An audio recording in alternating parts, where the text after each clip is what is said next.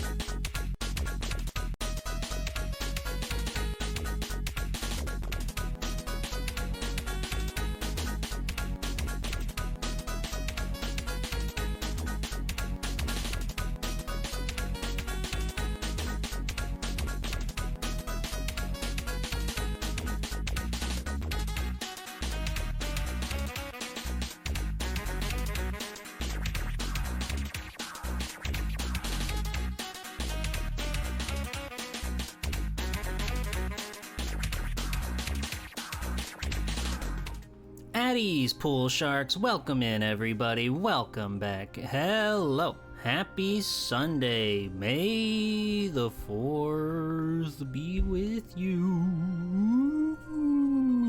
Hello, hi everybody, hello, it's me, Swell Time G-Pool. If I had thought ahead of with my life, I maybe would have done a Star Wars special or something today, but I'll be real, I'm not as plugged into Star Wars as I used to be. I used to be a great big super Star Wars head, as I feel most people were at some point in their life, but I really did fall off around the time the Disney acquisition happened. They just put out so many TV shows and movies, and I just stopped caring, which does make me feel a little bad, because I'm sure if I actually went out and watched some of that stuff, I'd probably think it's like fine, maybe good, maybe even good, but I don't know, I've got too many things that I would like to watch and play and other stuff. So who knows? They got Darth Jar Jar in Fortnite now. That's huge. That's crazy big. Wow. If there's a better feeling in the world than watching food on my birthday, then I don't want to hear it, although Chinese food is a good second. I like how the TTS said my birthday. That was very cute. Thank you, Mr. Taco, and happy birthday. Happy birthday. I hope you enjoy the Chinese food. Chinese food, so good. Sweet sour chicken, fried rice, the red sauce that makes you go crazy, that turns you into a beast unlike any other. That shit's good. But yeah, everybody wish Mr. Taco a happy birthday. I thought it was so funny. I'll greet everybody in a second, don't worry. I thought it was so funny. I was reading through some of the free comic book day books yesterday, which was yesterday, by the way. It was very nice to go out and see my local comic shop buzzing. And one of them was Street Fighter versus Rival Schools. And there was a part where Batsu and Haruka, I forget her name. Thank you, Mr. Taco. I forgot the 100. Thank you very much. I appreciate it a lot. It means the world to me. There was a part where they were fighting over a little, octopus hot dog that's common in those big bento meals.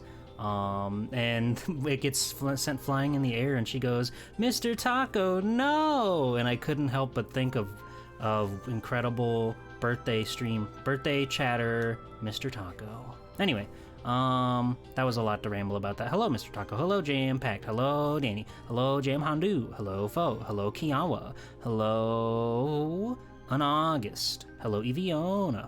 Hello, Possum. And that's everybody. Hello. Howdy. How's it going? How are we all doing? How was your weekend? Did you have fun? Did you have a good time? Were you productive? Did you do something cool? Did you watch a cool flick? Did you go out and roll around in the grass and enjoy the spring weather before it gets too hot to exist? I didn't do that. But it would have been nice. It could have been nice. I was busy. I was reading comic books, and then I drew for a very long time, which was very cathartic. It was quite nice. It was quite nice, because this past, week or so, it was nothing but, day in, day out. I'm either streaming, or I've got hero duties, or I was drawing stuff for the Sonic Riders tournament trailer. So it's just been nothing but, work. And I love the streaming side of things. I love drawing for streams. I truly do. But when I got to draw something that was just entirely for me, it didn't have any sort of obligation or whatever that I'm tying it to. It was very, very nice and fun and cool and darling and wonderful. Hello, Choja. Hello, Jordan. Hello. How's it going? Yeah, it was nice. Here, I'll show you guys, because Happy birthday, Mr. Taco. Happy with it. Here we go. It's Golden Week. Oh, it's kind of covering my face. It's Golden Week.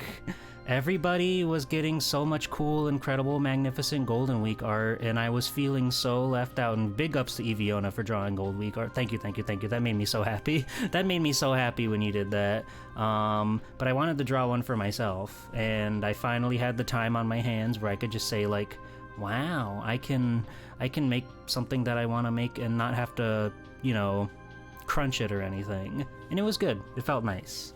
And I like how this one came out. You can see it on my Blisky and my Discord and my other place.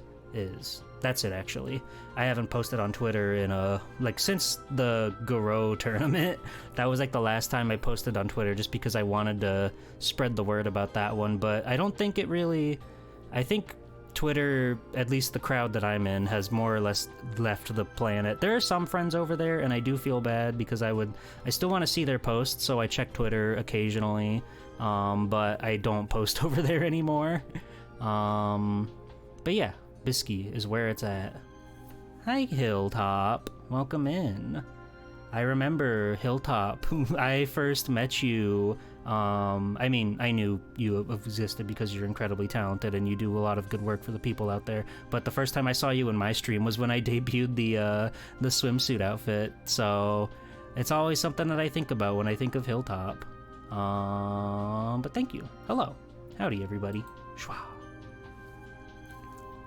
What were we talking about? Comics. Mega Man. The Mega Man issue 0, which is like a prelude to the Mega Man Timeline comic that are coming out. I believe the first one's coming out later this month in May. It was incredibly good. It was very nice. The art was all really good. You could tell there were a few different artists in each little chapter of it, but it just really felt like Mega Man to me, because there's a lot of things that come out that quite frankly don't fit my personal bill for Mega Man. Like I don't want to tear anybody down with things that they enjoy and everything, because if you enjoy this, I'm happy for you. You really should, because I'm sure it's beloved and lovely and all. But there's like Little Mega Man and like Mega Man as a dentist or whatever, and these are like these side story, like non-canon or whatever, like gag stories or whatever about Mega Man. But like for me, they just don't fit the bill on like what Mega Man is to me, and I guess that's the point. But I don't really I'm not super interested in those, but I'm sure they're awesome and cool. I just like a Mega Man that feels like Mega Man to me. You like those too, but they're not canon for you? Sure. It's like, there's that Dragon Ball manga, I got reincarnated as Yamcha or whatever. Like, that's not canon, but it's still fun. It's still fun and cool. But like stuff like that, I'm just like not super interested in, because it's not like really... The point is it's not Mega Man, right? But it's Mega Man, but it's not Mega Man. And I'm like, that's cool and all, but I really want my Mega Man to just be Mega Man, you know? And I like that this new comic really seems to get that. They were having a lot of fun. They were having a lot of whimsy, coming up with the little plots and everything. And this is all in a free comic book, by the way. I'm sure it's available online as well already, if you want to read it yourself. Mega Man Timelines, issue 0. They're all in my living room right now, and I'm not gonna get up to go check. But it was very good. Let's see. I also read the Spider-Man one. That was pretty fun. It was pretty like straightforward, what you would expect from a Spider-Man comic. Like a short little one, and I liked it well enough. There was one of this manga called Gannibal, which I had never heard of before, and the tiny little bit that I got to read from that freebie, it kind of hooked me. It's about this officer man who moves to a new prefecture in Japan. He's the only like officer in the whole area, and he just moved there, so he's getting used to this little small town and everything, and he immediately gets caught up in some of the worst, most like dangerous situations you could, where people have been accused of like being cannibals in that town, and he finds evidence that might lead to that sort of thing, and it gets him in a lot of trouble. So he's just trying to stay chill and not get murdered by people in the town that he governs, which is very interesting. They were touting on the cover of the manga that there's a TV show on Hulu based on it, but I think I would rather just read the manga. I think I would rather just do that. Also, hi Briya. Welcome in. I hope you're well. I hope you're doing good. That one was interesting. There were a few others I hadn't made time to read all of them. I also purchased a few books because I always just feel like A, comic book shop was doing a sale, so kind of have to take advantage of it, and B, if they're like, the point of the free comic book day is to like get people in the comic store, right? And I want to support the little guys, you know. We don't exactly have like like big chain comic book stores around here. The only one that's in my town is a tiny little mom and pop place, and they deserve it. So I picked up TMNT The Last Ronin, this great big hardcover volume. I've heard that one is like the TMNT story. It's the first Eastman and Laird from a very long time, if I remember correctly. Like the first time that both of them came together to work on a Ninja Turtle thing in a very long time. And I also picked up Amazing Spider-Man Kraven's Last Hunt, which I've heard is like one of the best Spider-Man stories. And for a long while, I didn't really care about Kraven. I thought it was kind of silly that when you have all these super-powered people, like mutants and monsters and stuff, you just have this guy who's like really good at hunting. But after I played Insomniac's Spider-Man 2, you have to specify because there's like 30 Spider-Man 2 games, the core focus on that game was Kraven, and they made him really good. So I really liked what they did with him, and it made me turn around on Kraven. And I get the feeling that that interpretation is probably loosely based on Kraven's Last Hunt, just given like the tiny little bits I've gleaned from that book. I haven't read it yet, so no spoilers, but I've heard it's very, very good and very, very cool, so I'm excited to read that one. And I picked up Cosmo the Mighty Martian, which was this, if I remember right, I'm gonna Google Cosmo the Mighty Martian so I get my facts straight. Oh wait, is this the second one then? Hold on.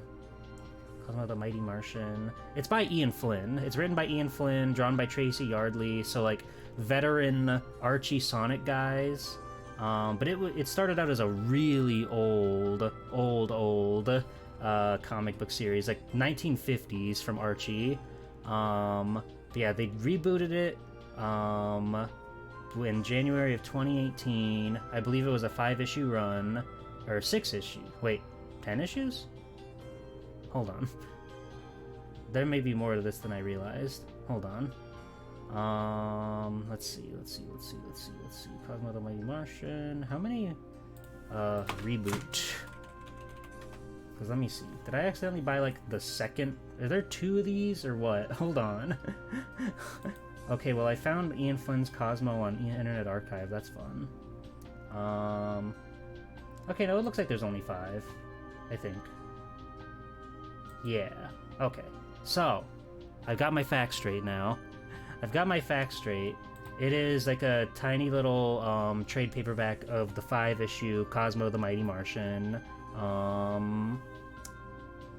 reboot thing, and it's done by a lot of veteran Archie Sonic artists, which is really interesting because this came out like a considerable amount of time after Archie pulled the plug on both Mega Man and Sonic, so I was kind of surprised that they were still doing it over there, but I'm guessing there was no bad blood between Archie and the writers and everything, because they seem to be up to the task, and I'm looking forward to reading it because the art looks very good, and I really do think Ian Flynn is a good writer. I like his works in Sonic. I believe he worked on some of the Mega Man as well, and I like his work on IDW Sonic. So I am excited to read that. Hello, Superfan. Hello, Smash Bro. Hello, Gpool. This is my first time in your chat. I am getting the first time chat message, so you are not lying. You were a truth teller in my chat. Yeah, oh yeah. I don't know if Ken Penders will work with literally anybody at this point anymore. I'm pretty sure if he doesn't have total incredible control over his story, his art, everything, I don't think he's gonna work with you. So he may just be doing his own thing from now on, which, you know, more power to him. He has the legal rights to be able to sell his physical books, and whatnot that actually have real Sonic the Hedgehog Archie pages printed in them. I seriously don't know how the lawsuit works like that. Where like he owns enough of the Archie Sonics where he can make money and print this big compendium of comics that include the actual Archie Sonic stuff before it branches off into his original works with all of the Echidna characters and everything. It's real. I've seen it. My friend got a friend that physical book for Christmas one year. Hi, Sam. Welcome in. I do not like him, but I respect his morals. Understandable.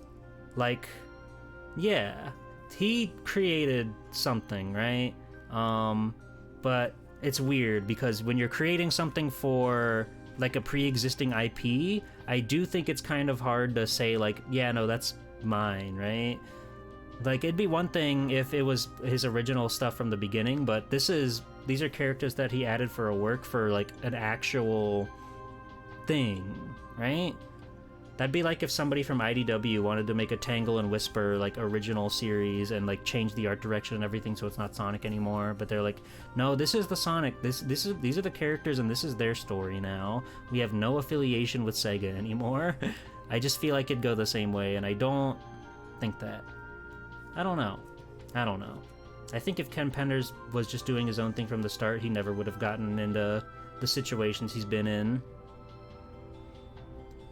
He proved he didn't sign a work for a hire contract, so it defaulted to his comics being his properties. Oh. But what about for Sonic Chronicles: The Dark Brotherhood? Because that one was a video game. That one was like a whole different means. Does he still own like the rights to shade the echidna? Does he still do that? I like that game well enough. Part of me wants to like replay it on stream. I've never played it on stream, but I was that game's biggest fan in middle school. But I just know when you get to the back half of that game and you start doing this dimension hopping stuff, it just gets so like uninteresting and mediocre because nothing at that point even remotely feels like Sonic anymore. But you know, Sonic is generally a series that thrives on doing stuff that are different and wild and wacky, because they can just go to a real ass city and then in the next second they'll be in this checker patterned vista of ramps and hula hoops and big old discuses in the sky. But a lot of the dimension hopping stuff they do just doesn't feel like Sonic to me, and that was a big bummer. I don't really remember any of it. It was a blur in my mind until we got back home or whatever. But I remember liking the early stuff in that game. I remember liking the lore about Eggman being mysteriously vanquished and he could potentially be dead or whatever, but you know he's not. You know he never is, because they can't kill him. But I don't know. Something about the story gripped a very young and impressionable G-Pool. But also I'd have to, like, if I wanted to stream that, I'd have to, like, use my tablet or whatever, because I don't want to use the mouse to try to do those. I don't want to use the mouse to try to do all the motion controls, all of the touchscreen combat. That sounds impossible. But if I use my tablet, it could be. We could make it happen, maybe.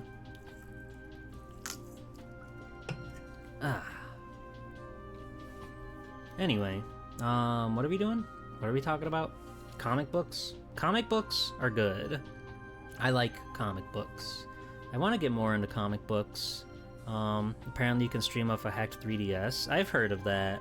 I know there are a multitude of ways, either like through actual hardware, or there's like some genuine like streaming app that you can use to stream your footage to your computer or OBS or whatever.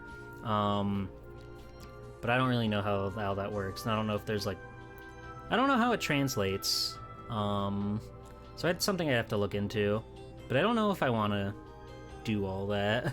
I'm mortified of like breaking my toys, so I'm kind of scared to hack the 3DS, even though it's not. Everybody says it's the easiest thing on the planet, right?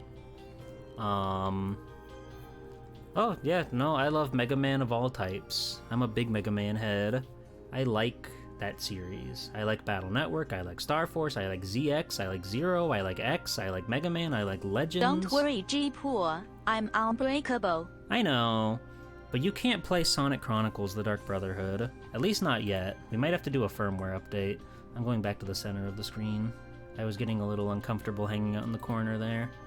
All Mega Man is good. It is very good. Battle Network 3 was your first? Nice. That was my first Battle Network game, but I didn't really get to play it much. It was like a cousin's hand-me-down or something, but then he took it back. But and I've told the story, so I'll make it brief. When I went on a middle school field trip to Washington, D.C., they would give you a couple bucks a day for like lunch and stuff, and they take you to the mall or whatever. Usually when it was dinner, they would just cover everything, but for lunch they would just give every student a couple bucks and say, yeah, go to a food court, go crazy.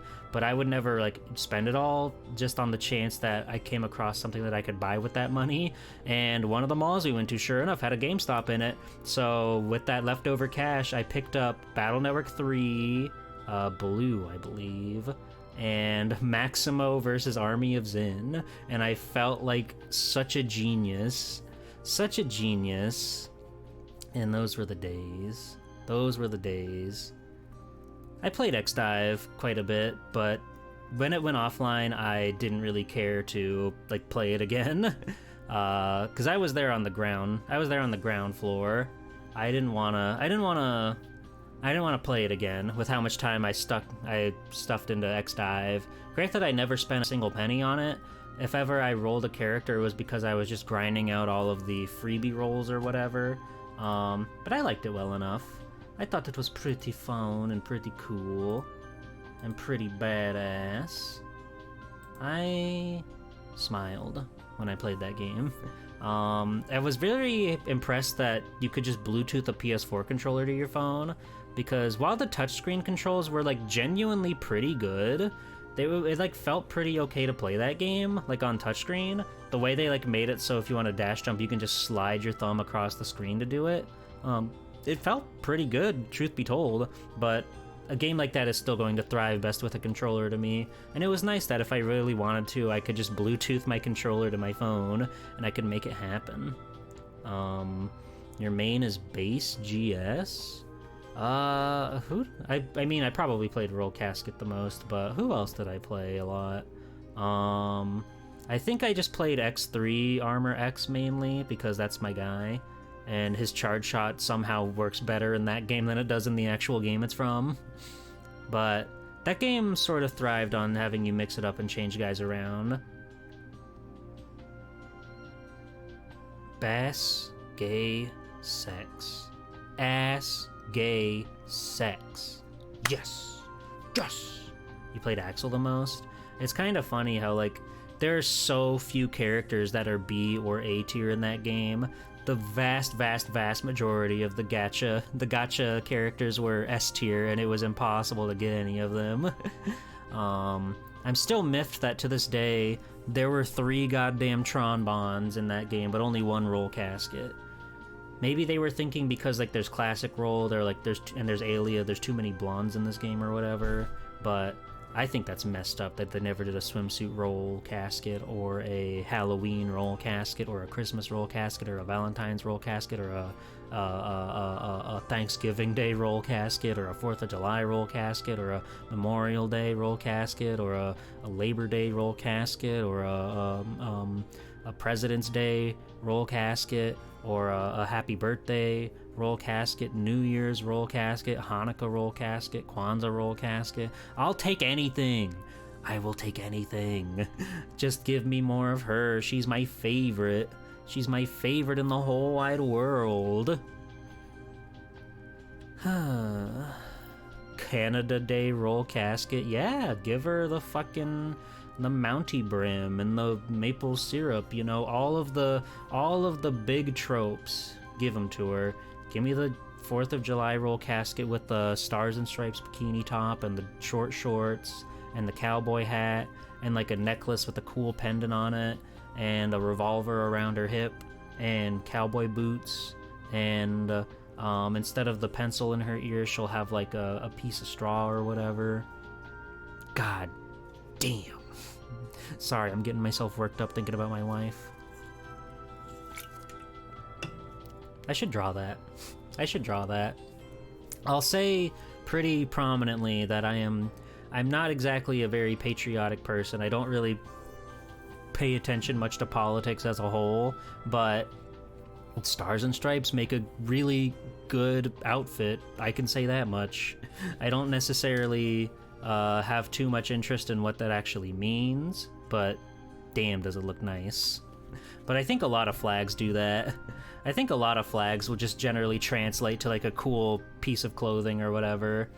You know what I mean? Jeep for president. Thank you. Like, you could have, like Piston Hondo has, like, the headband that just has, like, the Japanese, like, red dot on the center. That's cool. You could get, like, a cool Canada flag cloak or something, or, like, a cool shirt or something. You could do that with any of them. Hi, Speeds. Welcome in. How are you? Speeds, check this out. Check out this art I drew yesterday. It's gone now. I hope you saw it. I hope you liked it. I hope you had a good time. Good! Hell yeah. Like the football player, like the football referee, you hold your hands up and you say, good! Oh wow, big thunder outside. We've been needing the rain. I hope it doesn't knock my power out, but I'll be fine. I see we've both been on the bold bikini grind. I don't know. Did you hear that? Did you hear the lightning, the thunder on my...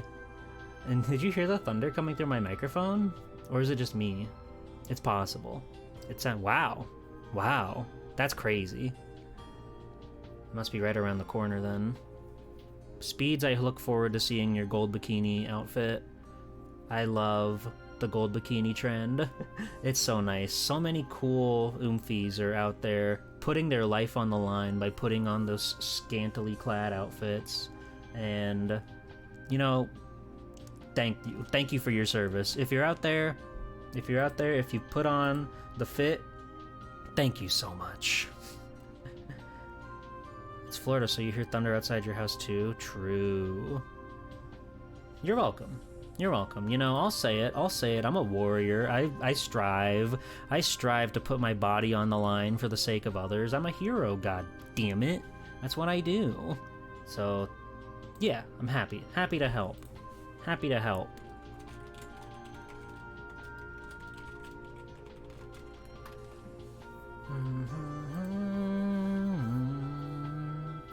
Are you guys excited for Sonic? Are you guys excited to see Sonic Riders? I was doing another test session with some of the runners last night, and they were very, very, very... How do I put this? Some of them who had yet to get much time to practice the game were very taken aback by just how manic and insane the video game is, which, to me, makes for a good tournament. It's going to be super exciting watching everybody come up and grind to come out and go crazy and, you know, pick up their extreme gear and just go to town trying to outpace the others. I think that's freaking beautiful. Find it appropriate to be able to catch your stream while I'm grinding on Mega Man Legends 2? Me too. Speeds, I love that game. What are you grinding on MM Legends 2? Are you just trying to get Zenny to buy stuff? Are you just trying to cash out and get some upgrades for your cool weapons? That game's fucking 10 out of 10 right there. Gotta practice, but I ripped my studio and part of my house apart to fit a giant-ass printer you got? Oh, what are you gonna print? Are you gonna make a cool t-shirt studio? I hope so. A friend of yours is also playing a Mega Man? Nice. Battle Network 2. That's one of the few ones, like 2 and 4, I don't think I ever beat. For some reason, I just like put them down and never picked them back up. Those are like the only Mega Man games I've never cleared before. Which is kind of crazy to me, because I've played through every other Mega Man game that I've ever touched. Granted, I'm sure there are some out there like the Wonder Swan games. I haven't really played much of those. But I'll get to them someday. That's what the Capcom Conquest is for. So that way we can play through all of these games. Because Mega Man Battle Network 1, I'll most definitely do that first. Because I like to play... I'm not going to do a Capcom Conquest game that's not like out of chronological order. That just doesn't make sense to me, right? Unless it's something bombastic or whatever, like a Mega Man or something that's super, super easy to just jump into. Like, I don't need to play Breath of Fire 2 to go into 3, I think. But like Devil May Cry, you better believe I'm gonna play those in order. Onimusha, I'm gonna play those in order. But stuff like Mega Man or whatever, it's not super prominent unless it is like Battle Network, I guess. I don't know what I'm saying. but you get it. You're picking up what I'm putting down. I trust that you are. WonderSwan Mega Man is also just okay. Yeah, it's just okay. It's just okay. It's cool that it's on there, and it's cool that they're games that are unlike any others in the series, but they're just okay. Rockman and Forte 2, the sequel. A risograph, which is a combo of a copier and a silk screen. So lots of people use it for zines and art. Funny enough, you have a silk screen set up for shirts, but it's been collecting dust in your basement for years. Nice. That's awesome. But hey, more power to ya. That's really fun. Zines, I'm a big fan of. I think it's cool when people make their own magazine stuff. As you know, if you've been around the block around Swelty 2, you know that I'm a big fan of that kind of thing. I've been really into old magazine culture, and I want to make more stuff like that for myself. And I've done a few custom pages trying to mimic that classic art style and everything. But it's fun. It's cool. It's nice. I like it a lot. My heart goes out for you when you gotta do Mega Man and Base Capcom Conquest. It ain't that bad. I'm kind of good at video games, to say the least.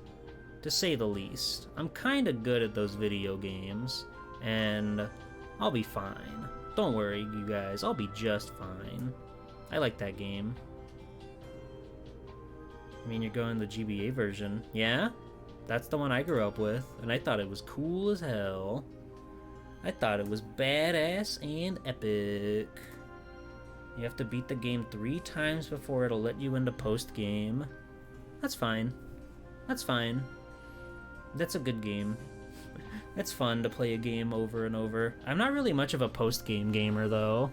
I don't really like, it takes a lot for me to want to go back and do post-game stuff. Like, every now and then I do think about Solado Robo. I might go back and do that, probably, sometime. But usually I'll do this thing where I actually want to stew on the game's proper ending before I go mess around with post-game stuff, and more often than not I'll kind of forget about it. That happened to me with Pokemon Black, that happened to me with Pokemon Y, a lot of games out there, because post-game is just kind of like, it's nice that it's there, it gives you even more to do, but if I beat the game, I kind of beat the game. That's life. That's life.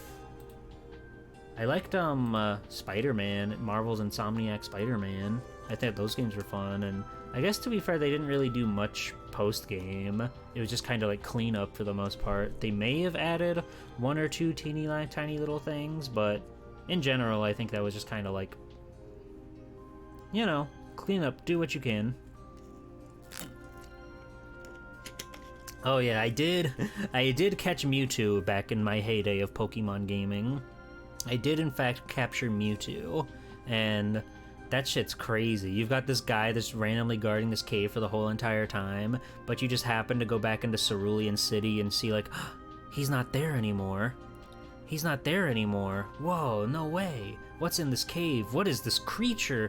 That's the guy from the movie! No way! Hello, RJ. Your friend promoted you. You said, hell yeah. Thank you for the follow.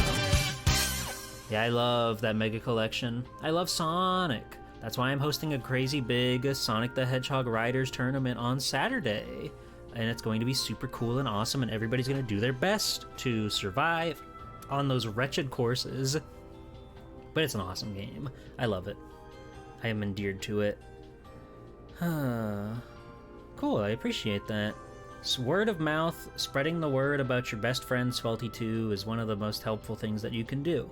Because I wanna keep, you know, broadening my horizon and showing everybody all the cool stuff that I like to put on. I like to interact with the communities and do what I can to keep on improving my craft and get more people that want to come back and say hi to old Swelty 2 G-Pool. It's strange calling myself Swelty 2 all the time. I kind of hate that it's become, like, synonymous with my own vocabulary. That's my emote prefix, if you don't know. If you don't know about Swelty 2, that's just what my emotes are called, because you get that thing where when you get emotes, it just takes the first few letters of your username. and if there's somebody's already taken that, it just adds a number, which it's crazy to me that there's a Swelty out there at all.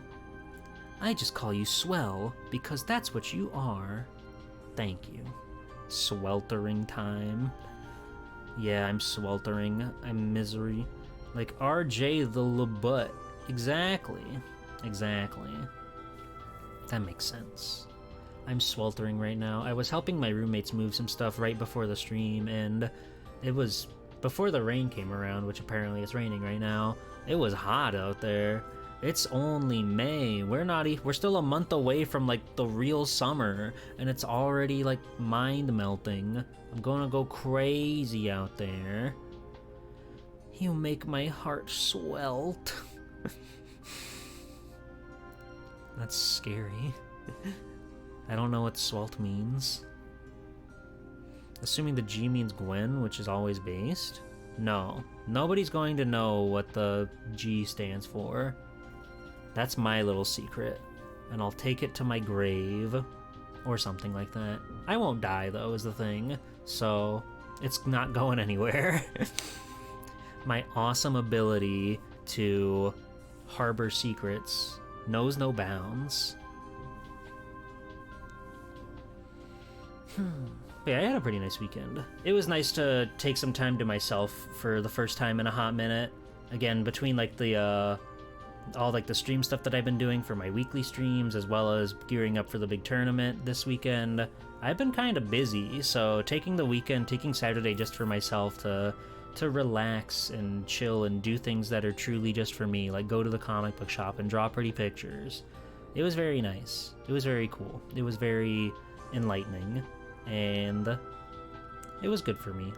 I'd like to do it more, but also I'm of the mindset where the days like that aren't just gonna hit unless you truly earn them yourself, and I think that's very important to keep in mind, because if all you do all day is like, it's like, yeah, I'm gonna play this video game and then I'm gonna do this without like, you know, working for it, at least for me, it always just feels like the little things aren't going to be as refreshing as they would otherwise if you haven't like been grinding or whatever.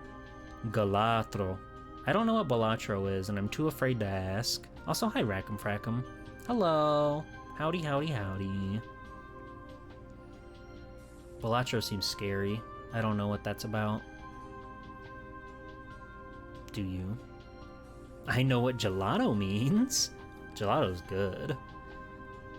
Balatro is a funny clown. Oh, that's awesome. I love that. I love that. It's like poker, but pumped to the extreme. You guys ever play poker? You guys ever bet it all on black or whatever? I've been there. I've been there. I'm too terrified to play real gambling with real money. I don't want to. I don't think money is meant to be played with. I mean, everybody can do what they want. Everybody's allowed to do what they want.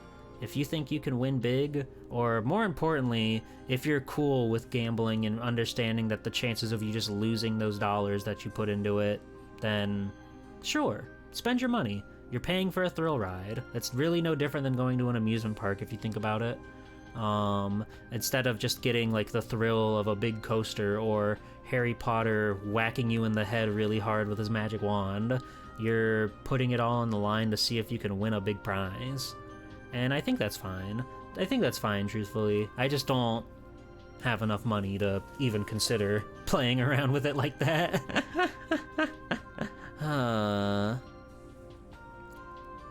You don't want to set foot in a casino? Yeah, it seems scary. I think I would be okay with like not being swayed into doing the big bucks or whatever.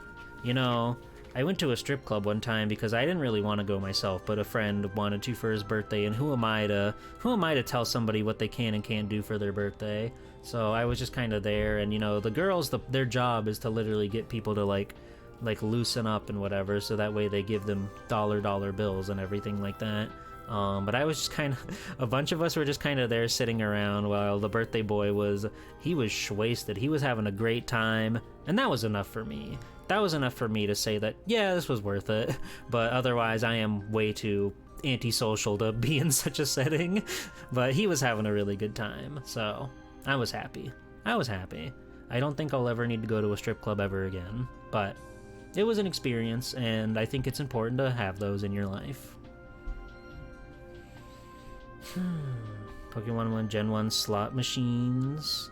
Those are the days.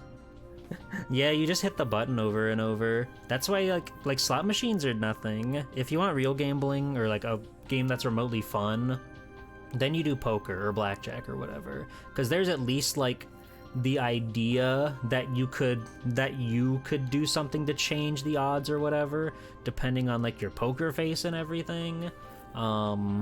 But like slots, you're literally just like hitting a button on a mechanical machine, which means that it's like, you know, already seeded from the get-go whether you win or lose.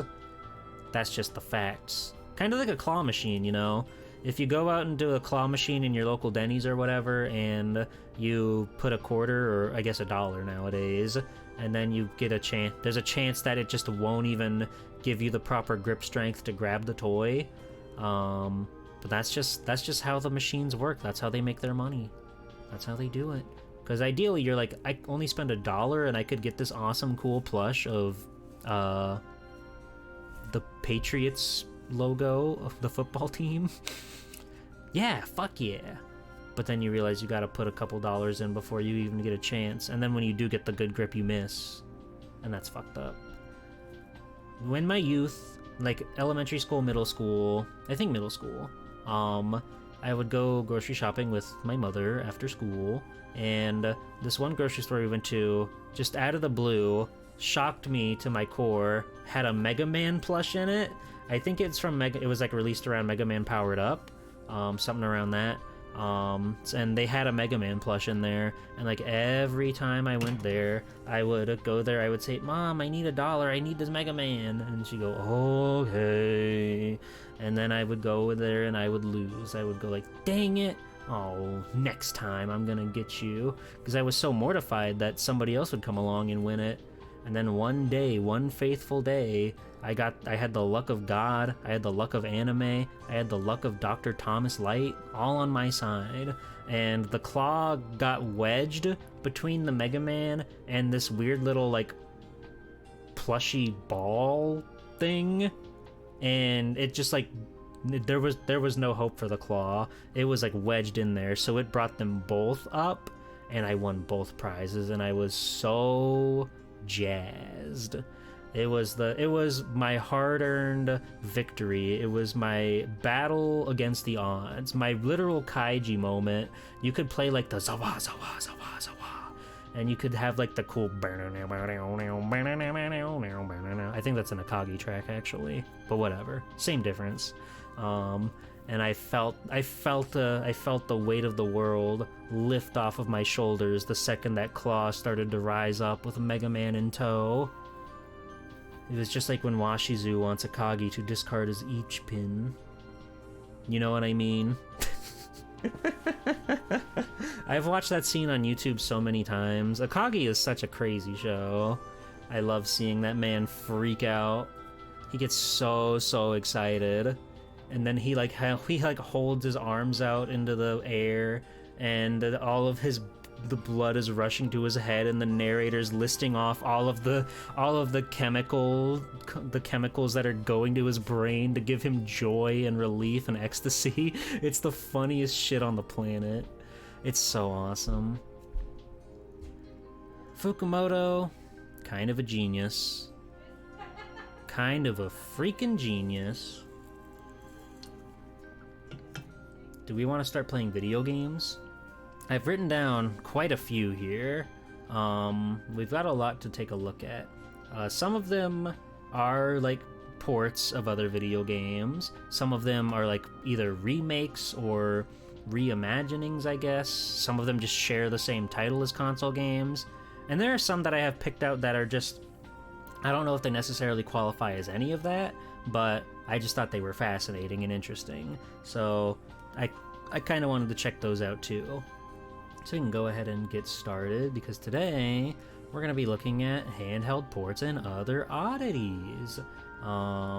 We're gonna see what all there is to see, how all of these game companies sort of downgraded their cool, awesome video games to work on a teeny tiny little handheld device.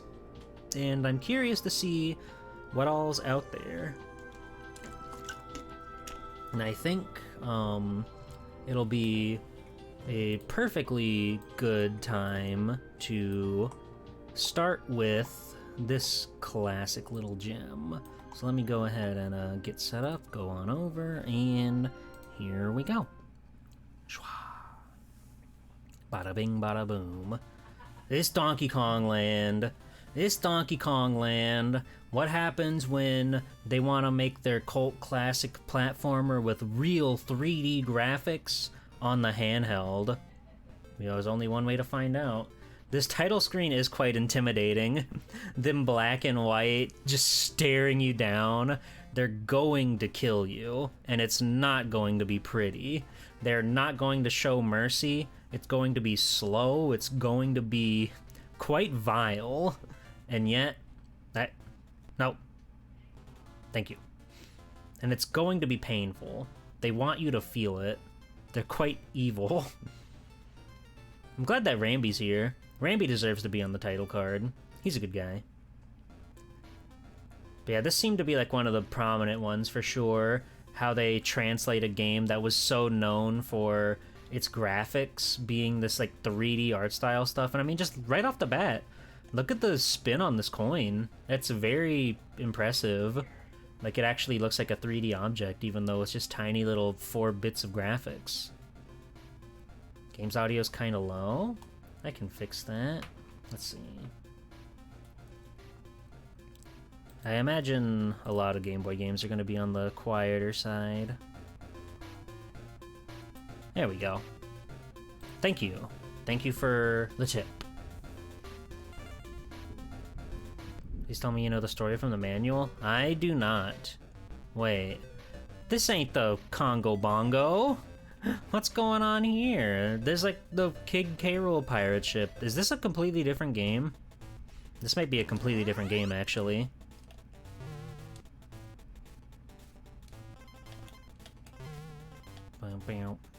Come here, Diddy. Whoa, there he goes. Off to heaven. Oh yeah, I don't think they had the technology to let Diddy Kong actually follow behind you. What? Why would they lead me down the big banana slope to get killed by a funny little Kremlin? Oh. Oh. People only liked your game because of them fancy SNES graphics. I bet you can't do this shit on Game Boy.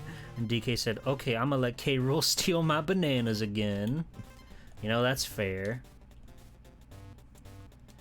Gameplay-wise, it's a little bit chunky, but for Game Boy standards, I'd say it's pretty alright.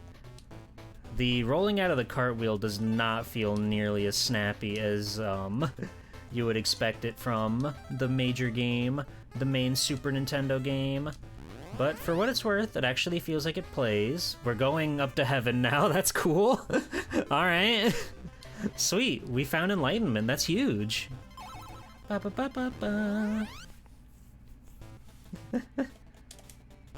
Yeah, they're holier than thou. The Kongs can do no wrong. They have no sin. Rambi. Okay, we can ride Rambi, that's huge. I was half expecting it to be just like, what the fuck is this? Checkpoint? Checkpoint. I was half expecting it to be, just a game where you turn it into Rambi. Yummy. Ba ba ba ba ba. Riding Rambi feels pretty good, but running normally, like, your jump feels, like, slow and staggered. There's, like, end lag to it or something. It feels weird. Wow! We're Kong! Yeah, I'll save my game, sure, why not? Why is it, like, glowing? Is there like an extra action to be had over there? I don't care. Oh, and now we're just in the snow. I see there's no respect for the lore. That's fine. Do you think we can fill up that whole bottom bar with hearts? It's possible, right? Okay, now that I'm holding the run button and just never letting go, the game, like, feels pretty okay. I do sort of take it easy on Game Boy games because I think the actual technology to make... What? To make, a Game Boy game move and, like, feel playable, I don't think that's easy to do. So I definitely, like, take it easy on those guys. And then when there are those games like, you know, Donkey Kong, Trip World, Mario Land, those games that actually have, like, physics to them, despite everything. Why did he come up, like, from the hell? Oh. Oh, well. I don't like seeing them come out of portals. That's scary. What's going on in the world of Donkey Kong? God damn it. They get brought up in a twister. That's so scary. What was I saying? I've already forgotten.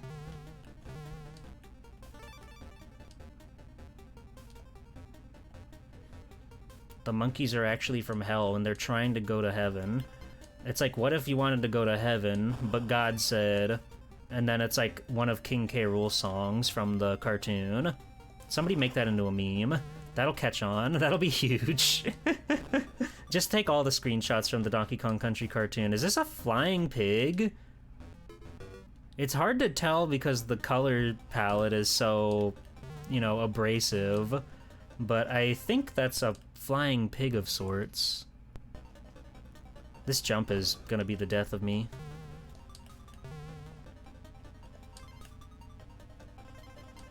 Okay, we're good.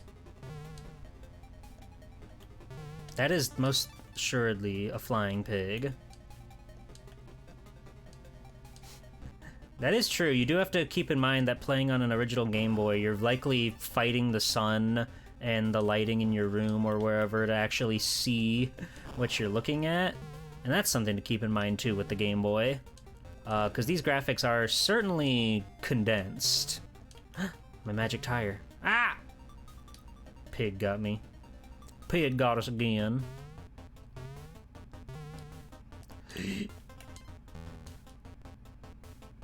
I fucked up. I fucked up. Condensed? Hey, who's the streamer around here? Who's the one that's supposed to be funny? Ah! Bleh! I don't think there are flying pigs in any of the Donkey Kong Country games, are there? I think those are like entirely new guys designed specifically for the Game Boy. Fuck!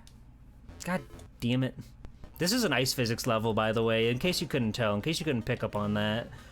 There are some crazy ice physics going on with this game, at least in this level.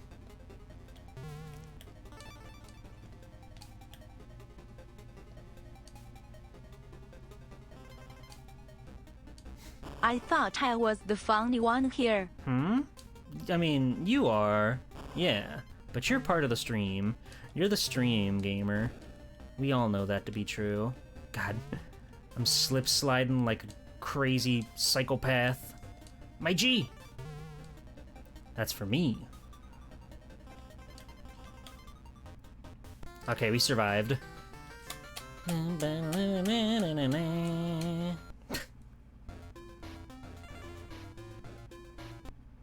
they even, like... No, the Kong letters don't even give you an extra life, so... There must be something special to them in this game. Because as it's been determined pretty quickly, this is not just Donkey Kong Country. They are sort of doing their own thing here. Obviously, they're borrowing elements from that game, but it is its own beast.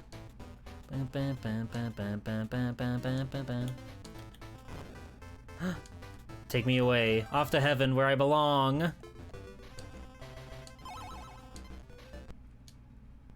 This is the weirdest of the Land trilogy. I'm glad. I'm glad that this is the one I decided to play, because I was thinking over, like, do I play 1, 2, 3... Nah, let's just do 1. Why did they do a snow level on the second level? Isn't that strange? I think that's bizarre. Because I think one of Donkey Kong Country 1's strongest things is that all of its levels tend to sort of run together, you know? Ooh. Like, the overworld makes sense with the level design that's coming. And this one is just kind of like, you know, sure, well, snow level, here, why not? Eh.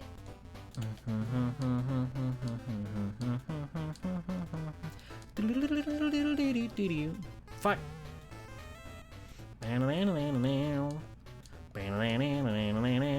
Hi, Riley. How's it going? Take me away. Up to heaven. Fuck yeah. We're so back. And we got the life. We're so back. What? You can't... There's no hitbox on the top of the... That's stupid. Go be free, Diddy.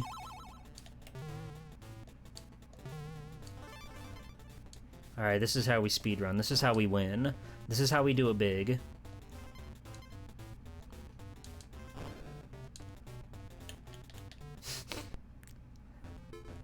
Oh, that's a classic right there. One of DK's best. The songs, for the most part, are, like, pretty solid in that show. A lot of them are just kind of, like, jokes more than anything, but there's some bangers in there. There's some cat jams in there. Leo Luster? Hell yeah, dude. That dude can get it. And he does, quite often. The ladies love him.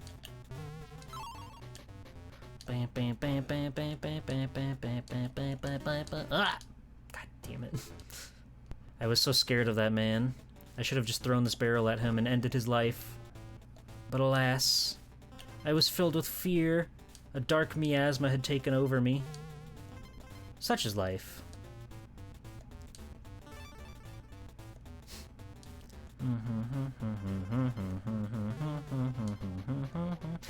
Oy. I wonder if there's gonna be a lot of, like, barrel blasting levels. Whatever. Kong! Conga bunga, dude. We did it again. I don't really know how long I'm gonna play every single game. Because I've got quite a few picked out. And I don't really know how long the stream is gonna be. Oh, this is very DKC 2 with it. Alright! Fuck.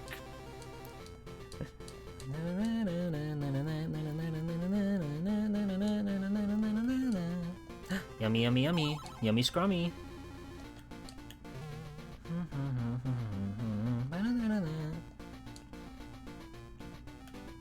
2 Donkey Kong coins?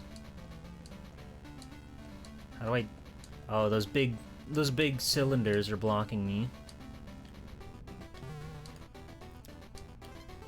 Wait. Almost missed the K.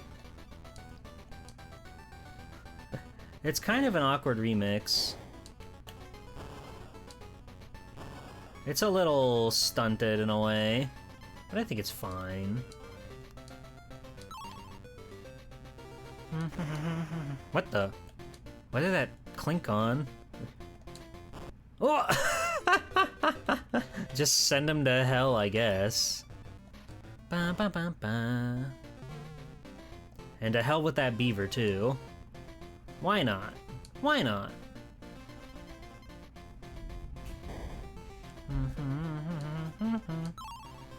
Multiple checkpoints? This is a big level. Or I guess they're just mortified in case you fall off or something. That's a possibility.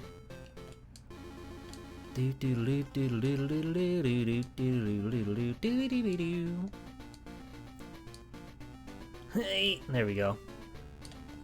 You really gotta hit those jumps at the very end of that walkway.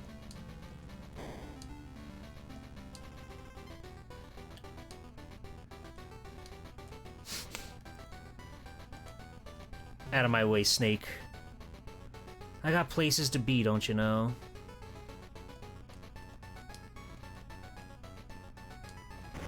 Ah! Poor Donkey Kong. We didn't even get to kill that guy with the TNT. That's messed up.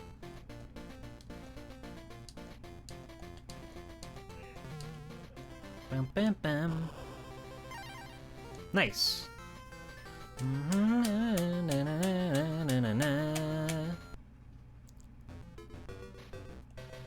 What? Oh, we got a bomb. Oh, weird. So it's got like multiple paths you can choose. That's replayability. Oh, another ice level. Great. This is great. This is probably the last one I'll do, and then I'll move on to another game. Because again, I've got a lot that I want to check out today. So we don't want to stay too committed to one for too long. Unless it's truly epic. Truly, truly, truly epic. But this one definitely, you know, plays good. For Game Boy standards, I definitely say this is an A+. Like, is it the Super Nintendo game? No. Is it necessarily trying to be? Well, hard to say. Unbelievable.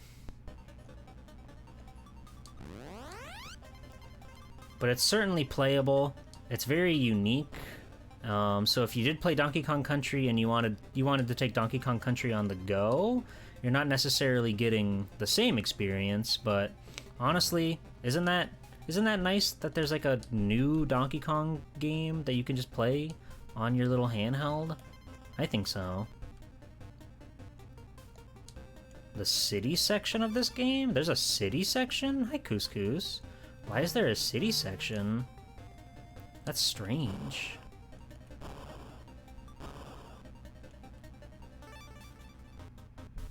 Why would Donkey Kong go to the big city? That's not his jurisdiction. That's not where he lies. Not this Donkey Kong, anyway. Other Donkey Kong, sure. But this guy, he thrives in the jungle. He thrives in Konga Bunga.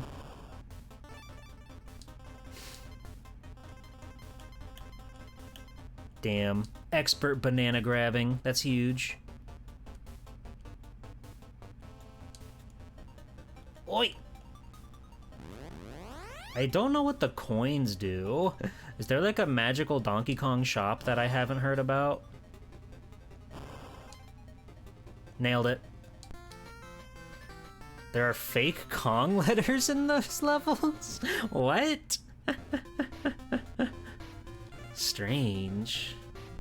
Okay. Alright. Yeah, let's move on. This is a good one. I would say this right here, Tisbe a good game. Tisbe a spectacular game. Tisbe a game I'm a fan of. I would play it more. Hello, Navjack. How's it going? Da-da-da. Wait. This part's really funny.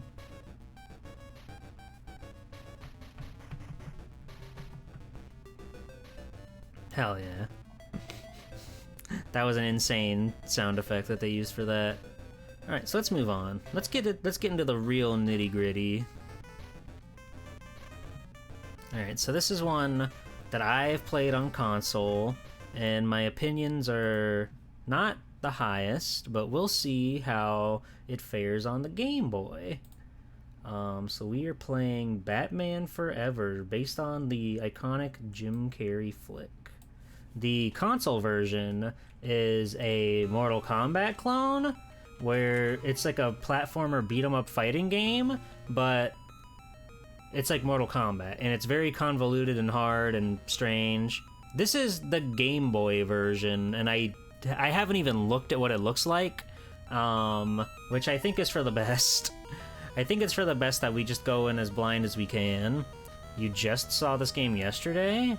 Well, now you get to see it again. Difficulty. Easy. Okay. The Second Bank Gotham. There's bonus areas that shoot lives out of cannons and it uses a coin per try. Oh. Batman, if you are receiving this, we need your help.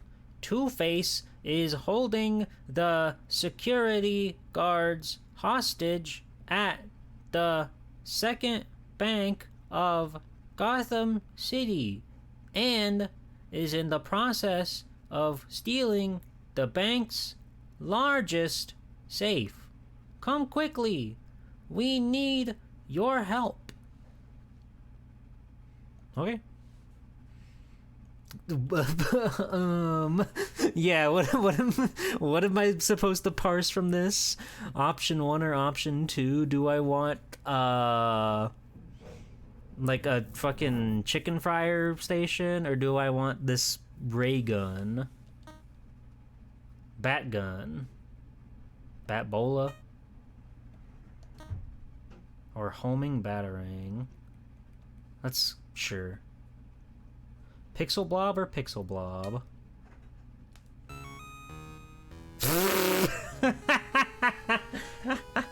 Oi!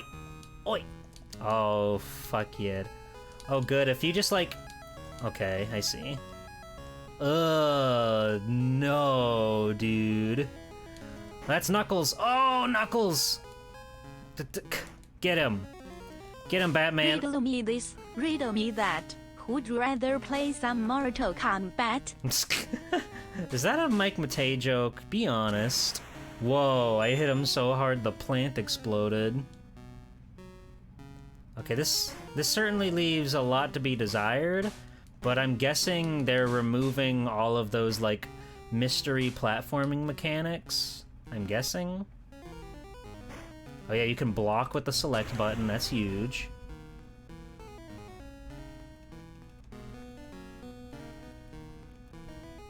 This is quite an insane sprite of Batman.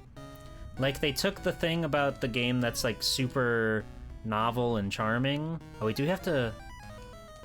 How do I... There should be a way to use, like, my grappling hook, I think.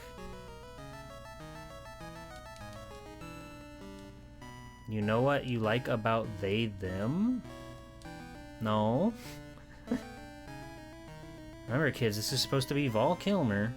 Yeah, Val Kilmer. The strongest of us all. If I remember right, like, because I played the Genesis version of this game, it was, like, up and start to, like, use your grappling hook or whatever. But I'm not sure. Oh, wait. Oh, right. You can double tap in the air to do that.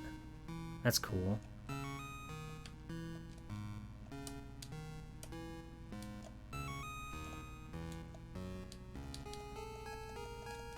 Alright, Batman. You got your leg sweep, that's massive, that's huge. If the SNES version, controls version is as bad as it does, you can't imagine how this controls with 2 face buttons. Good joke. Okay, I need to... Where does it want me to go? Can I just walk into the wall here? Did I try walking into the wall here? No. Okay. Nobody's gonna be mad if they're referred to as they. Some people might, but those people are generally the kind of people that I don't want to necessarily exist around, so that's fine. Does A and B together do anything? No. Okay, well... well, that was a quick one.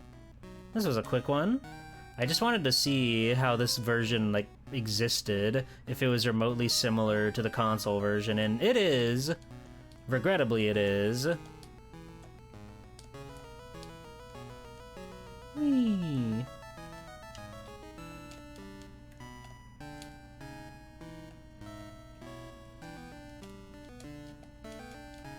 Okay, I've tried literally every...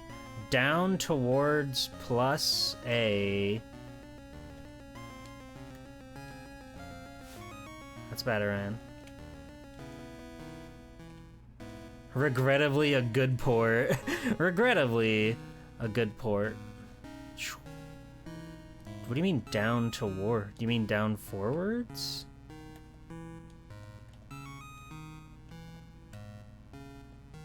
Bum, bum, ba-da-da. Yeah, you get him, Batman.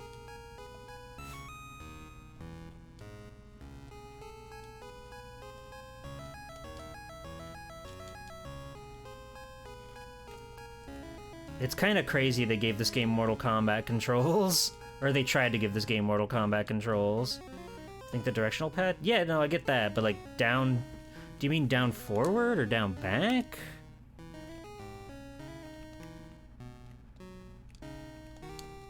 Because that's only giving me spin kicks, which is the norm.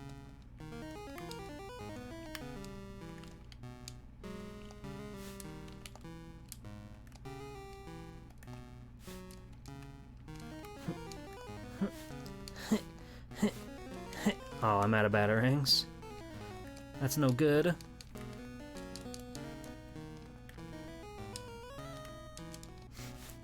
Wait, I got batarangs again.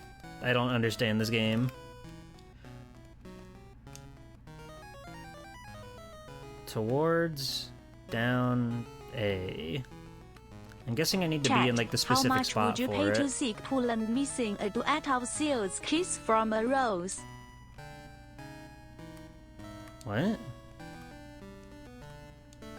Who's Seal? What if the 90s digitized actors VTuber exists? There's gotta be one. There's gotta be one. That is a Pokemon, you're right. Eh.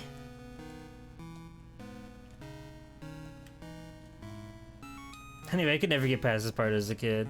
Yeah, no, playing the Genesis version as a kid, I did not get very far either. Even when I did figure out how to do the grappling hook, I just got my ass kicked by the big man upstairs. There is a big 6 up there on the screen, that's true. God damn it. He's a big music artist from the 90s? Hi, Demo. I did not know that. I don't know much about the world of music. I know Less Than Jake and Goldfinger and Real Big Fish and Paramore, and that's it. I'm moving on. I've already given this game more time than it deserves. I mainly some of these picks are entirely just for me and my own curiosity. So I wanted to see how if this one was like the console version, and regrettably it is. So we can move on. But that was something. Let's go check out this one. This is another one that's, you know, mainly for me. But I am sort of a big, gross, perverted fan of Titus's classic, Prehistoric Man. And I want to see how this one stacks up to the Super Nintendo version. Titus proudly presents the Prehistoric Man. Let's go to a time when new here always hungry. What? This track rips. Hold on.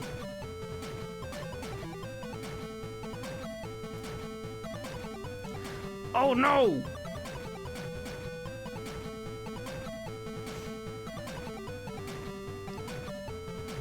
Titus from FF10? Yeah, he made this game. Oh no!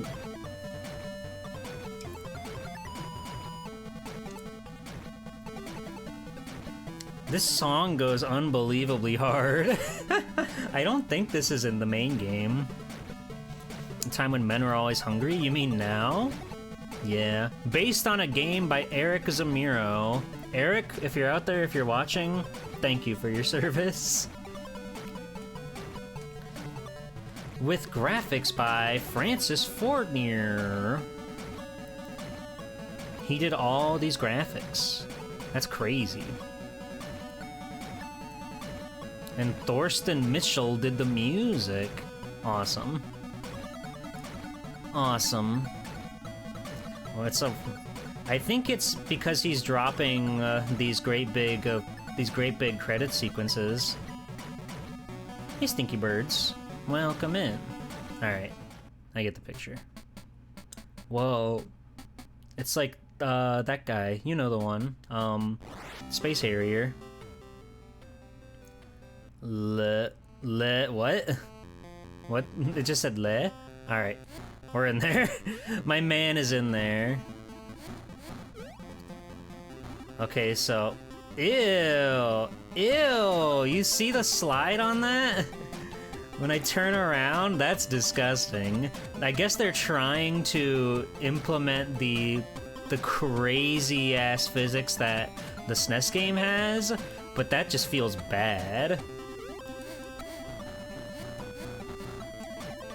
He's very slippery, and he's very hungry. But there's no sprinting, of course, because there's only 2 buttons on this game. Unless you can double tap? You cannot double tap. I got that guy's bones, but at what cost? Okay, much simpler than the prehistoric men that I know and love. I like that they give you a big arrow to say, watch out, an enemy's going to appear. You better be careful, prehistoric man. Ow. That guy exploded me. The music fucking rules, though, I'll say that. The music's really nice. Fuck. We're not doing so hot.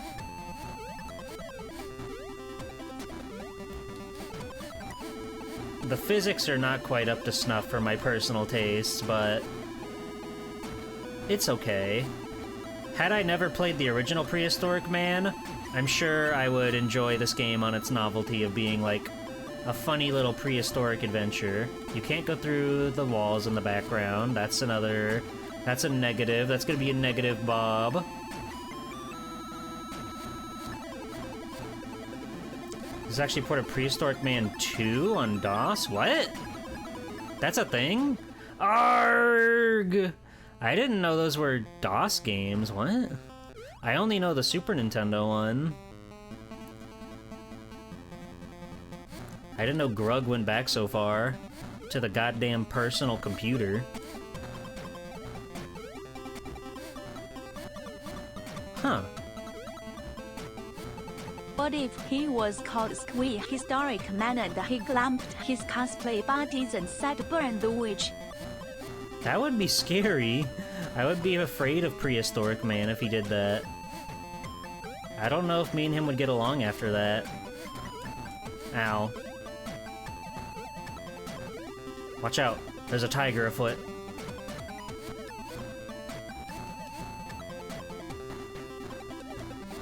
I guess I have to do some more learning on Prehistoric Man. He's got a whole past that he never told me about.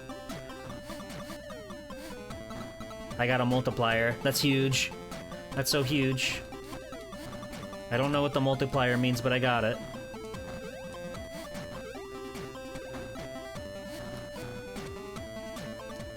Pass. Guys, I've passed.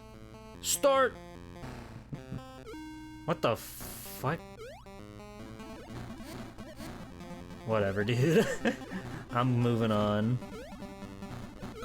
Oi! Spider!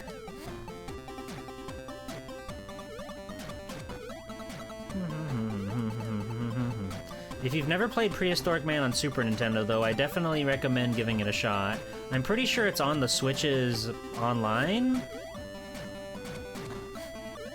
What? What are you? What are you? I guess I need to go back and find something. It's pretty radical.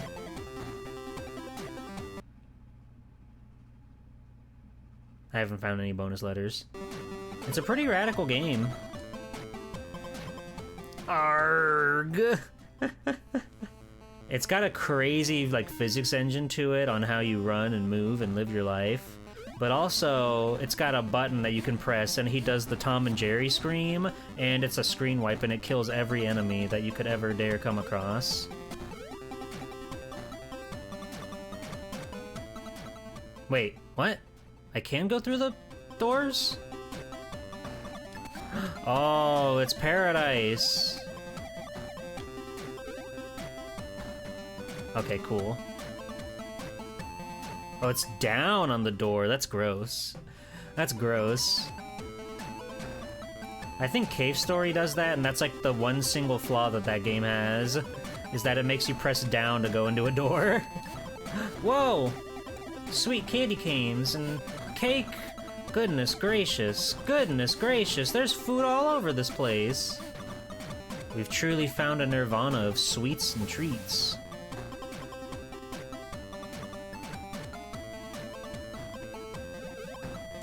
Ah! You bastard. Hi, Cube. Nice new emote. Cap the 15552 seeing birds. Cap the 1552, this is for the birds. That's huge. Bah! Oh. The banana horde. DK's banana horde, we found it. Was I supposed to come up here? Or is this just like a nope, no, okay, here we go. This is some real deranged level design. They're just throwing me all over the place. What the fuck was that?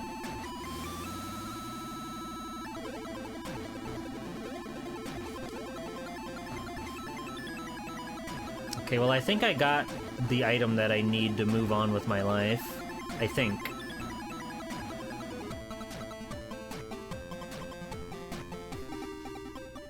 Go on! Thank you. We made it.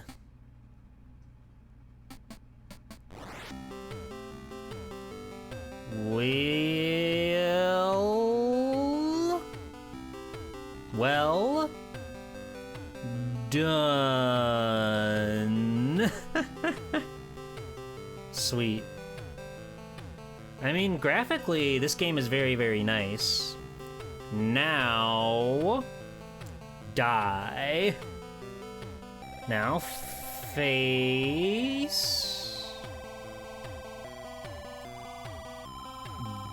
the... okay.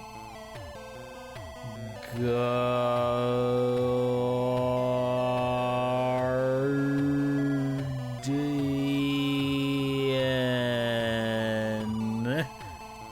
They really love this effect. Hi, Land Shark. Now face the Guardian. Alright, whatever you say. The Guardian. Whoa! Big boy! Ow.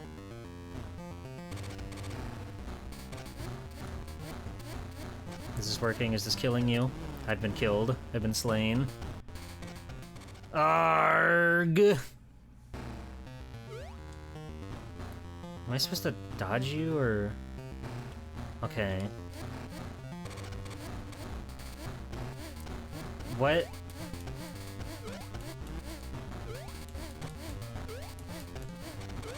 This is like Tummy his safe space? What's the deal?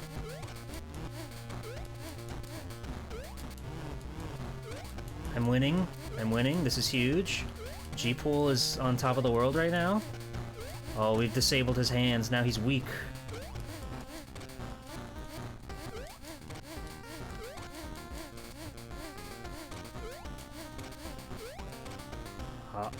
What?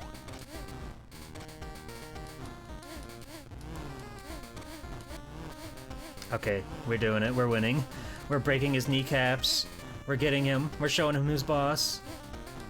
Take this. Take this. I am the prehistoric man. Me name Grug. Me no take any of this shit. Me bonk, me bonk, me bonk.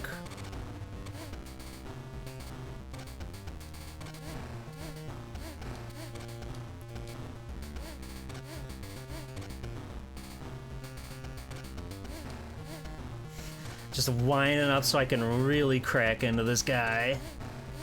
Oh my god, we're like burying him in the ground. We're literally digging his own grave with his own body as a shovel. That's manic. Die! Congratulations! What a fight! Grapes! Yummy scrummy. That was Shadow of the Colossus. They ripped this game off. That was awesome.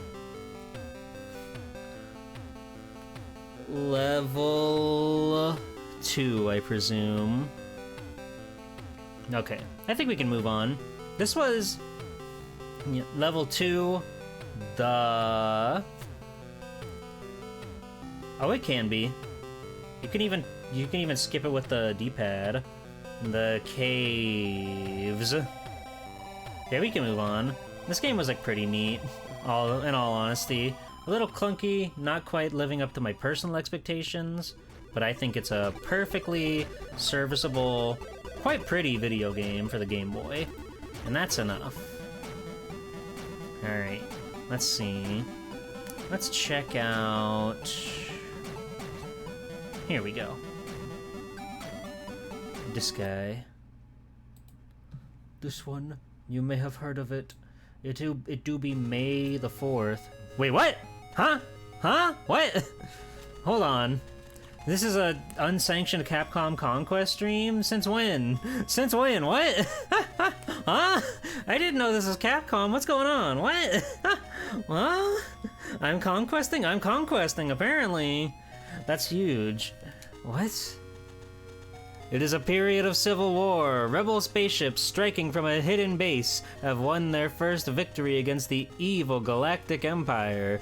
During the battle, Rebel spies managed to steal secret plans to the Empire's ultimate weapon, the Death Star, an armored space station with enough power to destroy an entire planet. Pursued by the Empire's sinister agents, Princess Leia races home aboard her starship, custodian of the stolen plans that can save her people and restore freedom to the galaxy.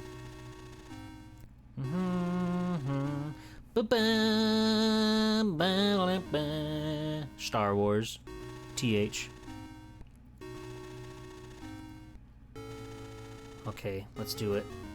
It's just like the movie. Oh my god, sorry for the flashing. Sorry for the flashing. Luke Skywalker and his Uncle Owen have purchased 2 droids from the Jawas. One of them appears to have disappeared. Alright, little Luke. Let's go out on your merry way. It's not my fault, sir. Please don't deactivate me. I told him not to go, but he's faulty. He keeps babbling on about his missions.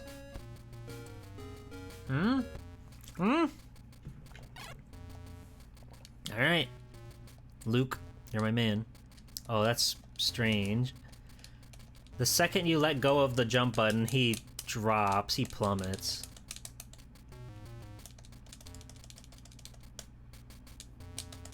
He's so giddy, he's so excited to go play in the caves. Oh, you can't, like, aim your gun. That's a little bit of a bummer. Luke, you're dead! His quest of Kai jumping. Oh, yeah. He's questing, alright. That is a very tall order of a jump they demand from you right from the get-go. Aiming wasn't invented yet? That's true. We still had a long way to go before that hit the scene.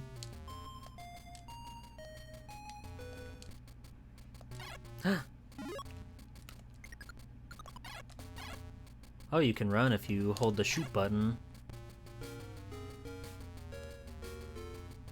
Alright, and we're off. Time to find another cave. This rascally little guy's... Ow! What? Huh? I got fucking mauled. What was that?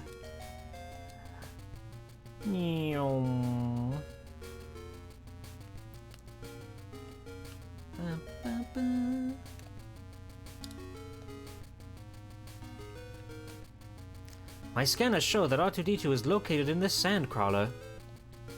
Now this is pod racing. You said it. God damn, you can really go with this thing.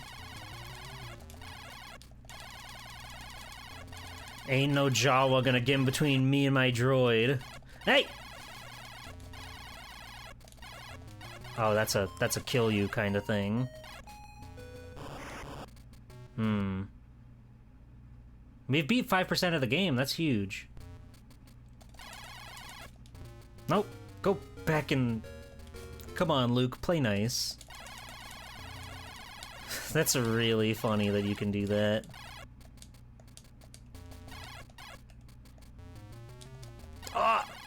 You fucker. Okay, so how do I get around? I guess we just... yeah, okay. I mean, that worked well enough. Oh, I just sort of assumed these cogs were, like, danger. They look like the kind of cogs that the game would make a spike, even though it's clearly not. Just seems like one of those. Okay. That was some sort of magical shaft. That's what she said. Hello, Elfie Faye. How's it going? Oh! Poor Luke. Oh! There's fall damage? You're kidding me. No, Luke! Oh, you exploded, young man. You burst. That's no good.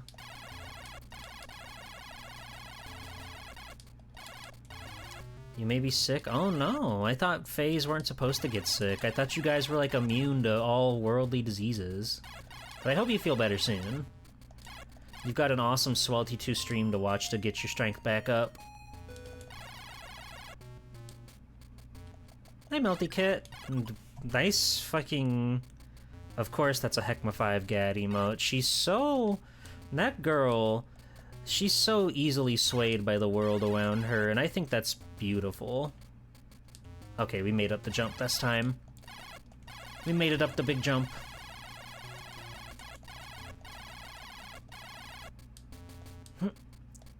Yeah. Whoa! We're fine. We're not fine. We have to, like, loop around, I think, to make that big jump. This is criminal. This is criminal. These Jawas do not know how to build an actual house. The music's quite novel. It's an interesting play, that's for sure. What? Why did I go up at, like, super speed that time? I don't understand this game. I don't understand these physics that it's giving me. Okay, whatever. Yeah, it certainly doesn't sound like Star Wars, but I mean... I'm guessing they didn't have a whole lot to go off of at this point in time. God! Oh... Oh... Yeah, I had no idea. I thought I did a good job picking out, like, the Capcom stuff, but I guess this is a secret one by them. I'm assuming it's just published and not developed by them. But who's to say? Okay. Crazy physics effects going on with this one. So you can, like, jump out of those boost things. Those big arrows that shoot you into the sky. You can, like, jump out of them. It's very strange, to say the least. Hold on, what? I cannot pass? I can't crawl through like a baby? This place has really gone to the dogs. Oh, Luke, you exploded, my boy. Oh, Luke, my boy. Get it together. Lock in, Skywalker. You better start walking on that sky. Live up to your goddamn name, baby boy. Baby boy.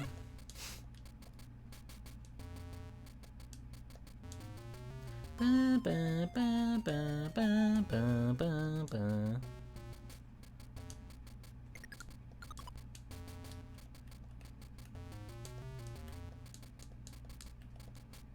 There we go. There you go, Luke. Ah, the Jawa! Houdini! I love when the guys say Houdini. It's awesome. When you ask them who their favorite, who's your favorite magician? They go, Houdini! And you go, that's correct. Good pick. I like that guy too. And then you become dead. You become squish. You become. That's unfortunate. Hi, Bug. Hi, Dual Edge. How's it going? I'm gonna move on from Star Wars. This game was quite novel, but I got mad. I think that there's something there, truth be told, but I don't know how much I want to dig into it right now. So let's move on and try out... Okay, these next two, I don't think they're necessarily ports or anything, but they carry a similar energy, right? They're games that are meant to be, like, of their counterparts. So let's try out this Tecmo Classic right here. It had been 3 years since the battle, 1985 USA. Whoa! An evil messenger suddenly appears. My power is the fear of mankind. With destruction and terrible death. There's despair in the skyscraper. That's true. Those are the towers. Remember, never forget. To fight against the evil dictator. A man appears from the darkness. His name is Ryu Hayabusa. Jakio has not yet been awakened. Hi, Sayara. His name? John Ninja Gaiden. Welcome in. Thank you for 31 months. This is Ninja Gaiden Shadow. I did not vet this game in the slightest. I just saw that there was a Ninja Gaiden on the Game Boy, and that was enough for me to go like, whoa, there's a Ninja Gaiden on the Game Boy? So I was like, fuck yeah, let's check it out. And so far, it's kind of exactly what you would imagine, right? Ninja Gaiden format. Level design looks to be a little bit simpler for the Game Boy, but it's right up there. It makes sense that this is Ninja Gaiden. I know there's Ninja Gaiden on the Game Gear as well. That one feels pretty okay. I kind of lost interest in that one when we were playing it a long time ago, but I was curious how this one stacks up, and this one seems to also be like wholly original. But it's still very much NES Ninja Gaiden at its core. Oh, you can grab on thing. That's huge.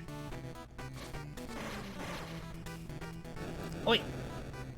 I love how those big things explode. Those huge missile launchers.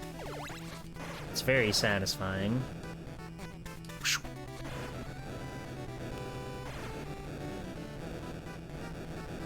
Alright, you're mine. Get out of here.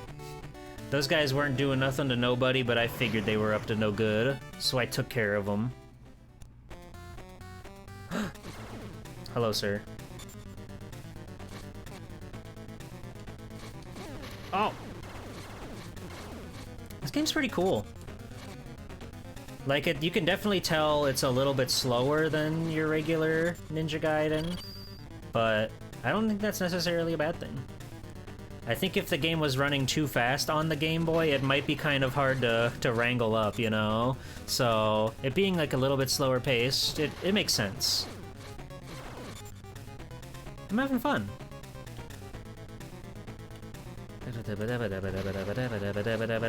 Yay! There we go. Yeah, no, I'm immediately sold on this one. They did a very good job. And it's still got the cutscenes. Oh, holy shit! That rules.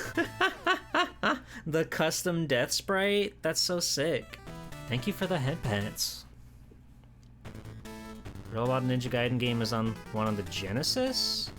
Oh, I didn't... Oh, it was canceled before it was released, okay. I was gonna say, I hadn't heard about that one, and I feel like I would have. But if it was canceled, that makes sense. Ow. How dare you. How dare you shoot me with a gun. How dare you spew hot magma on me.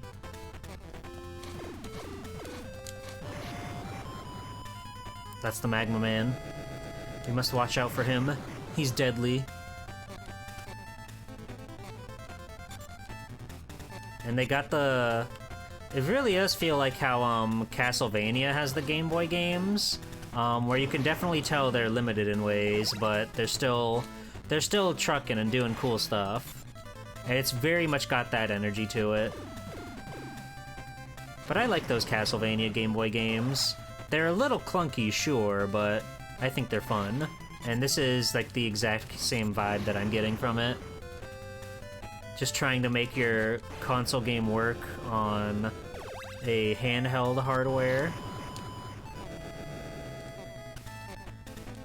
It makes sense. Belmont's Revenge, my love. Yeah, those games are sweet. I even like Castlevania Legends. I know a lot of people kind of don't like that game, and I get why they don't like that game, truthfully. Hold on, can you still... Okay, no, it doesn't look like there's any sort of wall clinging here. That's okay. Hey! Hey! What was that about, huh? Okay, so how do I, like, get up there, then? What? He's got a dinghy? He's got a dangler? No way. I didn't know about this dangler. That's huge. This game's sick as hell. Hold on. Sonya Beaumont being in Vampire Survivors? That is true. They did put her in there. Her, like, only canon experience or whatever. Vampire Saviors or Survivors is clearly canon. I always call it Vampire Saviors because that's the true vampire game to me.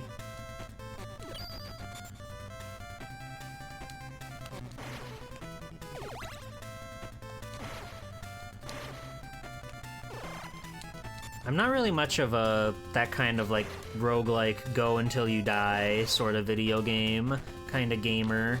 But I know a lot of people really like that game, so I'm not gonna rain on their parade or whatever.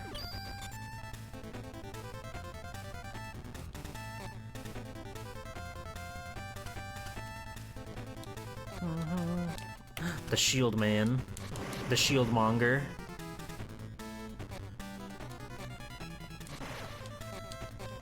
You're not usually, but it's a great game.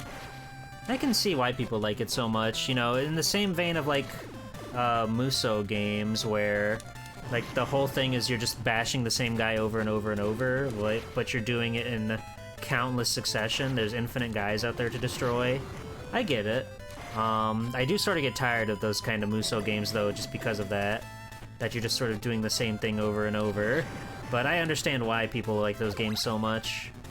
So I'm never gonna fault anybody on something like that. You love Musou games? Hell yeah. It's cheap and releases dopamine. Isn't that just like the human drive, the human ambition to release dopamine?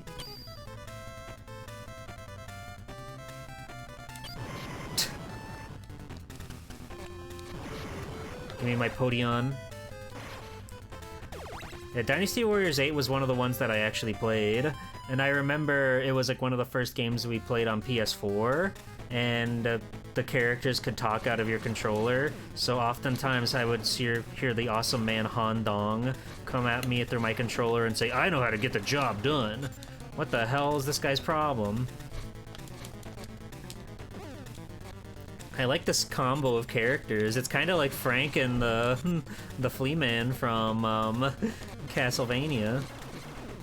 I.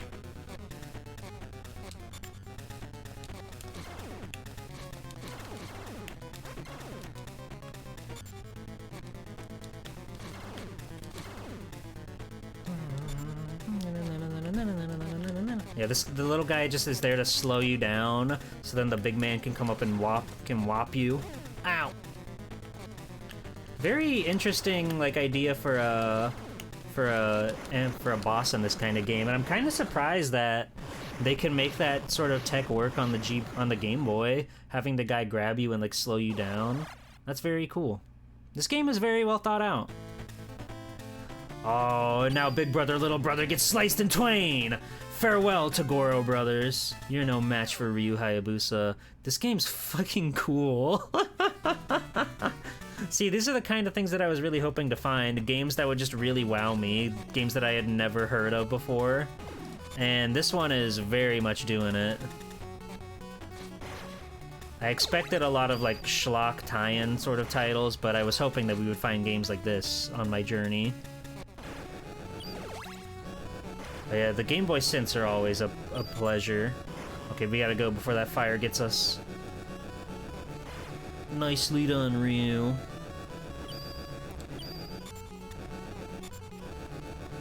I'm so good at platforming. It's quite incredible, really.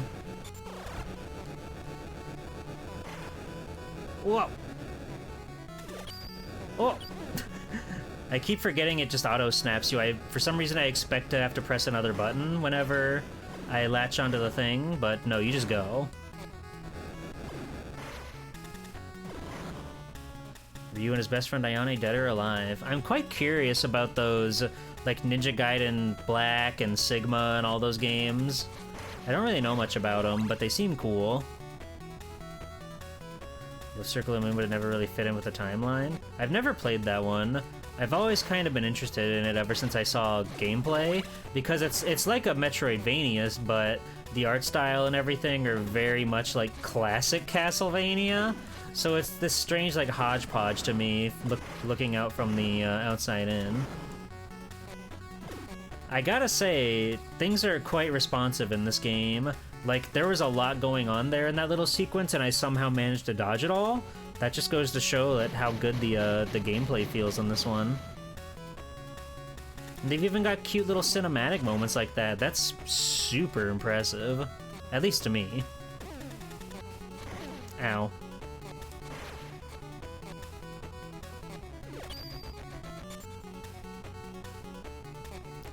I'm glad we made it through the blender factory.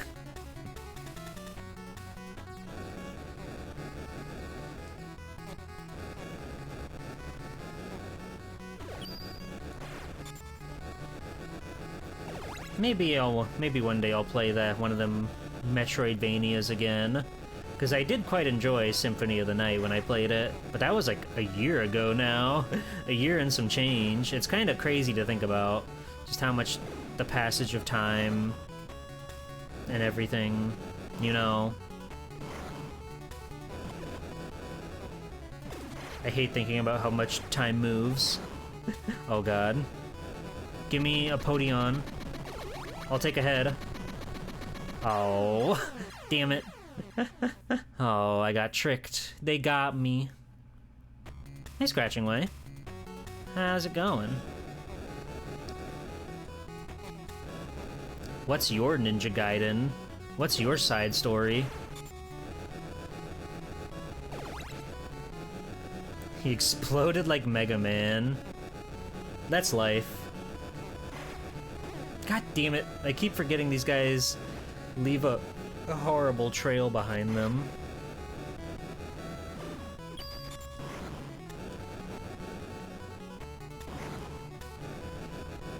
Alright. Go Ryu, go Ryu, go Ryu, go Ryu, go Ryu. Nicely done, Ryu. Oh, and there was potion right there. Hey, Button. Welcome in. Oh my god, it's M. Bison. He's targeting New York. Knock that off. Do not do that. That's where I live. Presumably.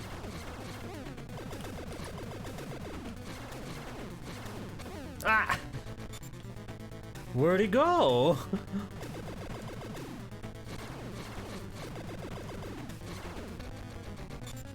That's really cool. They got everything in this game. Ah!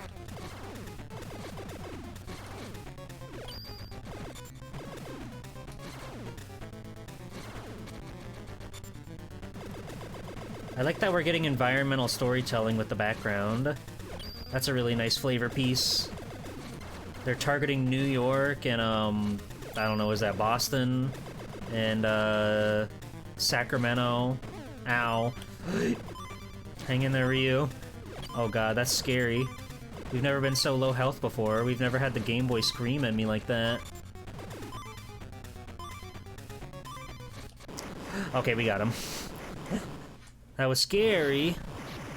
Sayonara, Bison. Hi, Yoshi. Why does he have to look back and forth after you hook up? Can he not see you on the ceiling? No, he can't. The hat has a huge brim over his eyes. Of course it's confusing. It's very scary for him. Bang, bang, bang. Whoa, cool effect on the background. It's hot as balls out here. Whoa! GG 破。 Stop. Quit throwing your toys around like that. Thank you, Thrash. Hey, somewhere. Good afternoon. If anybody snuck in and wants a hello, now's the time to beg for one. Get down on your hands and knees and say, "Oh, streamer, can I please be acknowledged by you with a humble hello? Please, oh please." And I'll consider this. For you, I will consider this. We got the drips, it's like Mega Man 2!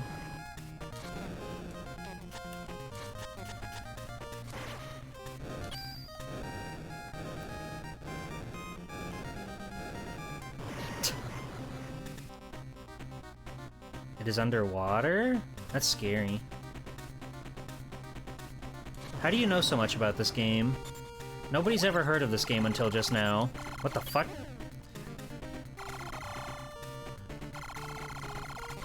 Ow.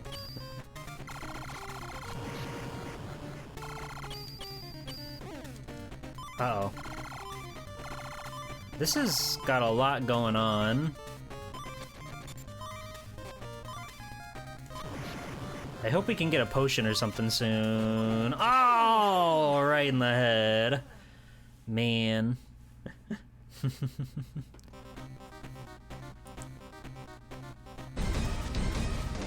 Chillum, welcome in. Swelt to salute. Thank you for 8 months of subscribling. I appreciate the support, like you have no idea. Ow. I hope you're doing well today.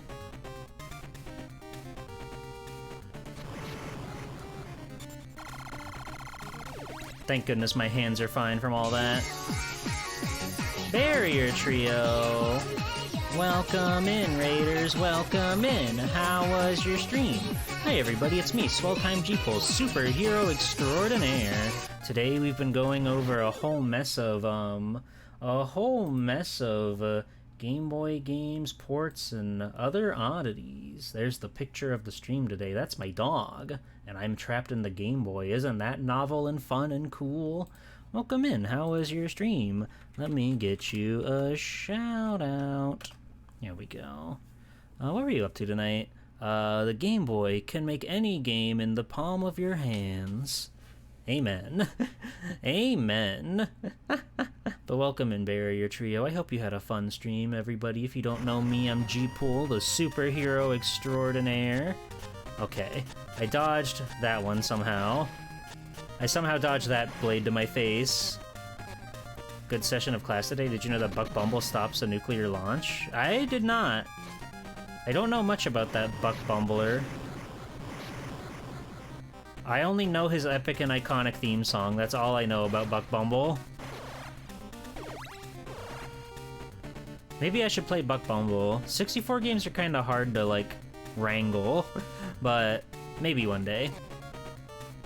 I do have a buddy that's got an EverDrive, so I could probably do it that way. Oh,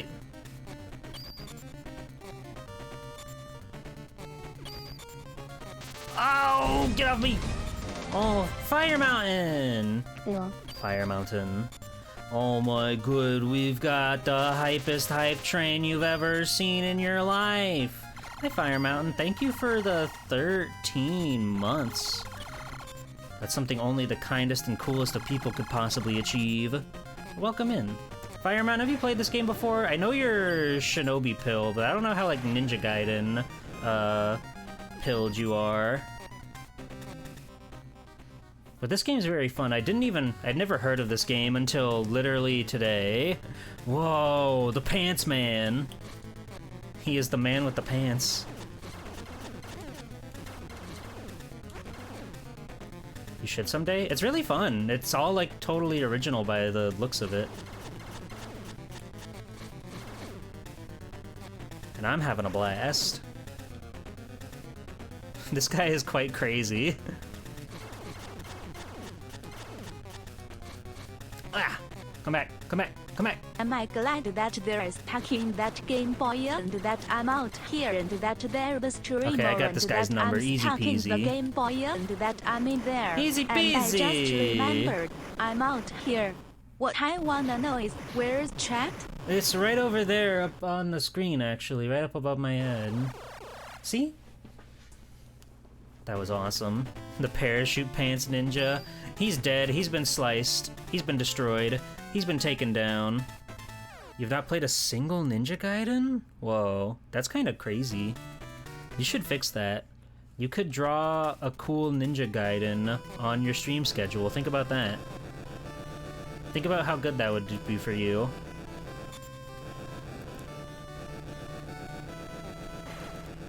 I immediately used the context clues to figure out that puzzle, that situation with that man and his infinite fire buster.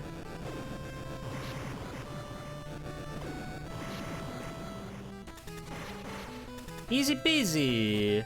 It's a video game that just makes sense, you know? Ow. My Podion. One of the nicest things about Ninja Gaiden is that no matter what, like, any enemy goes down in one hit, so, you know, those games are notorious for their difficulty and everything, right?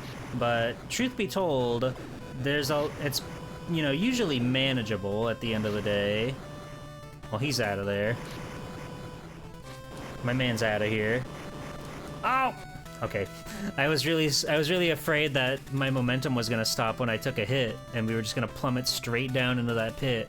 But this is actually a good video game, if you can believe that.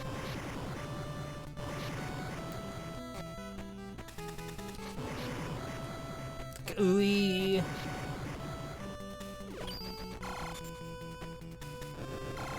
I really do like the addition of this, like, grapple chain that they've got.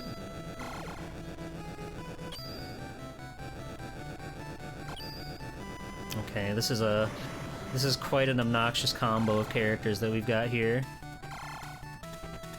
But we got him. We took care of that guy, easy peasy. What happens to G-Pool when my Game Boy runs out of batteries? Death immediately. It's really quite traumatizing, so please don't let it happen. Please never let your double A's die. Oh! Oi! I'm getting flustered. I'm getting demolished by the beams. Fuck! God damn it. I have turned to dust. I have exploded.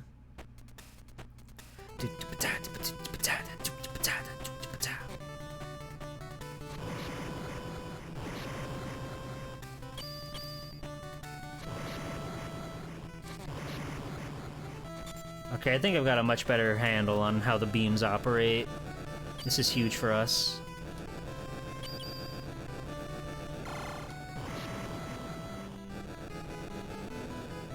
You expect me to buy AA batteries in this economy? I do. They're on my throne if you want to buy me some. I have mostly, like, toys and trinkets on there, but every now and then I'll put something that's, like, actually helpful. Not super often, but sometimes.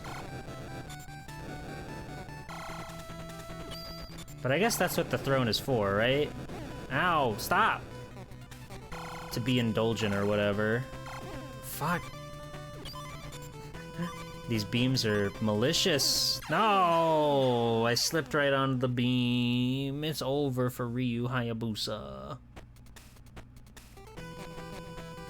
Yeah, I suggest investing in an AC adapter. Yeah, not a horrible idea. So if you time it just right, you can jump over those beams. But you gotta be real cheeky with it.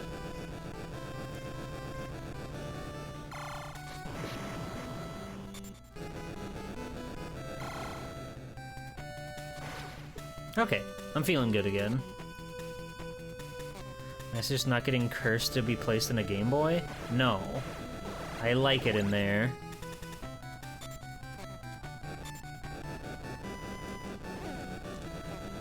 A real bummer that my sword just couldn't reach that man.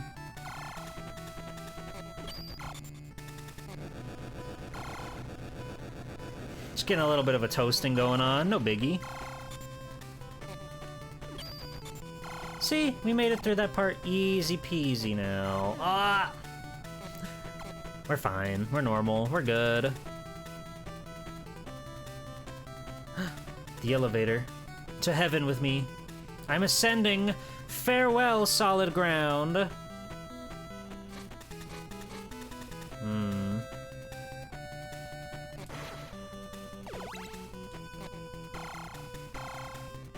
Oh, this is scary. They're gonna start demanding a lot from me. Uh-oh. Uh-oh. We're fine. We're normal. We're good. We're good.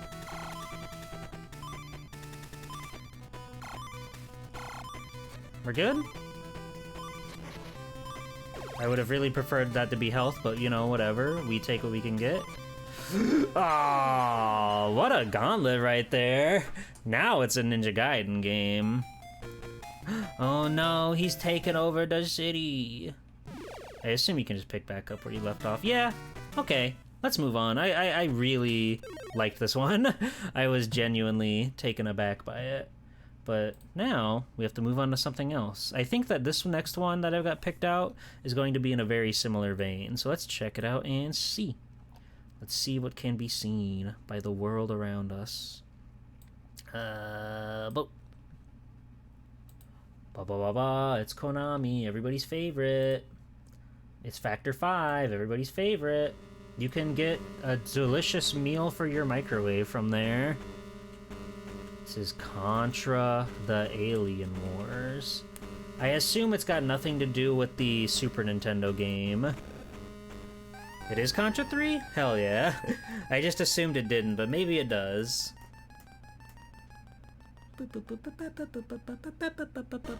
Oh god! It's time for revenge! I mean, yeah, look at what they did to you, man. Okay, this is just Contra 3. Let's strike back! Alright! 1994, programmed by Factor 5. Okay, yeah, this is just Contra 3. Fascinating. But since it's working on Game Boy, it's a lot more... Oh god, I already died. That fucking blows. What? Oh.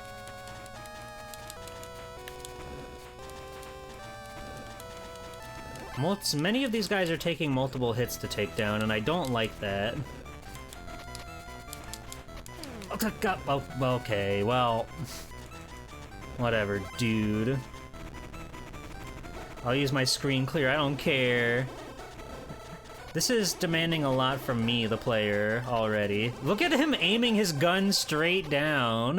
What the fuck, dude? I lost! Let's start over. The top-down stages are replaced with hardcore stages? Really? Oh, the GB. There's a GBA version of Contra 3? That I did not know. Okay, so yeah, like, we got this barrier. Does this barrier mean nothing for me, then? Or maybe it just evaporated all too soon.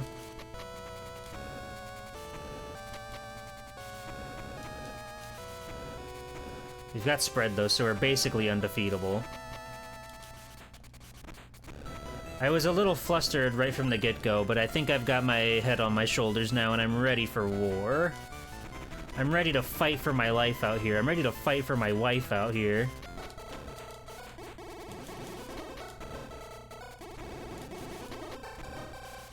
Easy peasy. Bill Riser will rise again, as they say.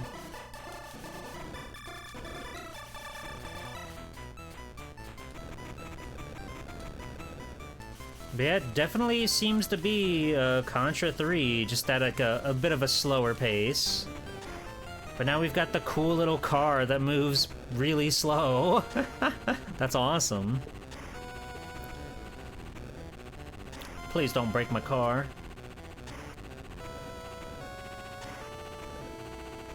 My car, stop.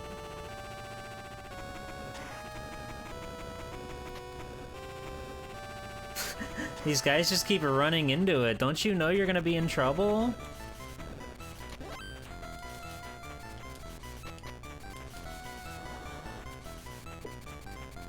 worry, we got this. We're gonna be just fine. If I can beat the first level, I'll be pretty satisfied. See, more like see you later, cause I got the spread. Wah! Hi, Reki. You know they made Peak for the GB? Of course. The GB's got all the Peak. Everybody knows that. How are you? Oh, my car. Oh. See, that Contra is pretty fucked up for that. It's pretty fucked up for just the one-hit deaths. But we do what we can to survive. In these wretched grounds.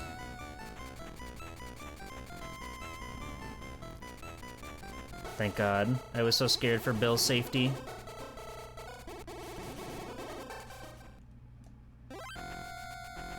Okay. Boss time? Let's do it. Let's do it. Oh, the big little guy. The big little man. Hello. Oh, he's disgusting. He's quite disgusting in this form. That was cool. Well, okay. We got our ass kicked. Ow, rats. This game is hard. You would play this one a lot. It's definitely doing the job of being like the Super Nintendo version, dropped down into a teeny tiny little screen, but it's also hard. So I think I'm gonna move on. But I gotta say, I'm pretty impressed with that one. They were able to keep the flow pretty nice. Because Contra 3 on Super Nintendo is quite difficult. It's quite scary. It's quite wretched and quite villainous. Alright. Now let's go to... I'm gonna do one more on original Game Boy, and then we're gonna bump up into the future. Just a little bit, okay? Just a little bit. Don't get too scared. I'll hold your hand. You'll be okay. But one more for the original Game Boy, and this one jumps straight to it. I assume this is going to play totally fine and everything, right? I just kind of want to play some Panel de Pawn, some Tetris Attack. So we're just gonna play this for a little bit. Because I really quite like this video game. Versus Kong? Is this story mode? Yes. There we go. Wow! Howdy there! Welcome back to Yoshi's Island! Oh no! Bowser and his friends are at it once again! Using magic, he started the rains, a regular deluge. He even cast a spell on most of my friends. If nothing is done, the world will be flooded. Luckily, his spell didn't work on me. And I've figured out how to remove the spell. The time has come to defeat Bowser and his cronies. You said it, man. I'm free! I'm free! The rainbow's a bit lackluster when you're playing with grayscale, isn't it? Lucky 2. Alright, let's kick his ass.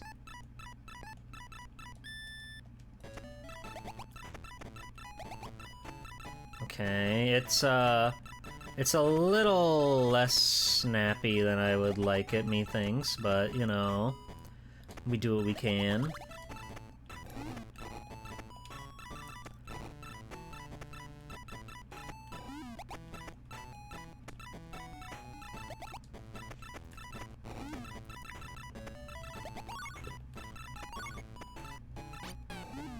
Boo. Oh, look at that, look at that, look at that, look at that, look at that. He's dead. He will never survive this one. He has an HP bar? Is that just how they, Wait, how do I... Okay, there we go. I needed more things to appear.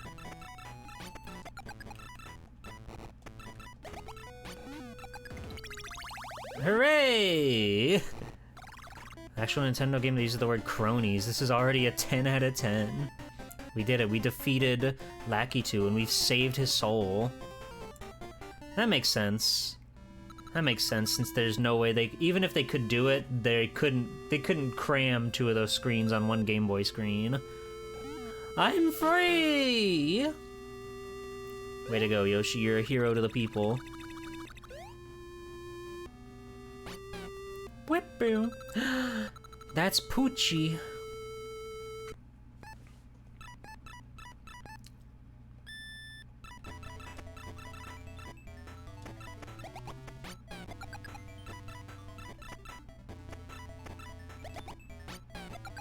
Whip-boo.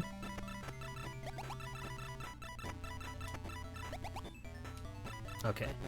Yeah, it's a little less snappy than I would like it, but it still plays pretty good.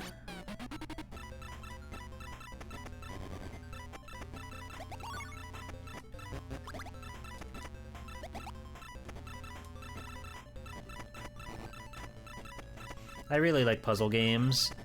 They're quite fun. They make my soul scream in the best sort of way. Who up screamin' they soul? Like if you up.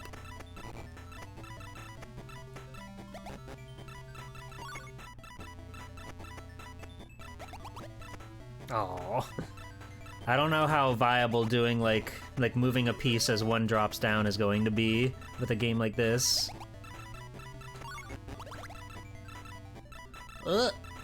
Ow! He killed me. Poochie got me. Poochie made me lose. Oh, poor Yoshi. That's an insane sprite. He's got the swirlies in his eyes and everything. Can I get a couple Swelty2 Dizzies in the chat? Thank you. Let's see if we can save Poochie. Every dog has his day, you know.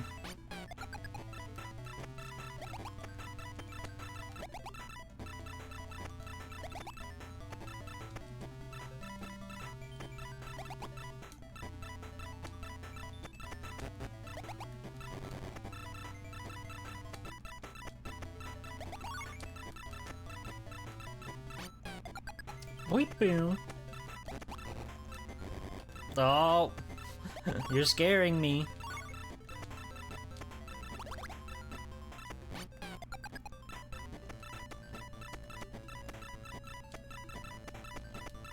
Okay, well, we got this one in the bag now. We got it in the bag. It's easy peasy. Oh god, he's nearly killed us. That's so scary. Poochie, please, show mercy.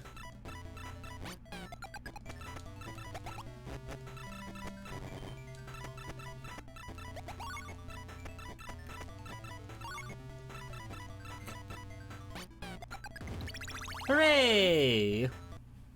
That was fun. It's paneled upon. Again, it's a little less snappy than I would like it to be, but it would certainly scratch the itch for some Tetris attack if and you had to go down that walk of life.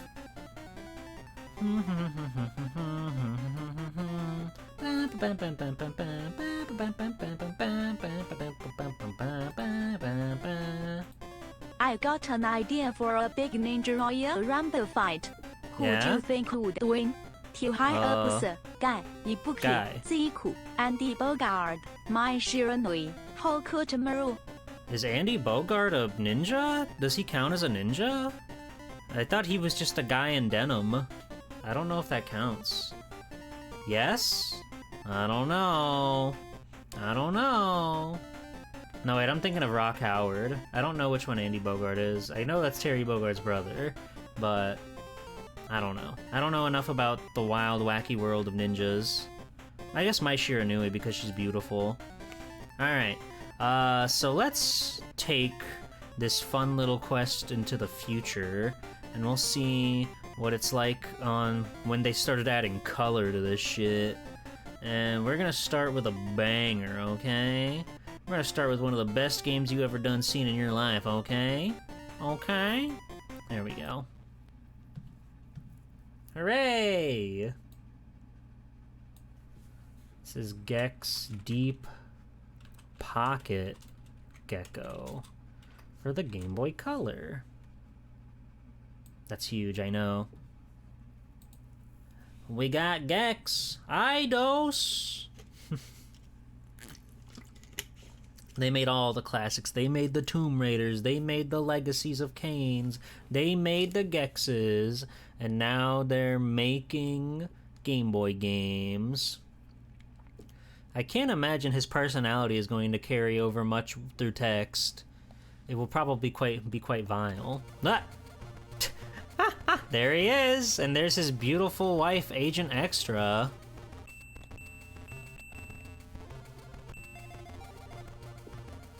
Ba ba ba bam bam. Ba ba ba bam bam.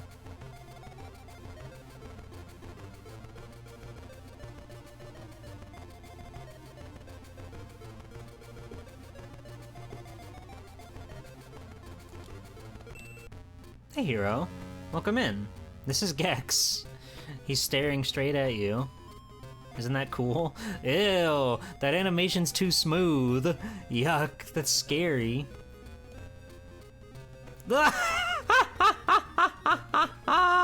Why are his animations so smooth? What the hell?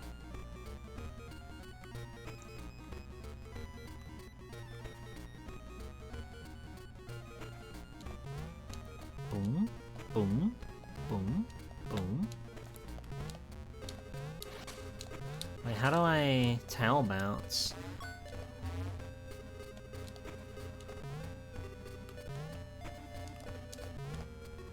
I don't know how I did the tail bounce there, and I'm a little confused. Oh, is it just hitting the button? Yeah, it's just hitting the button. Okay. B. I fastened my seatbelts for a B. Oh, this is good. This is what video games are all about. My big remote. Let me in. Let me at him. Fuck yeah, dude. Let's hit it.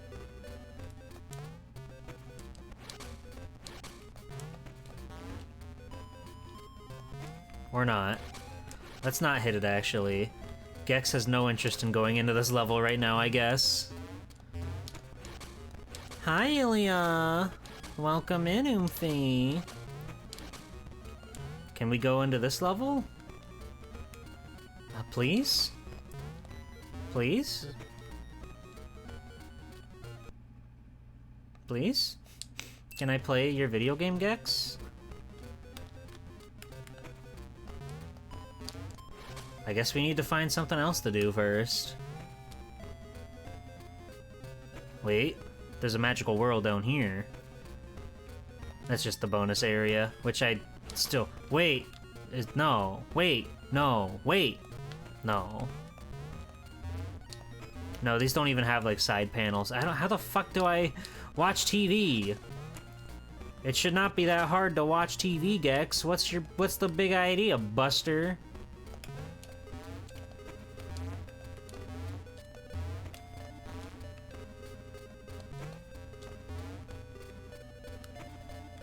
$18? Holy shit. Oh wait, do I need to get remotes to go into the worlds? Lizard of Oz? Fuck yeah, dude, I love references. Why do you have a rocket ship? Why do you need a rocket ship for, Gex? What the fuck? You don't need that, dude. There's no way you got that from anything other than the taxpayer dollars. And you do not need that in the slightest.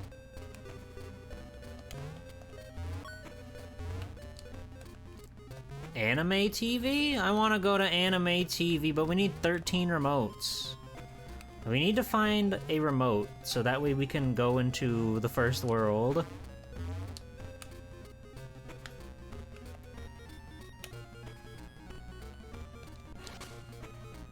Is that like the tutorial place? Oh, wait.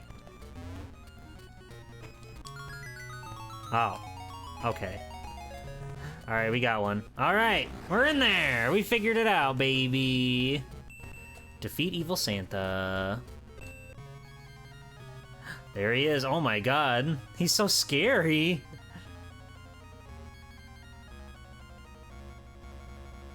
Sounds easy enough. Aw, they gave him his cute little outfits. This is gonna be a sort of nightmare level of platforming, isn't it?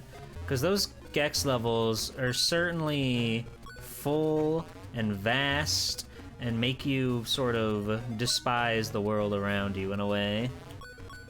And I'm sure we're gonna get a lot of that here.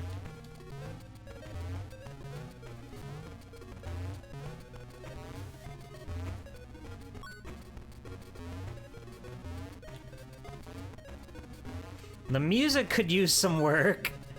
It is just a lot of noise, a lot of just crackles. How much prior Gex experience do you have? Pretty limited. I've played like a little bit of Gex 2 and Gex 3 in my heyday, but never anything like, never too much. Never too much Gex. Certainly never beaten any of them. But I've always been fascinated by this little guy and the crazy shit that he gets up to. Gex? That's right, Greedra. Evil Santa's in here. We got his ass. This is huge. This is huge. I'm sort of a Gexpert when it comes to video games, you know? Get fucked, Evil Santa. Hooray! We did it. That's huge. I think we can go over here now because we got 2 remotes. Gexpert, patchy patchy patchy. Steal the magic sword from the Ghost Knight. Sounds easy enough. It's just sitting there in a room. Oh, hello.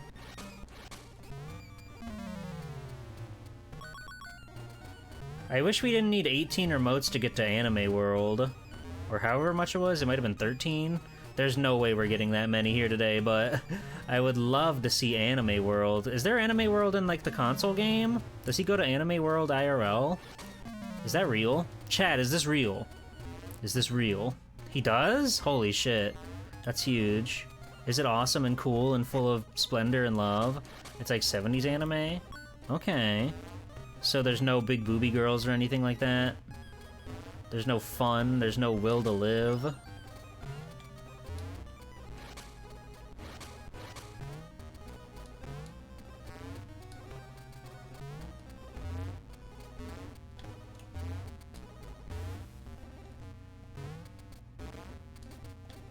Come on, Gex, you can get up there. I believe in you. I believe in you, little buddy.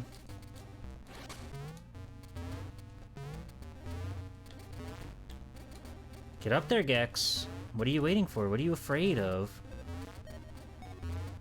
70s anime has plenty of all that? Oh, that's a relief. Wait, can I go through this door? I can. That's huge. This is like some Maniac Mansion ass shit. This is like some Maniac Mansion ass. Wow. It's awesome to be covered in flies. Mostly fight robots, but there are schoolgirl enemies? Fuck yeah. Now we're cooking. Now we're talking.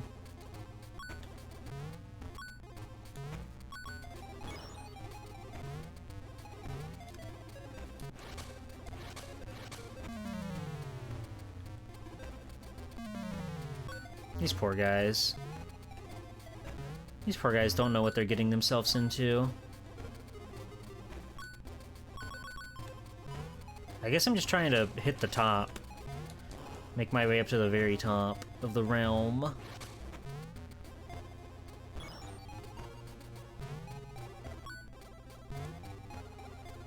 Oh, we're back here now. Okay.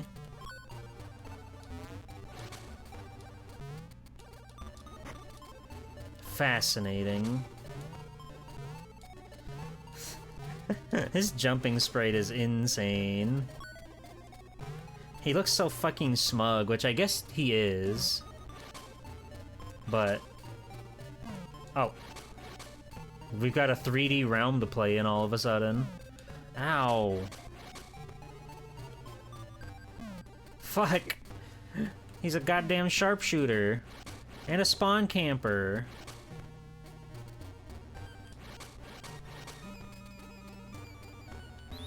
Oh, you've killed my Gex. Back at the bottom? No thanks, man. No thanks, man. I don't want to do that again. I don't want to do all that again, but that was something. It's pretty faithful to the console port, despite being, you know, a 2D game.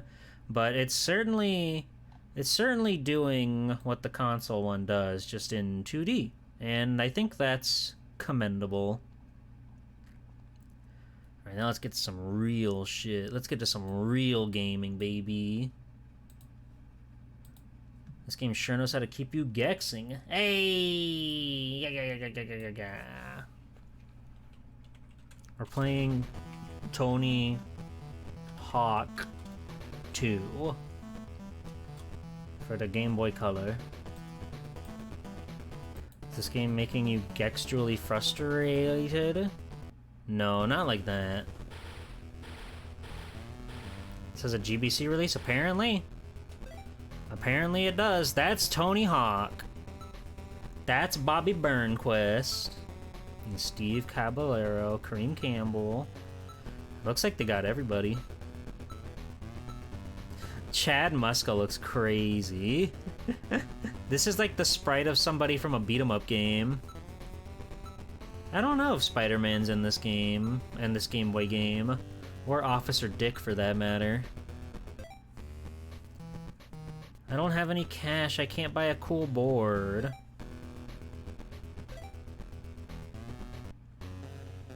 Alright. 1 5-move combo, 5,000 points, skate, and 10,000 points.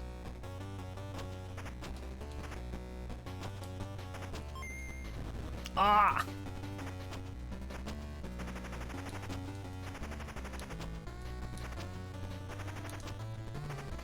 Alright, we did that.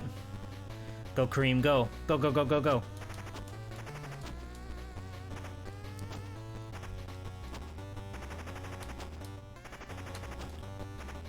Okay. It's certainly different than what you would expect from your classics of skateboard video game. The points are much, much smaller than what I would expect them to be.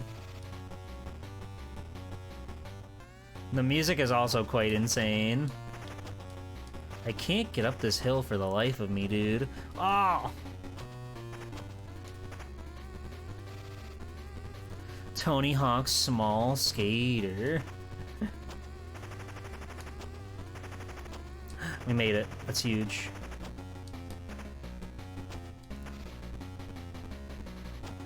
And I got $10.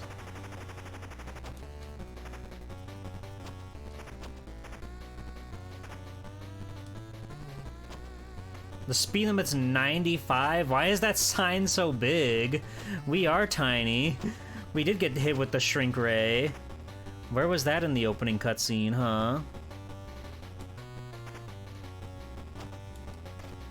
I can't really get a grasp on how to play this game. Like, can I get to that back area? It seems like I should be able to.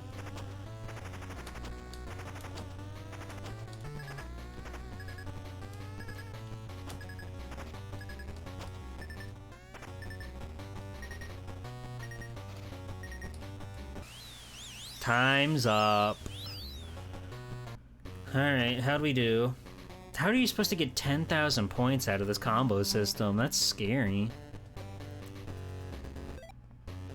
Let's run it back, though.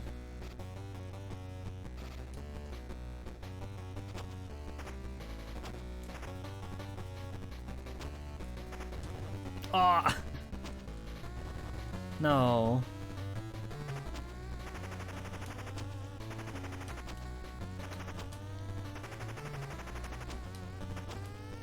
Okay, there we go. We got points. We got 800 points off of that. Easy peasy.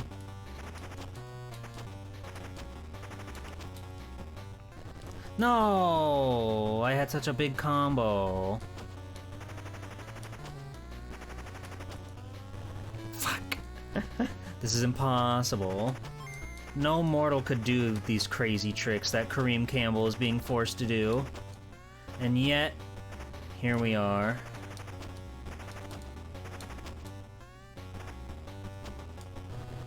What? How did you fall over, little boy? What happened?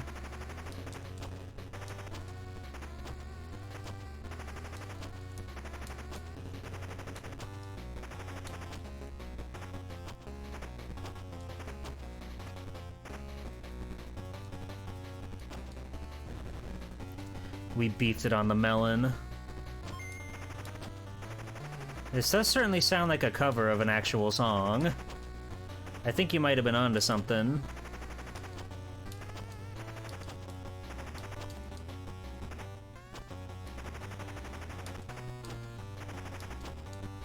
Oh.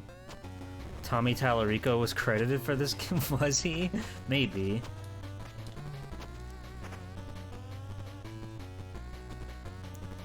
Oh god, we've only got 10 seconds left. We have to hit the greatest, fattest combo we possibly can.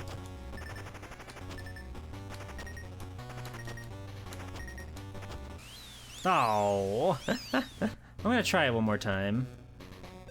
Just one more time. Just one more time. Just one more time. Me and Kareem, we got this. We've got a social link unlike any other. You know, like Persona or something like that. I've never played Persona. I don't really know how it all works. It doesn't really feel great to do tricks. I can't super get a grasp on when I should be doing what and what I can actually do to do a trick.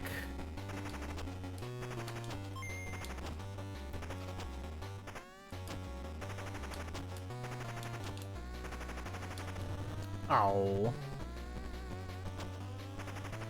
I was expecting it to be more of an isometric game, quite like the GBA versions, but I guess that would be too much for the little Game Boy Color to handle.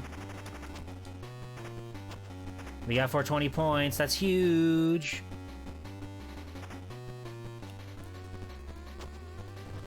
See, I don't understand the physics on the half pipes here. I can just sort of get sent shot out like that, but it doesn't really do anything for me. I don't get any trick points or whatever for that. And like he just kind of comes crawling to a stop for some reason. What's that about? I don't understand what Tony Hawk wants from me.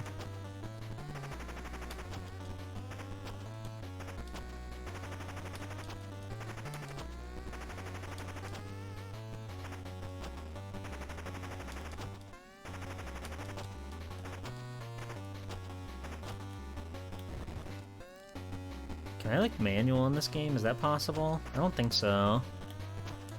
I don't think manual is in this one, which is a shame. That's how you keep all your combos going in the classic style. Mm-hmm.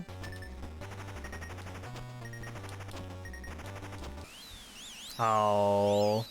Okay, this one, I feel like there's certainly a learning curve. Maybe if I took the time to read the manual or whatever, I might be able to get a little bit more out of it. But as it stands, this game's kind of just not really giving me much.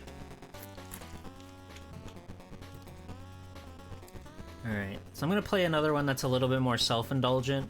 The console version of this next game, I played a lot as a kid, and it is kind of the most monotonous and boring video game ever. So I want to see if the Game Boy version does anything to spice it up. I assume it will. It's Power Rangers, baby. Watch on Fox Kids! Always remember to watch Fox Kids, okay?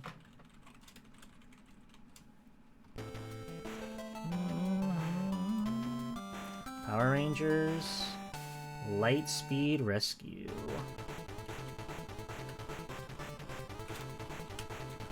That's a really cool intro song, I'll give him that. This is genuinely better than the console version? That's what I'd like to hear. Natsume, THQ.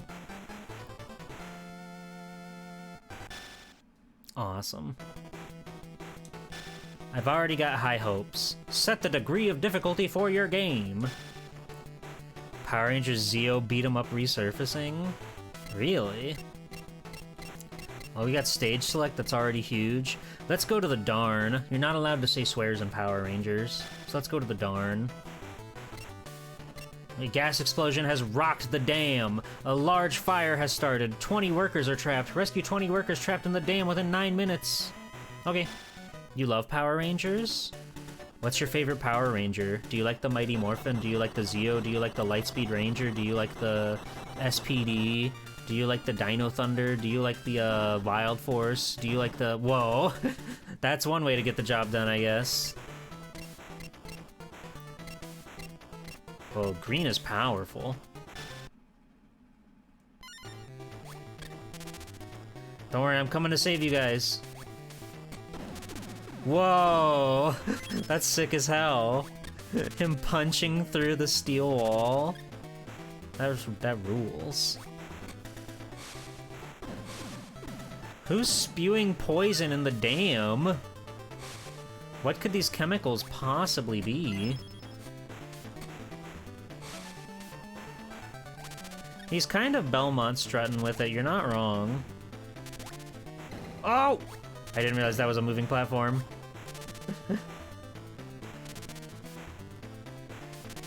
A long time ago, I was watching a bunch of Power Rangers.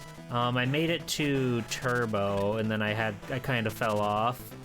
Turbo was kind of not giving me what I wanted it to give me. Ah! I've been poisoned. The dark plume has gotten inside my body.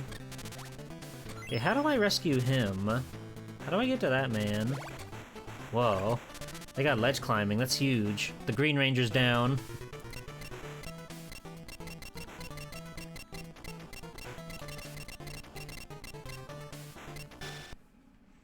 Time Force was your favorite? Nice. Time Force seems to be the one that most people, like, look back on as, like, the Power Rangers show. Or one of them.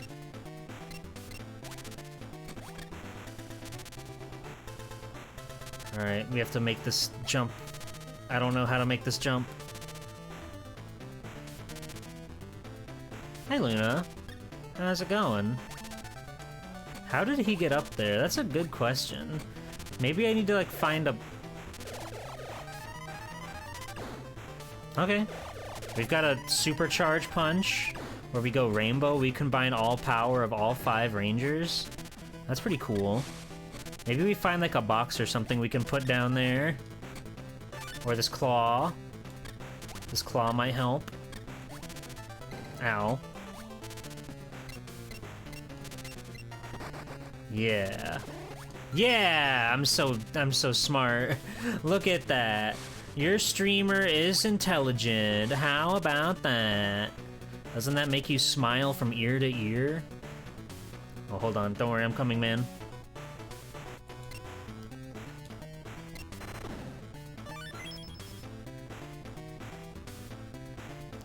Hey, take 2. I'm thinking in light speed. That's what I do. Ah! The light speed sucks. Hey! Alright, Blue. It's up to you.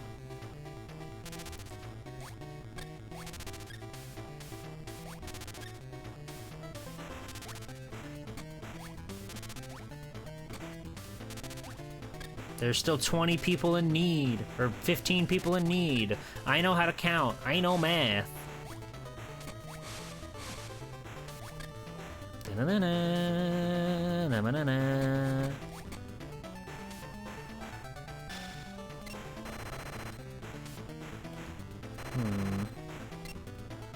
They must need something for another weapon for this one.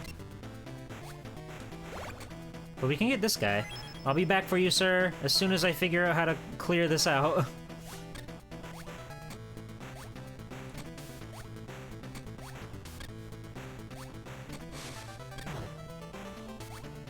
Ah, the hedge clippers, of course. Oh! That fucking poison sent me to the very end. That was scary.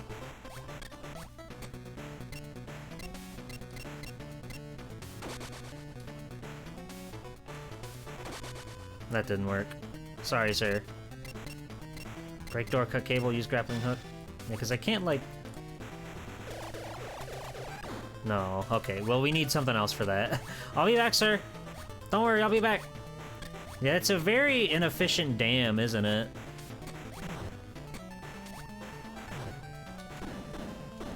Are you okay? What do you... You need a drink of water or something, man?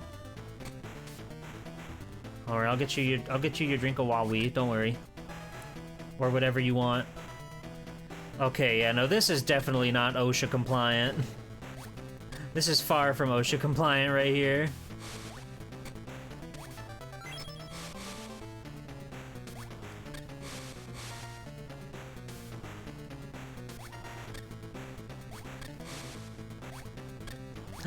The injection, the needle. Ow! He needs his sickness.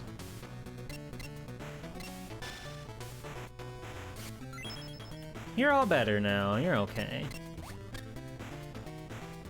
Oh, the clock is ticking and we still have like half the guys to go. Seeing the OG Power Force at the drive-in during the mid-90s? Oh, that sounds like fun.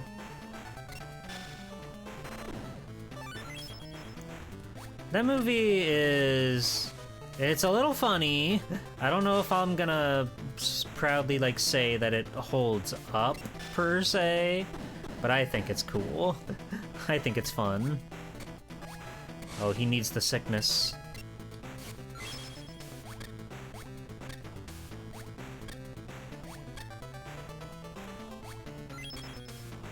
And what is this? Put out fire? That's gonna come in handy, I'm sure.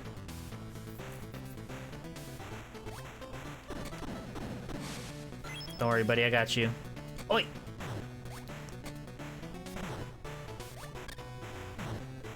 Kind of insane that I was able to skirt through that without taking a hit from those rocks.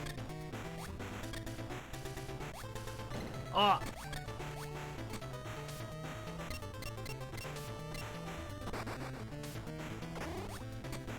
Ow! Fuck!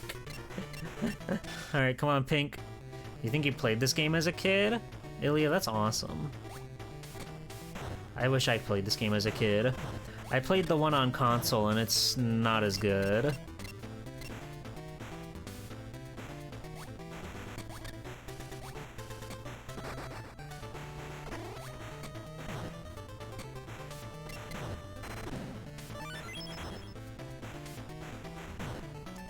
I'm glad that you've got one of each of the Power Rangers dancing whenever you need it. The Nintendo 64 one. Go-Go 5. I did know that. I did know about Go-Go 5. It's very nice that it doesn't actually use a resource unless you actually use it on your target. So you can just splash water until the cows come home, I guess. There's a Megazord hand, that's something.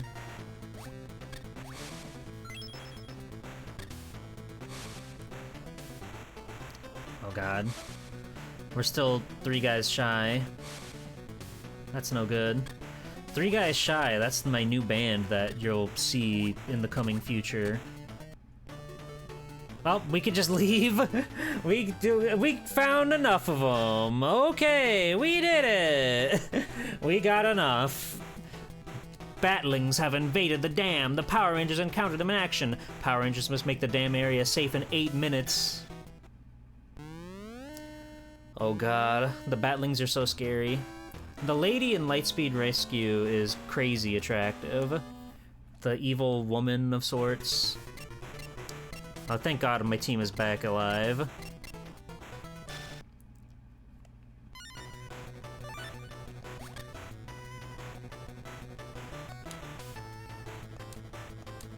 Come get some, come get some, come get some.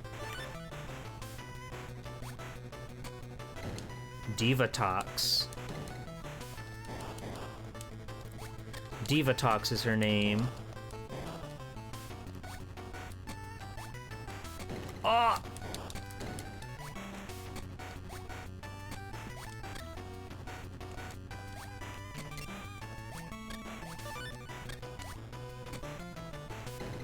Fuck. Fuck! Oh, I've melted. Alright, Pink. She had mad cleavage in the movie. Of course, she was a superstar. She was like a big film woman or whatever. She was very popular, and for right reason. Ah! The gas. The gas got me again.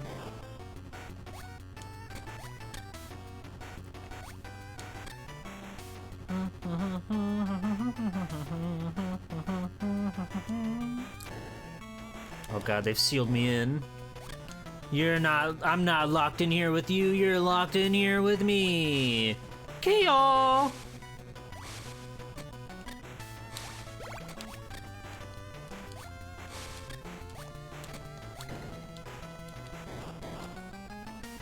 I gotta say, it's at the very least like more interesting than the N64 game. That one just has you walking around like kicking at slime and stuff, and it's very boring. It's like an Atari level game where they just give you a joystick and say, alright, go, but there's like nothing really to it. That's how I feel about that game.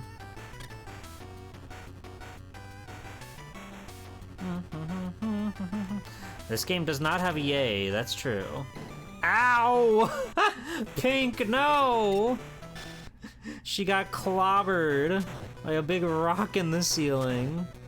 They're gonna have to replace her cast member.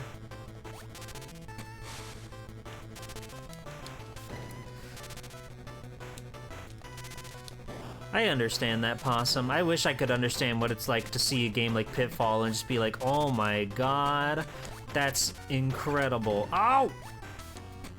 We're fine.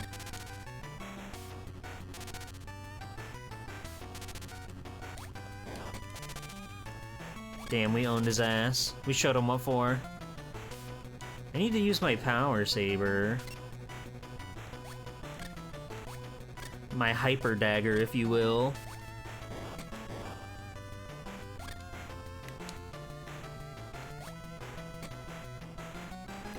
Oh god. Scary man, scary individual.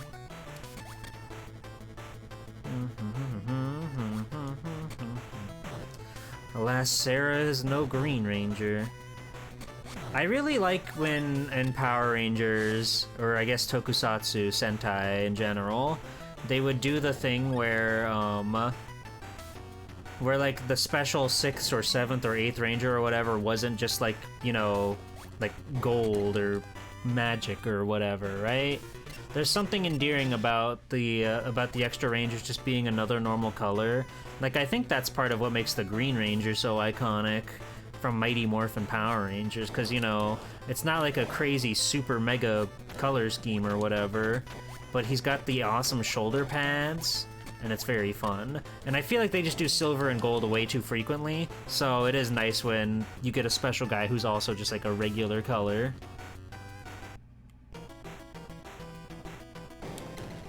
Oh god.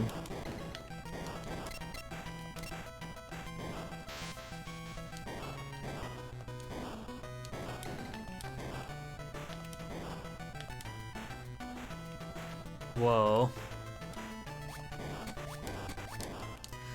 Got him. Use your super beam. Cow. Oh, he burst. Quantum Ranger? He's just the Red Ranger game but virtual. Oh yeah. See, that one's fun. That's a fun one. Alright, it's time for Megazord battle. The Power Rangers only have 5 minutes to form a Megazord and save the dam. Oh god, he's fucking the place up. You guys, I was feeling nostalgic yesterday, so I bought a Monster Energy. It's 0 sugar, so don't worry, I'm not gonna die. It's something that I don't know if I necessarily like. I mean, I do like it, but its Monster certainly tastes like nothing else, so every now and then I get nostalgic for that flavor. It doesn't certainly do anything for me energy-wise, it's just the regular classic guy. But I don't know. There's something about monster where there's no drink quite like it, so I'll get the craving for it every now and then. We can't play as the Super Train yet, which sucks, but I guess it'll be Lightspeed. The Super Train was maybe my favorite Megazord combination. I always thought he was super cool. He's got such a strong color palette. This is nice.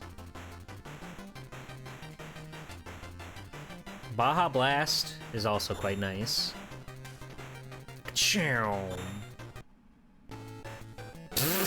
Alright, get him! Get him! Fuck yeah! Fuck him up! Oh, we're building up his parry meter.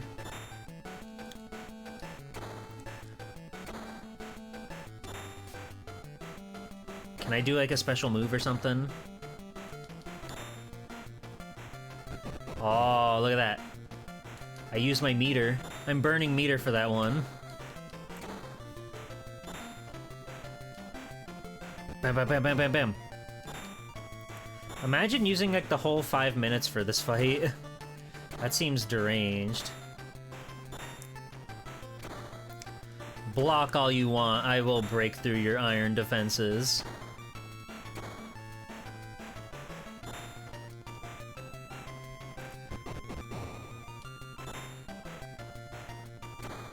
Uh-oh. My iron defenses, they're being broken through. This is just not my day.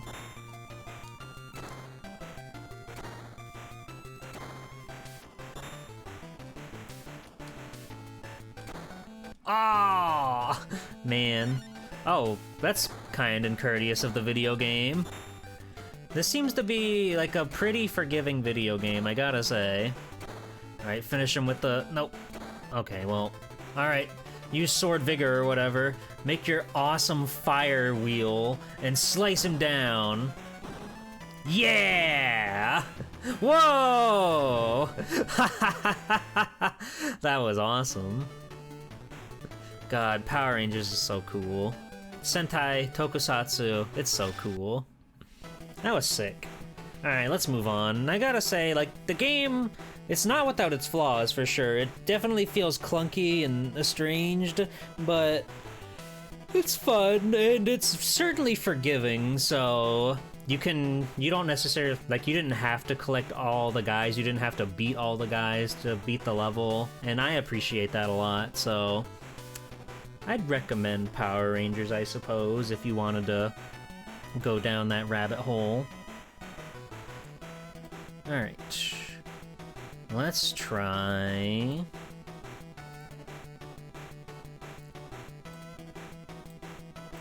this one. Alright, we saw Donkey Kong Land on the Game Boy, so now let's see Donkey Kong Country.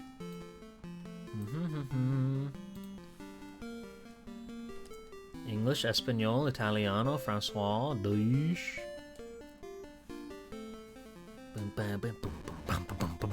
Oh god, they're being chased, they're being killed. Press start. Okay. Oh, this is perverted. They ripped this straight out of the goddamn... They ripped this out of the print? I want to print. Out of Donkey Kong 64. Oh, I don't got no stickers. This is a horrible day. This book is very cute, though. Donkey Cryptid.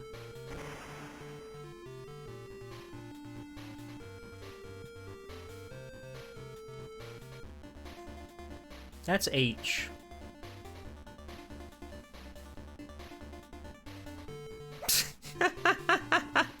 Nice fucking lurk emote, dude. If Twitch didn't have a thing where it's like you can't have a single letter emote... Wait, how does that one exist? Hi Taizo. Retro Pals, how did you get a letter emote? How did you do that? I got my ass fucking kicked by Twitch because I had a emote that had a Z in it for sleeping. How are you not arrested? Anyway, this would be an awesome lurk emote. It's Kermit H. It's universally recognized. Okay, that's fair. Oh? Pete. Q or S. Oh, she loves the letter S. And Cranky is taking control of the T. That's cool.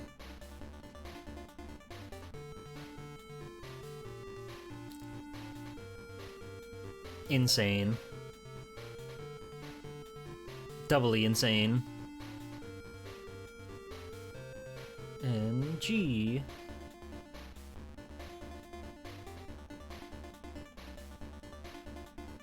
Okay. Okay. We can't print. Alright, let's play the video game.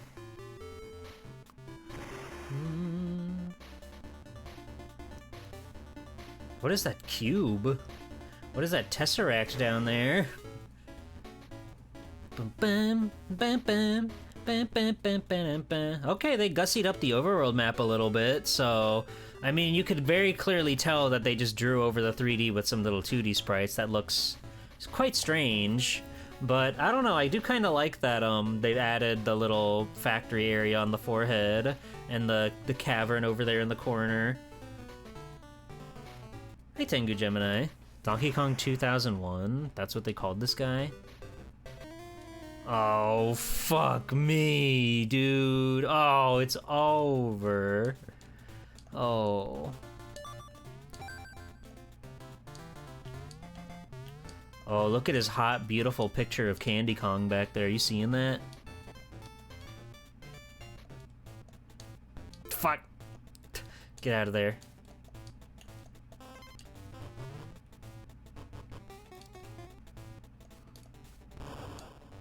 Sweet. Ah!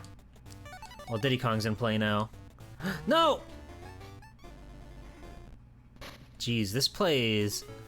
This one, I mean, definitely, for sure, feels more like classics of Donkey Kong Country Super Nintendo, but also everything is fast as shit in this game, and the way the camera on the screen just, like, wiggle-waggles like that, it's really hard to get your bearings. Sheriff! Swell to thrash bark, swell to thrash bark, swell to nostalgia, swell to nostalgia, swell to nostalgia, swell to nostalgia. You said it. Welcome in. Thank you for 2 whole years of subscribbling. That's huge. Alright, I've become Rambi. See, this is crazy to me. Donkey Kong Land actually had the sprite where you could ride Rambi, but in this one, you just sort of become him. Isn't that weird? Isn't that strange? Bam, bum. Whatever. We won. We won and we're moving. So far, this game really is trying to just be like a demake of the Super Nintendo Classic. It plays functionally the same, but there are a few little nitpicks here and there, mainly about just like the game's like momentum and speed, and the screen doing this whenever you turn back and forth is quite nauseating. What? There were secret bananas in there that killed me. That's fucked up. I never thought bananas would be my enemy. I thought they were my friend. Okay.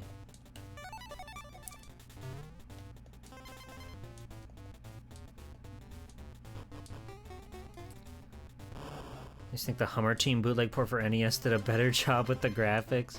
The graphics are kind of washed out in a not super pleasing way. Like, the backgrounds look fine, but Donkey and Diddy Kong are definitely, like, they're not wearing their Sunday best, you know. Boom boom boom boom boom boom boom boom boom.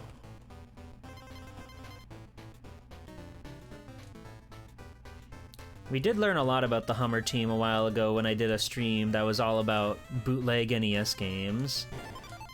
That'd be a fun one to like bring back, but do more bootleg stuff. Maybe try out some other console bootlegs, see what's out there.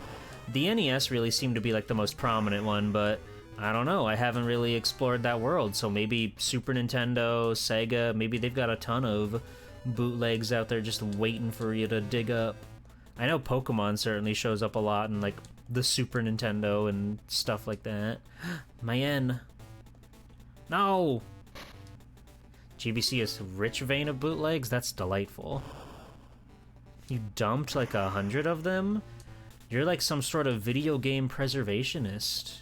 That's pawsome. Thank you for your service. Eee. Pokemon Blue 5? They made 5 of them? That's messed up.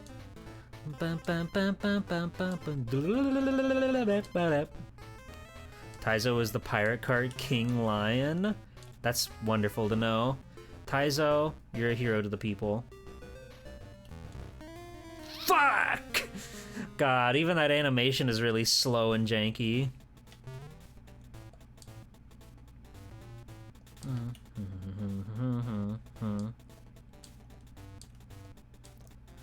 Okay, problem. When you're going down slopes like this, you cannot jump off when you're going down. I guess because it's like gliding you over it without actually touching the bottom. But you cannot jump off of that. With 32 meg, you'd get more than 30 hot games in my day. A joystick and one button was enough to have a good game. You can't better the graphics and sounds of a Game & Watch. Oh, I'll be the judge of that. All this fun can't be good for you. We used to have to survive within a 2-frame walk cycle. Jump early to get an extra life in Minecart Carnage. Roll attack a baddie and you speed up when you hit the next one. I could just rock all day if you leave me alone. Thank you, Cranky. It's surprising he has more stuff, Cranky says. That's good. Cranky should be speaking at all times. They should have a thing in the new Donkey Kong game, like in Insomniac Spider-Man, where J. Jonah Jameson talks to, or he has a podcast that Peter listens to. They could do that, but have Cranky talking in your ear 24/7 to commentate on your bullshit. I think that would be good. Just insults your gameplay skills in real time. Exactly. The Switch 2 is future tech. They could make that happen. Fuck. The bouncies are a little bit tough to maneuver on, and you can't hold the run button and grab a barrel. That's a bit of a home and let me problem. get some sleep. What? No, I'm gaming right now. You're in my home. Go home, she says. Unbelievable.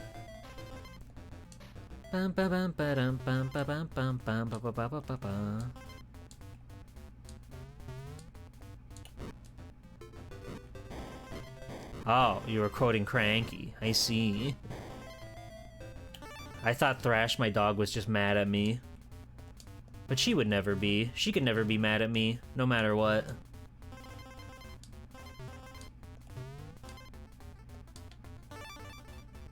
Oh!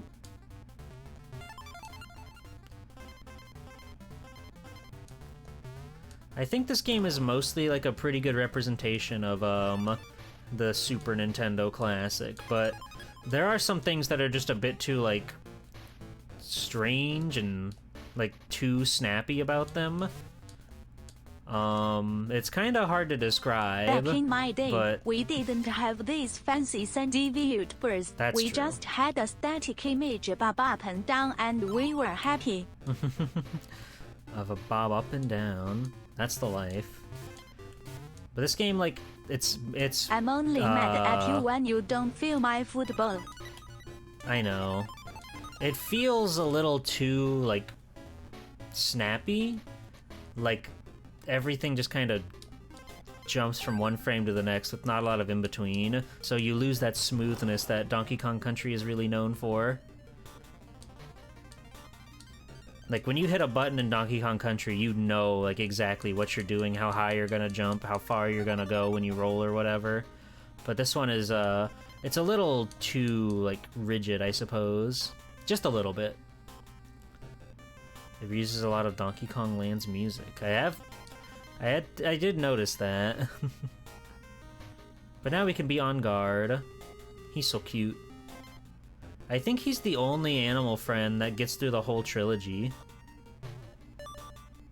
I think everybody else, like, disappears or whatever. They just didn't know how to make a better fish than a spearfish, a swordfish, so they just kept him around. Which I think is, you know, the move.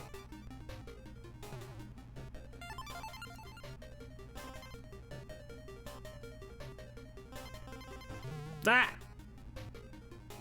On guard, no. It's okay, there's another on guard.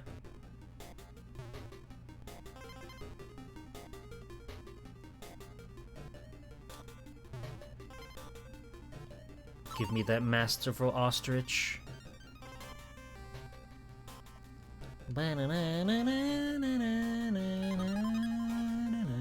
It's his brother, Off Guard. Oh, that's good. They should make more lore around the animal friends. On Guard swims really fast in this version. Ah! Well, you did your part, On Guard. Thank you for your service. Oh yeah, Squawks is in there. I forgot about Squawks. Squawks, you don't get to, like, play as him in the first game, though. And that's important. That's important, okay? He's just kind of there.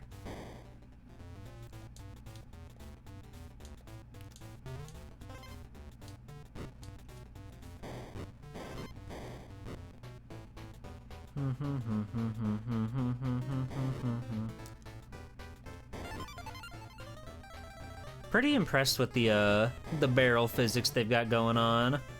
It seems to work right as rain.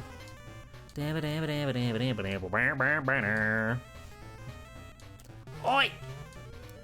Oi, Diddy buddy. You're fine. You're fine, Diddy. Oi.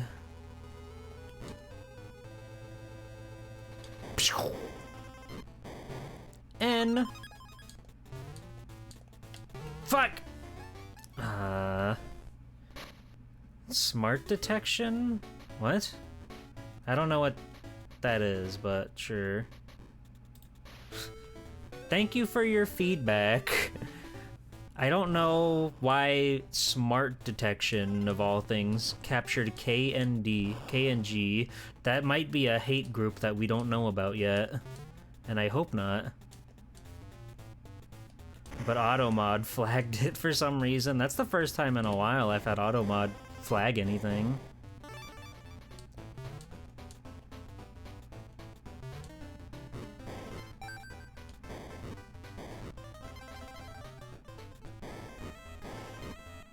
Yeah, no, I don't know. I don't know why it flagged that. But that happens. That happens.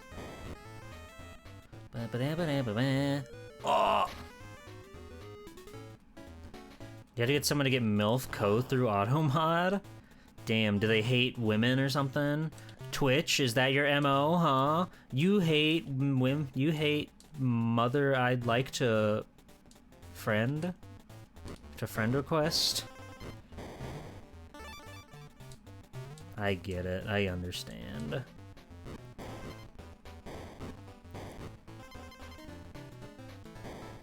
Bam. Oops. Fuck! I just want to get to very naughty. I just want to be very naughty, okay? Is that so wrong? Is that so wrong?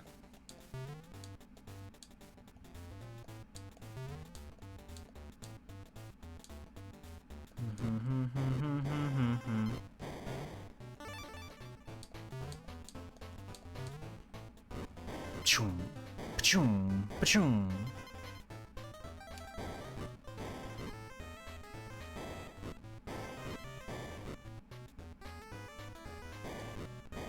I was so scared I didn't think I was gonna make it.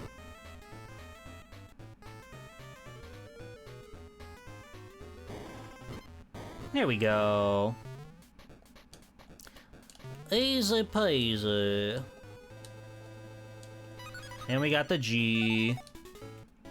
Bye, Candy. Bye, Candy.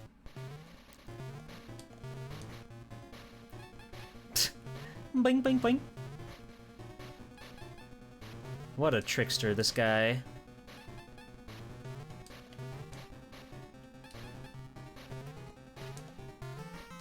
Yay! We did a murder and we got our bananas back. Huge! Huge. Okay, that's enough. We can move on.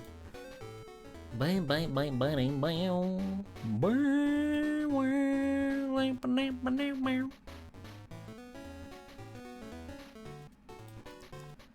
Alright, let's try... I'm very curious about this one. I don't really know how it's gonna work on the Game Boy. Oh god! There he is. Everybody, look alive. That is the worm of Worms Armageddon fame. I love this game, but I don't know how it works on a Game Boy. I don't know how effective it's going to be. Oh, I see. I see. That's for me. Create game, quick start game, options.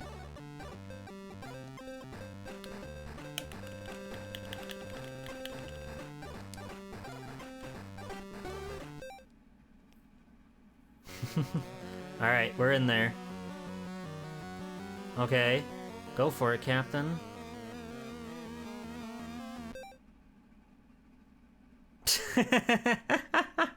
What is this scary hellspace that we're in?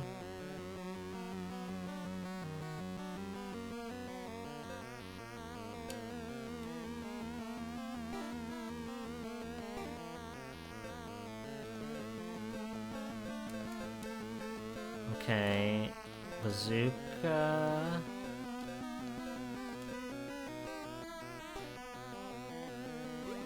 Okay, well, I've jumped. That's unfortunate. That's unfortunate. But now we know. Now we know.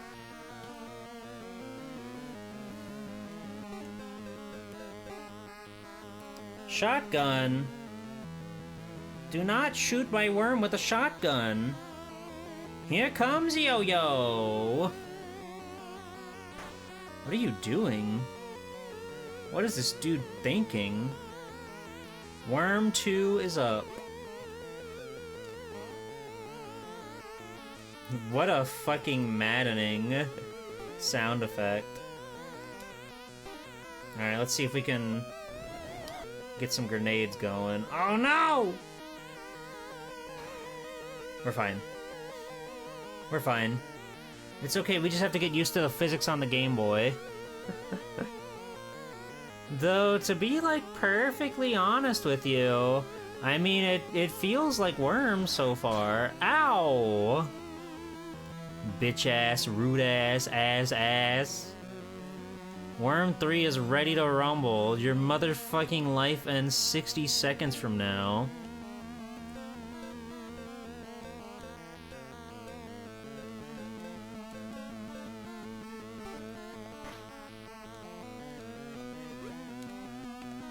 Oh.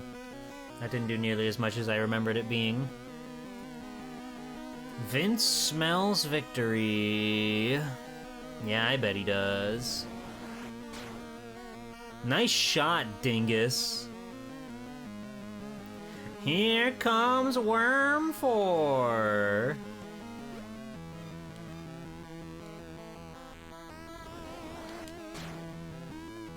The physics are a little bit lacking.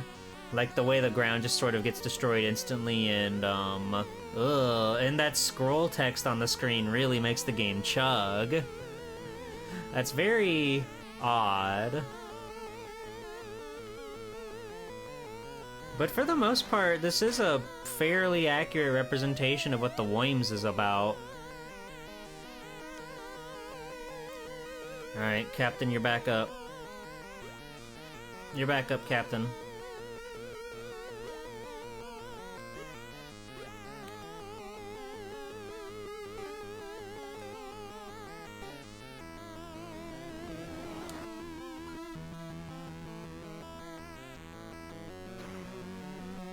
That was huge.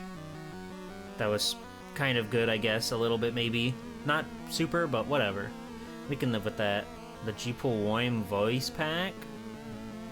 I don't know. That would be cool. This guy is obsessed with the shotgun. What the fuck? Here comes Yo-Yo! Yeah, you just fucking dug your own grave, idiot. Let's try this again. I think I can do it, but we just need to use more power than I expected. Oh god. Oh god. Damn it. Oh no! Watch out, Captain! Thank god. Noel is ready for action! The music is rather droning, isn't it? Dynamite! You fucker. Oh, you're in for it now, mister. Goodness gracious.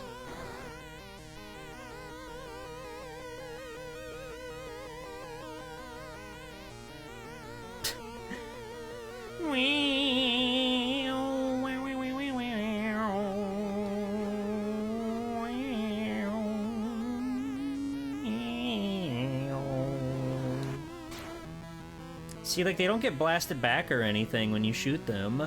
So there's a bit of fun that's lacking from this. Such an important part is being able to, like, send your opponents flying, right? But the physics are definitely whack in this equation.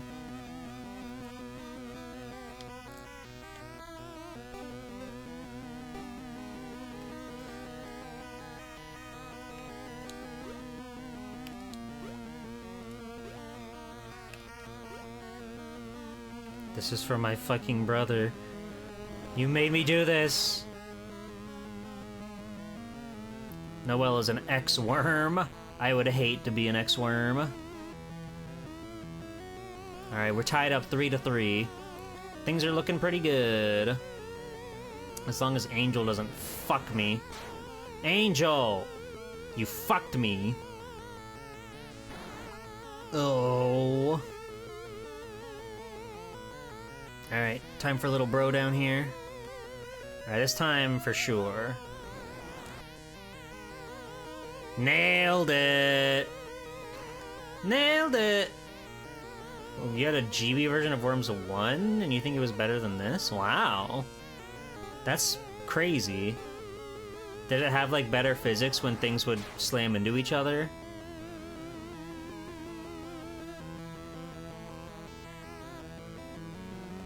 Oops.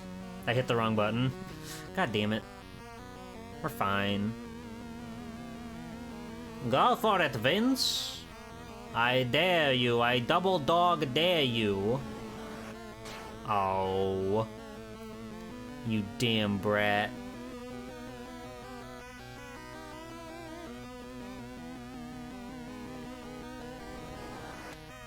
No! We're fine. We're fine. We got out of there unscathed. You remember the physics being pretty close to the Amiga version? I see. God. What a crazy concept, that Amiga. One day I'll play an Amiga game. One day.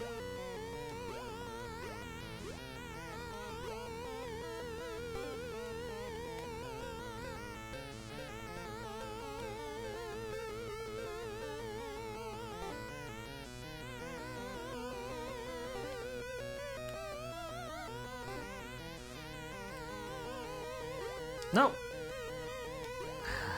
I keep getting my buttons mixed up. Aww. We almost got him. We nearly sniped his ass. I'm a big fan of Worms Armageddon, like, proper, though.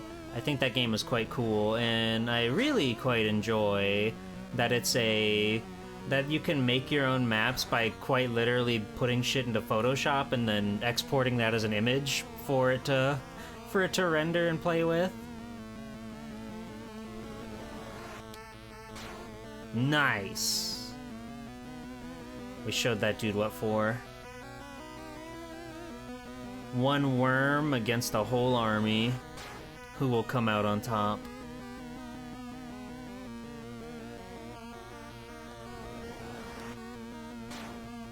There you go, Buster. Jeeple fan art, worms art, maybe? I've made one for Heck Maybe, and I've made one for Poly AlphaNet. They're pretty cool. I can probably put one of those on stream real quick. If I can dig deep into the filing cabinet and find them. It's like I gotta go all the way to, like, the Steam files on this bad boy.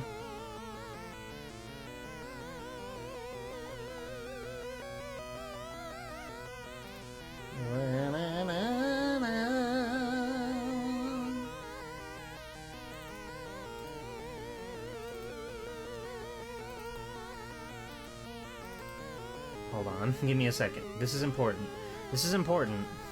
This is important that we find these. I just have to remember where Steam is.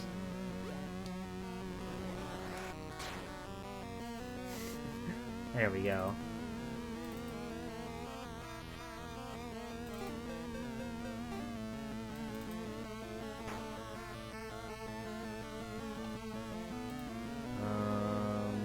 Data?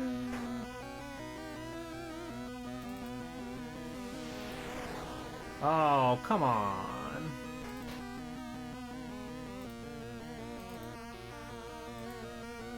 This guy is really grinding my gears out here.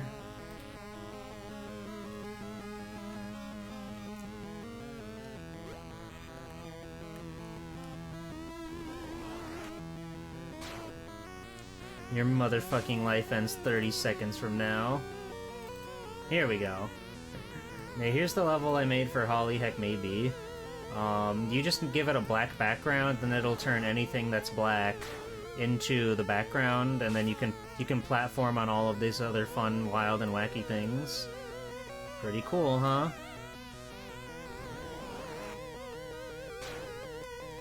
Oh, did I get a double kill? Holy shit! I'm the greatest! I'm the greatest! Worms! Oh, you guys can't even see because there's worms in the way. But I got the double kill! I'm so good at worms! Yahoo! GG! I'm the worm master. Don't get it twisted. Okay. Thank you, Holly. Thank you, Holly. Bye, Holly. Yay! I won. I beat worms. I don't want to play more worms. But this was cool. Thank you for Shrek win. Thank you. Most seriously. So let me try this next one. This next one I think is like a pretty good version of what it's supposed to be, but I want to see it. That's Super Mario. It says it right there on the screen. That guy, that's Super Mario Brothers Deluxe. So I have played this one before, but I just kind of want to play Mario. It's classic NES Super Mario Brothers 1 with a bunch of other little like gadgets and gizmos around, like the toy box, so you can play, you can get your fortune told. All right, tell me my secrets. No, I'm extremely unlucky. Fuck, print it. Oh, oh, we gotta hold on. It's May the 4th.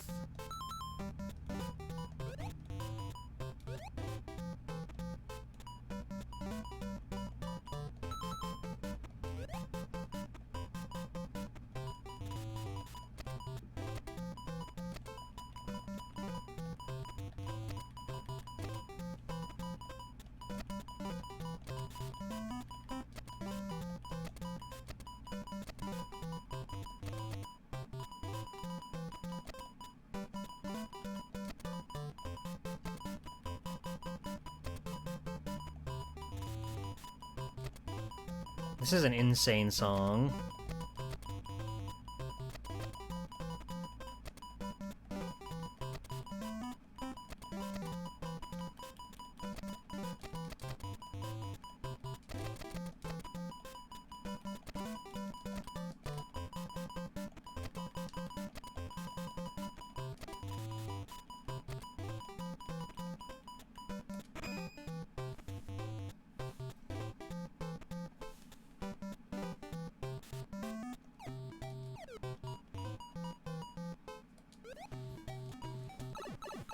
It's Mario time.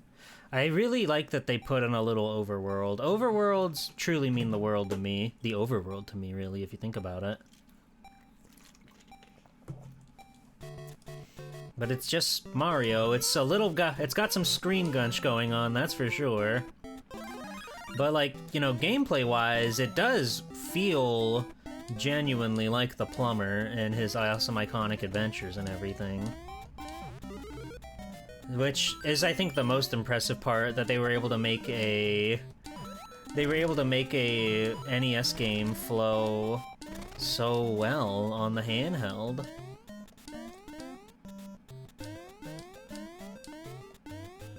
Yippee! He's way too big, though, on the screen. He's way too close to me. Somebody's gotta tell this dude to step back. Please, step back. If you know what's good for you.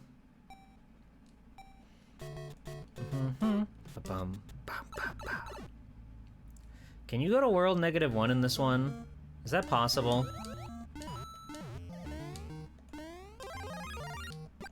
Did you beat this the version of Lost Levels on this? No. You can't go to -1? Damn. Oh, they also have the Lost Levels in here? That's cool.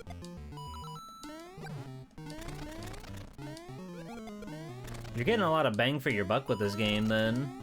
They give you 2 whole Marios. And, like, this would have been the first time that this, like, you know, NES version of Lost Levels was brought to the States then, yeah? Oh, no! Lost Levels with this restricted view. True. Luigi button. Every game should have a Luigi button.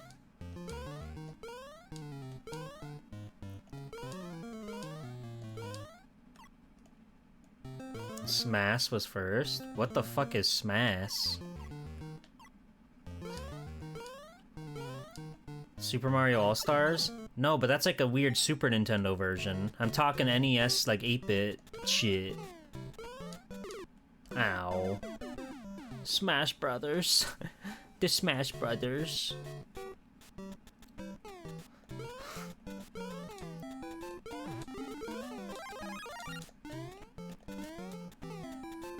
This is a very... Because, like, Luigi... Does he look this green in the original? I don't think he does.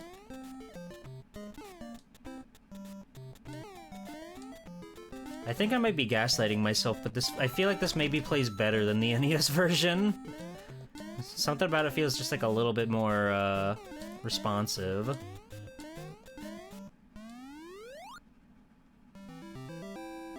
Ah, the Lost Levels color, okay. Even though they don't have the Lost Levels blocks on the ground. Strange, isn't it?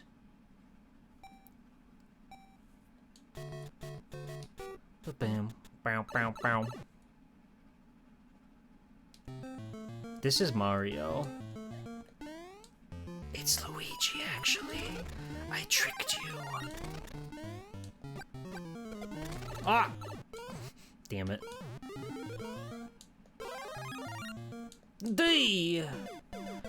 That's Mario for you. I wanna show the cool stuff in this game. The challenges. Wait, versus game. Wait, what? Hold on. Where's the... Aren't there like mini games somewhere in here? Hi, Frax. Where are the mini games? There's like definitely a minigame mode. You gotta unlock the boss race? Oh, well, fuck that. Fuck that. I'm not doing that shit. Ever. Ever. Okay? Okay. Let's move on. I just wanted to quickly pop this one in for fun. But without the minigames being unlocked, I lost all interest. I guess the copy that I played it on, because I've only ever played this one on like a real hardware. I guess whoever had it before me just already unlocked that stuff. Oh well. This one. Really weird seeing the modern Capcom logo. Digital Eclipse, okay. Really weird seeing the modern Capcom logo come up with that. This is Ghosts and Goblins. Bum, bum, bum, bum, bum, bum, bum. Just last week we played the NES version of this game. And I think this one is also based on that NES version. Bam, bam. The music is certainly fucked up, that's for sure.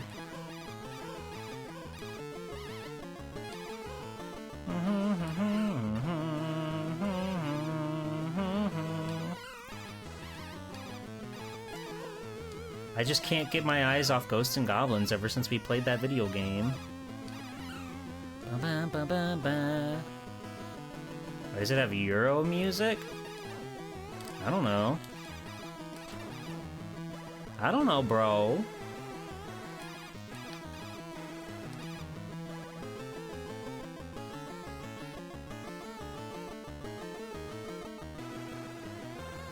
Nice.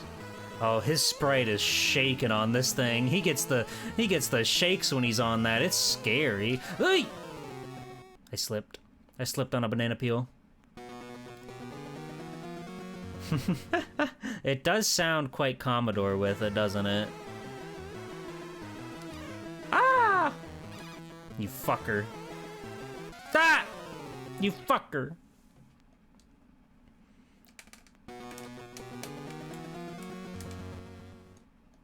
So true, so real.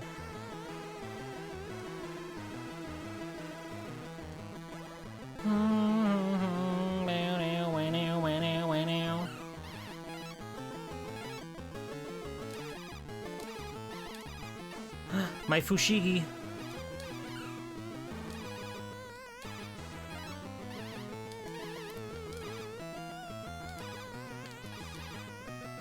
Alright, I think the boss is coming up. There he is.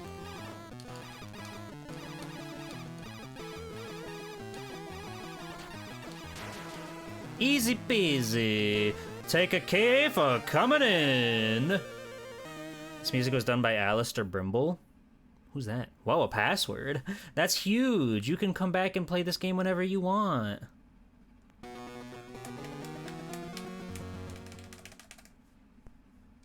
Ghosts and Goblins is kind of a genius game for geniuses, isn't it? Ow. Speed tech. That was speed tech. Fuck! My speed! Did a lot of Codemaster stuff? Really? Huh. That's fascinating. Alright, we can run it back.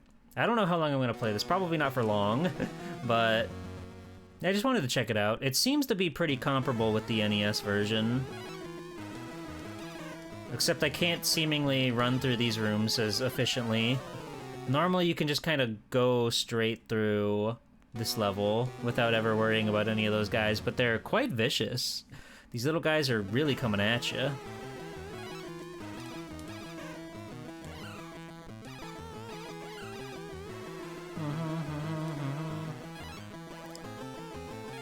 Fushigi! Get out of here! Get out of here! Bum bum bum bum bum bum bum bum bum. Ye old mansion. Bum bum bum bum bum bum bum bum bum bum.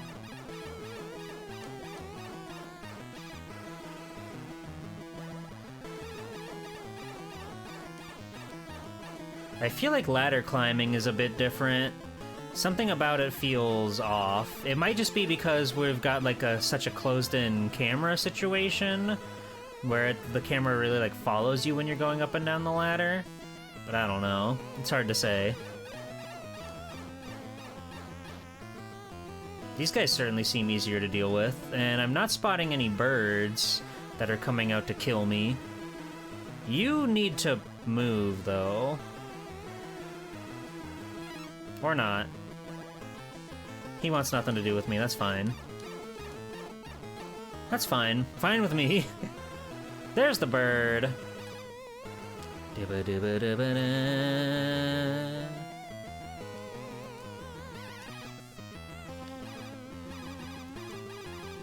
Four pixels are supposed to be his eyes that are just transparent. It's very funny. That's how it was in the NES version, too. Fushigi! Ah! Damn it. I got by the big bad bird.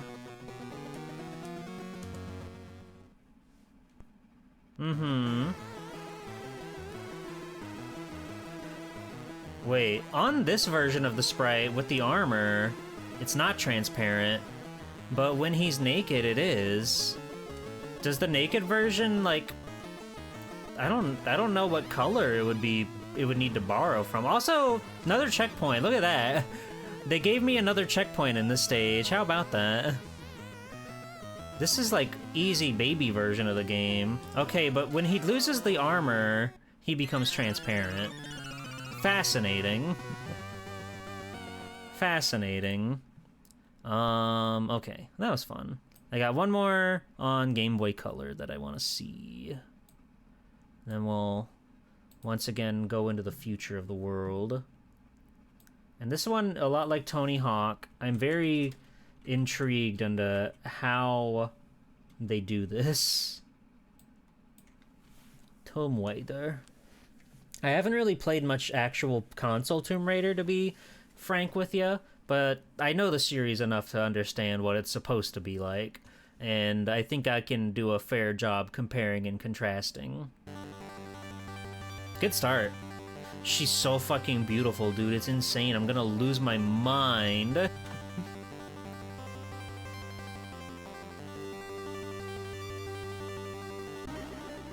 Moscow! Print this out and put it up on my wall. That's a poster. Uh-huh. Pushkin Library of Antiquities, Moscow. Antiquities.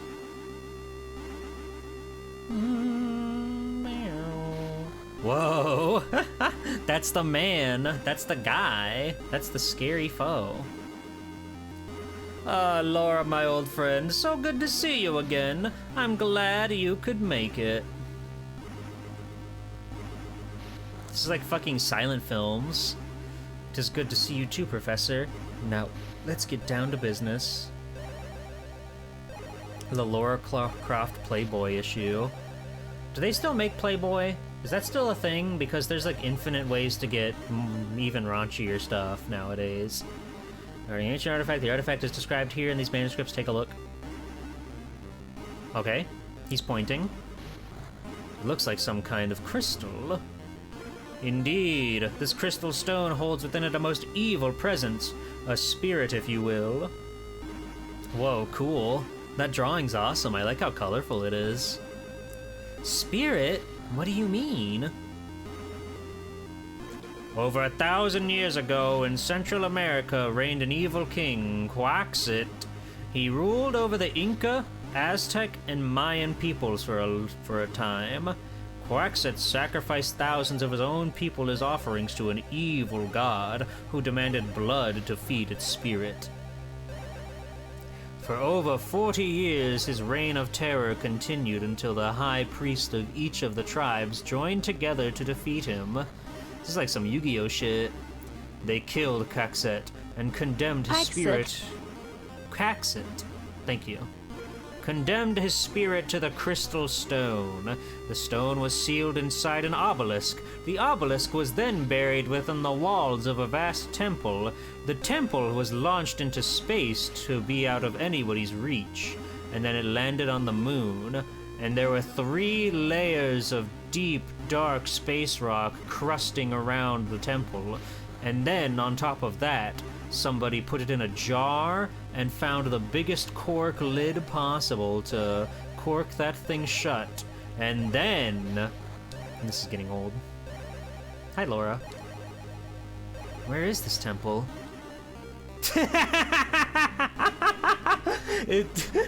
She says, where is this temple? And he hands her a photo of a nerd. Awesome. Ilya led an expedition. Awesome. There she goes. God, she's like a One Piece character. She rules.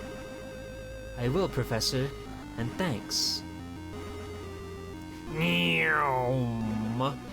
Off to South America. There she is, out there grazing in the grass. Enjoying the finer things in life. This is, for the most part, like the plot of Tomb Raider 1, correct? Oh no, Iliad, what's happened to you?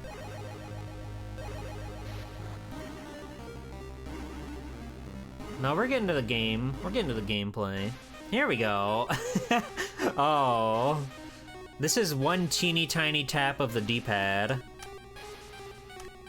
She takes a full ass step. Ah.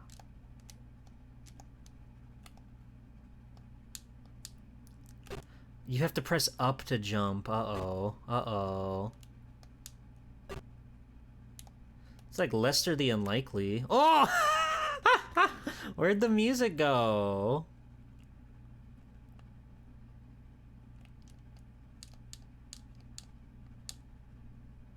Oh, okay. Oh, Laura! Oh, Laura. Game over. Jeep, does this version have a nude code? No, it doesn't, Thrash. Stop. You can't keep asking me that. She has jiggle physics? I couldn't notice. I didn't notice. I was too busy enraptured at her insane walk cycle. She does, goodness. They were so down bad for a beautiful woman. Catatonia! Look, a beautiful woman! Isn't this wonderful? Isn't this delightful? How are you, Raiders? It's me, Swelltime Jeeple, superhero extraordinaire. I got dynamite. How are you? Thanks for the beautiful woman. No problem, bud.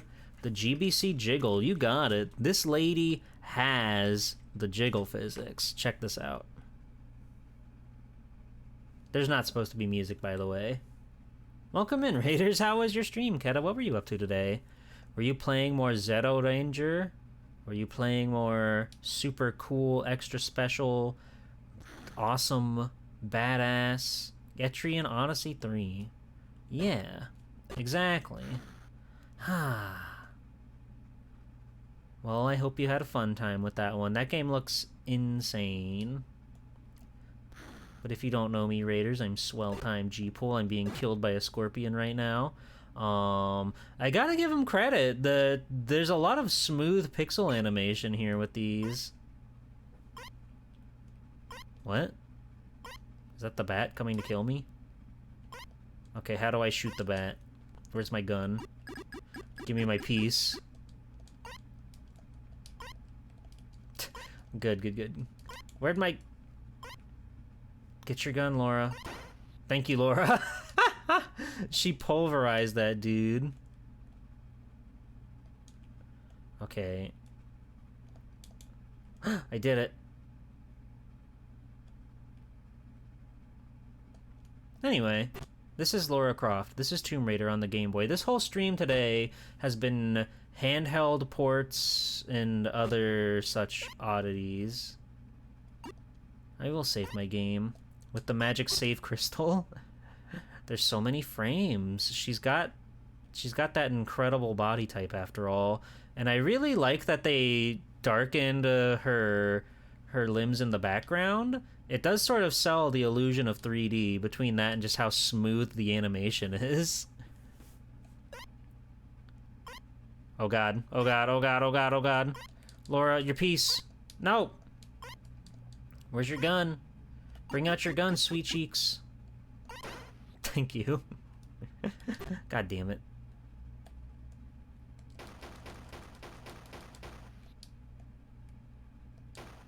Okay. How do I... There we go. We just gotta pocket those guns for later.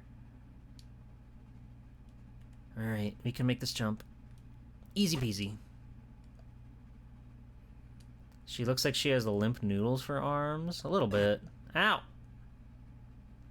Why would the scorpion ever hurt me? Is that a pile of snakes? Well, not anymore, it's not. Way to go, Laura. She is gonna get to the bottom of this mystery. Whoa, look at her turnaround animation.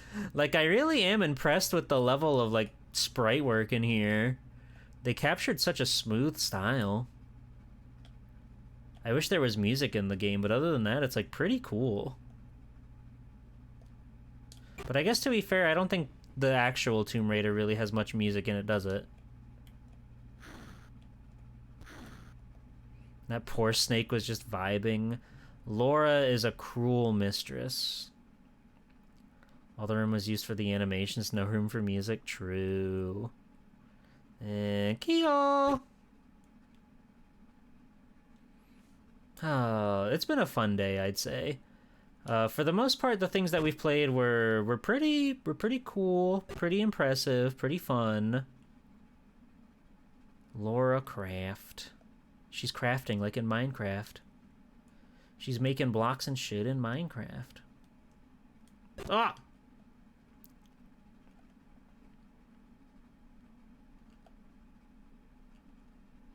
How many games do you think you got left? Quite a bit.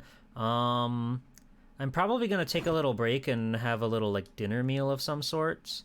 In which case, just like last week when we played Ghosts and Goblins, we can enjoy some more ordinary sausage together. Because I thought that was fun, and I think it's important to remember to take care of yourself in the streamiverse. So we can do that. Laura Craft dinner, exactly.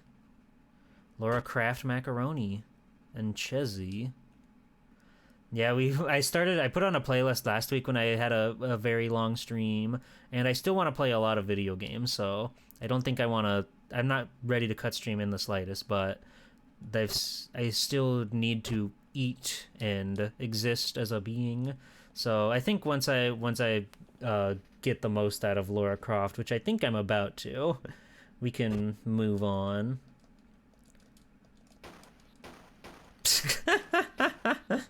Poor Laura, why did you do that? Why did you do that, Laura? That scorpion did nothing to you, and you just shot at it. Don't you have any shame? Don't you have any love for the magical world around you? This guy's chomping, that's cool. He's chomping at the bit. Ugh. I don't know how I don't do like a running jump. Because I can jump straight. Oh, okay. If we just hold the B button, then she does like a regular hop or a forward hop. Otherwise, she jumps straight up. I see now. Hi, Laura. Didn't you hear what the scorpion did to the frog? No, tell me. Fill me in.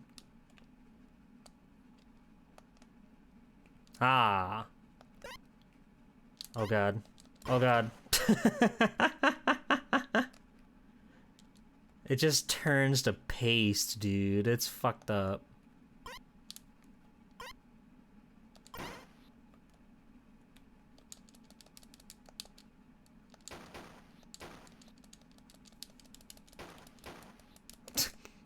Laura's so scared.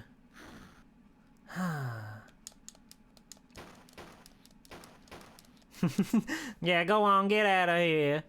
I don't need no stinking scorpions, okay? I'll give them credit where credit's due. This is a very, like, inventive, fascinating world that we've invented here with Lara Croft Tomb Raider on the Game Boy Color. Like, for what they needed to set out to do to make a game as wild and expansive as Tomb Raider, being like such a huge titan of 3D gaming, I'd say this is pretty neat.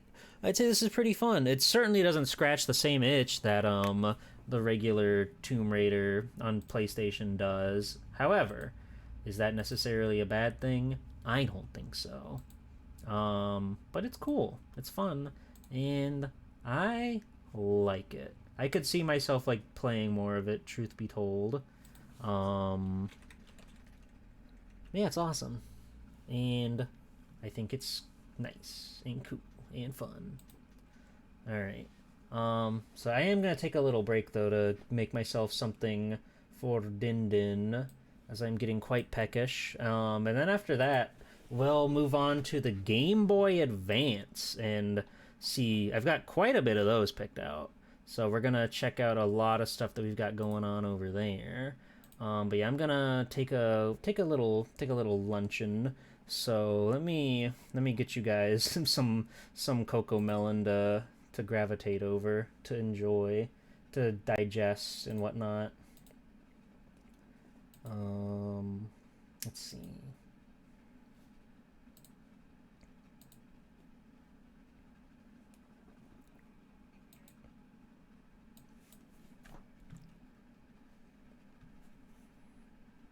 Alright, but yeah, I will be back momentarily. Hold on. I'm eating. Sure, we can keep that same message up. But yeah, here we go. Here we go. This should autoplay. So I will be back momentarily, and I'm gonna feed myself, and I'm gonna enjoy a nice meal, and then we'll play Game Boy Advance games, okay? Sound good? Alright, I'll get this started for you guys. If you guys haven't noticed, we have a new logo for the show. One of the fans of the show, he contacted me after the last one and said, hey, I'm a graphic designer. I forgot I can just... I think I can make a I forgot I can just... Hold on, I can just... I just wanted to do it just to help out the show. And so, God bless him. He didn't complain once through all of the revisions that I put him through. And I know I put him through a lot. So, if you want to show your appreciation to this show, to this channel, you can do so by visiting at TechCrate1's Twitter profile and let them know how much you enjoyed the new logo. All right, and with that, we'll start the show. Well, hey there, folks, and welcome back, I guess, to another episode here. And what an episode it is. You may be saying, hey, but these don't look like MREs. There was a little screw up at the post office, and they're working on getting that package returned. But until then, we can celebrate the Jewish holiday here of Passover with some classic Passover foods. We have the matzah, gefilte fish, some horseradish here. You put that with the gefilte fish. Manischewitz wine, and we got some matzo ball soup mix. So we're gonna do a Passover sausage.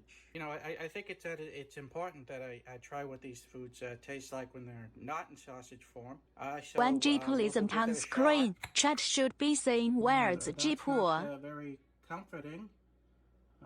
There's a whole lot of shimmer that I was not expecting. All right, you know, looks aren't everything. It's how it tastes. You're supposed to eat the broth. Give it a little bit more of that broth.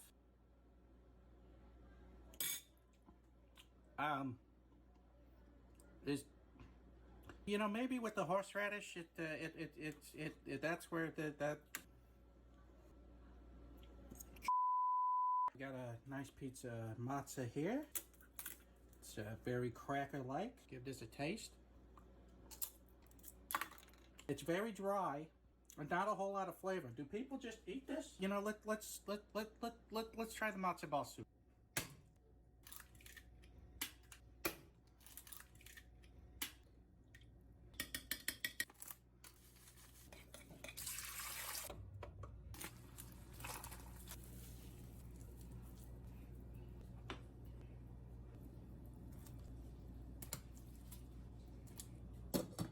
You know what? This would actually with a little bit more salt, I think it would be perfect. Okay. Remember the Vienna sausage episode? Oh my God, it's Mr. Potato Sausage. Oppa! Let's give this Manischewitz a shot here. Okay, I think our food tour is over. And, you know, I think it's time we make some Passover sausages here.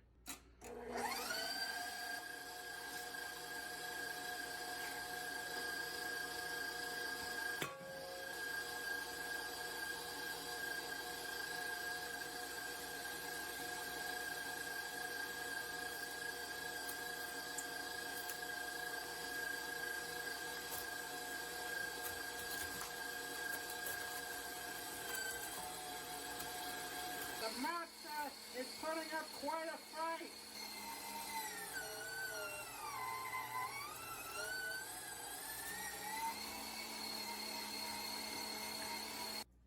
Okay, we didn't do too shabby. Let's get it a stir and try to get some of that moisture out of there.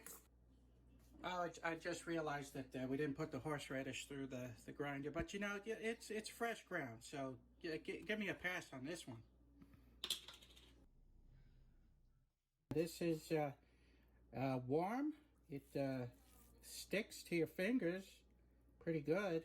This is extra sticky. It kind of looks like the matzo ball mixture. Maybe this is what it's made out of.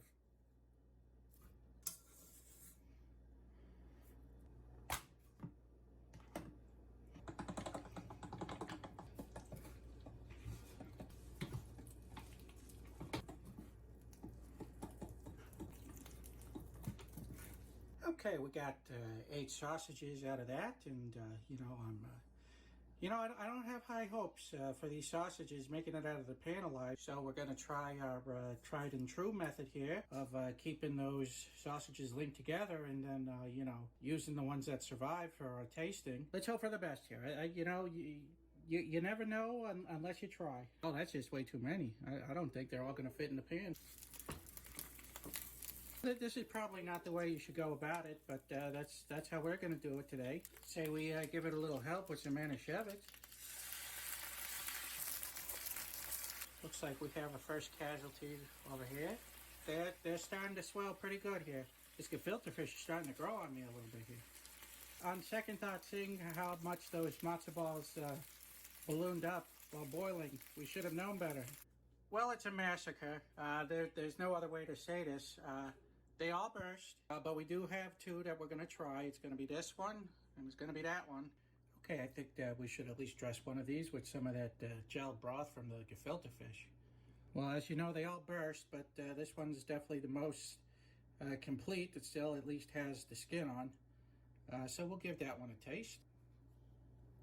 It tastes almost exclusively like the matzo ball. I can't taste any of the gefilte fish, which, you know, it's kind of a good thing. There's a little bit of the horseradish. There's not too much bite. Let's try the one that we jellied with the gefilte fish jelly. The jelly broth didn't really make a difference here. It's not the worst sausage I've ever had on the show, but it is very plain tasting. It tastes just like a white bread with a little bit eggy, a little bit oniony. It's just so plain that there's really no flavor behind it. So 1 out of 5. But you know, we do have Easter coming up, so we'll see how we could destroy that holiday. Bop, bop, bop, bop, bop.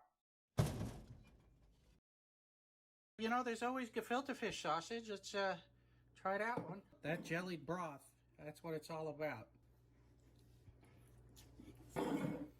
No, 0 out of 5. Hey there, folks.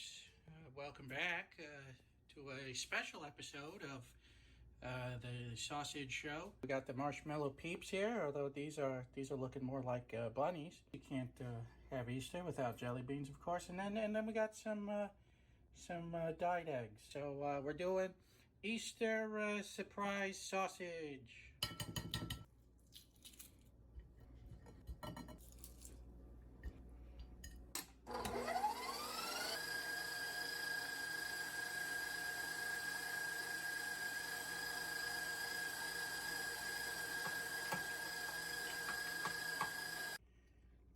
actually makes a pretty good egg salad.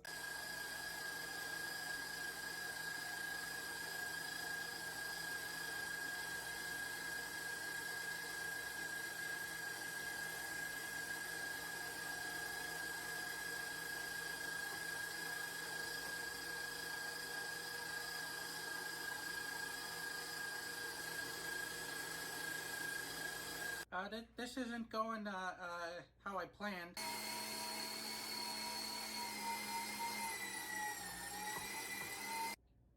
All right, this thing's gummed up pretty good. Let's take a look. What's going on in there?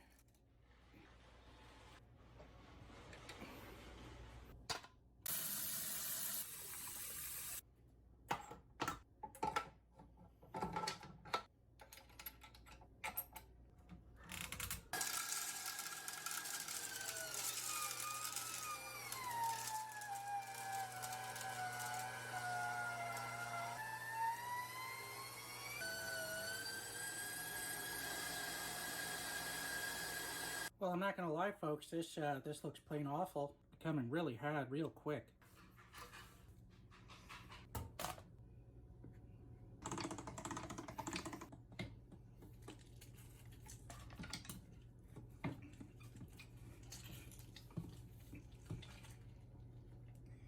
Happy Easter, everybody.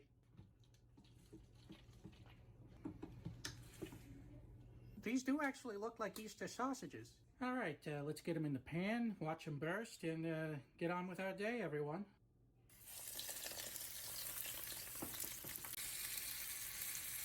All right, well, that one must have come as a shock to nobody. Oh, there goes the second one. On paper, we did everything right.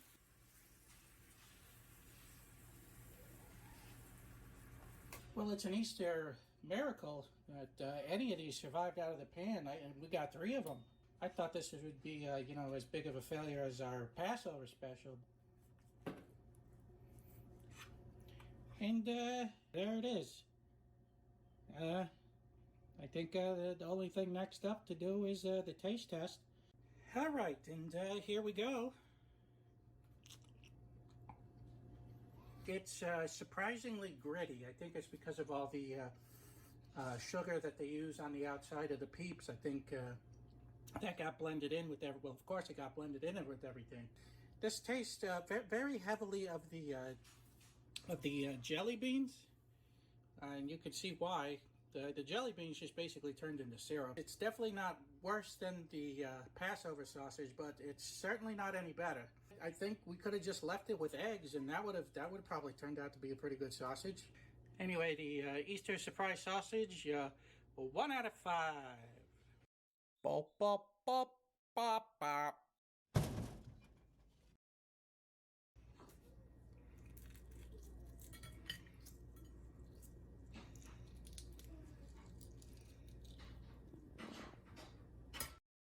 Well, hey there, folks, and welcome back to another episode here. This is an episode that's very near and dear to my heart. The big beef and cheddar happens to be my favorite fast food meal of all time, so I don't know why we didn't do this one any sooner. And we'll be accompanied by a little bit of the French fries, because we know what happens when we get too many starches in our sausages. And we got some horsey sauce and some Arby's sauce there, and we'll be using that as well. So it's the Arby's big beef and cheddar sausage. Let's just take a look at what's under the hood here. To start off with, you got your onion roll here. There's the cheese. This is what makes the beef and cheddar a beef and cheddar. Otherwise, you're just eating, you know, a roast beef sandwich. You know, you got a ton of roast beef, and then you have the underneath sauce. And you know what? This isn't your mom's sandwich over here. This is a big boy sandwich. So we're gonna have to cut this up in order to make it fit in the grinder. Some sauce here.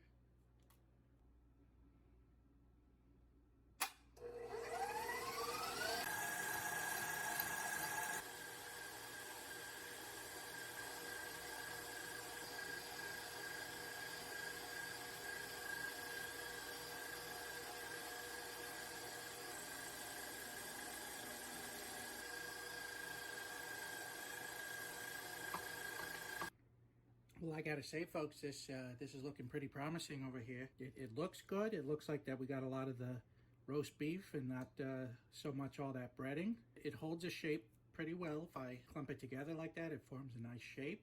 So I think that bursting will be reasonably low with all of that roast beef that's circulating in here. You know, and this isn't in any way an attempt for Arby's to send me free food. But I will take it if they do send it, so there is that. Time makes you older, even children get older every night.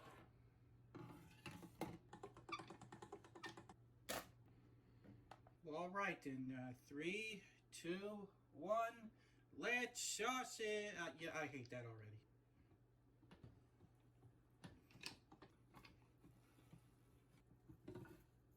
There's no getting around it, folks. These look like little turd sausages with pieces of corn in it. Well, all right, you know the old expression, a hot pan needs a sausage like a hand needs a warm glove, so let's go ahead and try this.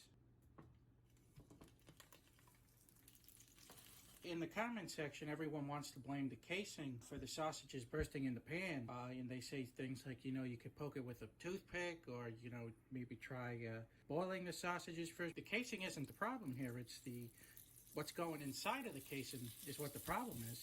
I'm feeling pretty bold again. Let's do that sausage flip. On the count of 3. 1, 2, 3.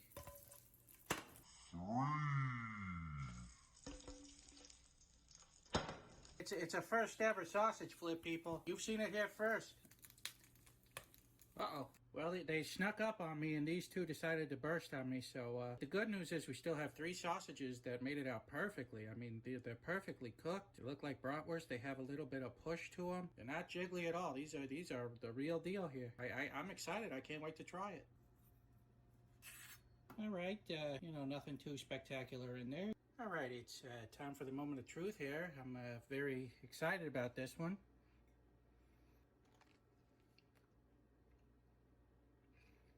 Let's try it with a little bit more of that Arby's sauce. If you haven't noticed, I ran out of hot dog buns, so that's why we're pouring all these sauces on the same one here. Oh, what a plop that one is. So this is a little bit disappointing. The flavor's fine. I mean, it tastes like a big beef and cheddar. Maybe not so much the cheddar part, but you do taste the roast beef. However, it's a textural loss here. It's all just very mushy. The pleasure of eating a big beef and cheddar is lost when you put it in a form like this. I think what we'll try in the future is just try to make the best version that we can make with the ingredients we have. So maybe we won't throw the buns in anymore, and maybe we won't throw the French fries in anymore. Maybe we'll just use primarily the meat and try to make the best tasting sausage based off of that. Because I'm tired of giving away these low scores here, people. I want to give away the 4s and 5s. So this one, disappointing. I'm going to give it a 2 out of 5. Bop, bop, bop. Bop, bop.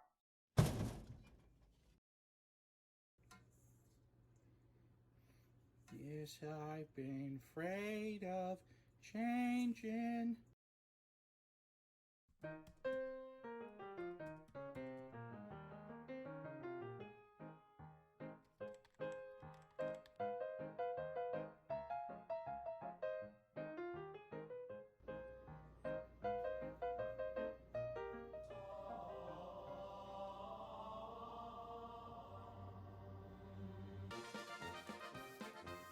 Well, hey there, folks, and welcome back, I guess, to yet even another special episode of the sausage video program. A lot of people in the comments wanted me to help Charlie out and give him some guidance on how to improve his sausage making. So we'll go over the footage and see what advice I can give him. Oh, and by the way, we still will be making sausage on this episode. As well as trying one of his, the KFC Big Bucket. Well, now the KFC bucket, that isn't for beginners. It's supposed to be sausage casing, but I feel like I've been scammed and got intestines. That's what sausage casing is. It's the intestines. I hate these biscuits. They're like little rocks. Yeah, good. That's good. That's good tearing technique. Why Now we're getting down to the real deal. There we go. When you're shoving the food down the chute, It's just the you need to breading really making want it. Really hard. Yeah, the breading can be a cruel mistress. Up, see, he didn't want it bad enough. Makes this look so simple. This is looking good. This is looking like what we had on our show. Still left with a usable amount. They sell a sausage attachment? Look at that. I've never seen this method of sausaging before. That's not You know, bad, holding your first sausage is Yeah. exactly like holding your though. newborn. Yeah, see, This is why we Exactly, started looks keeping like the a perfect- sausages linked on our show. it's burnt. It's been fully flavor blasted. It's like Well, we've certainly made worse looking sausages on the program, so while not a total success, this isn't a total failure either.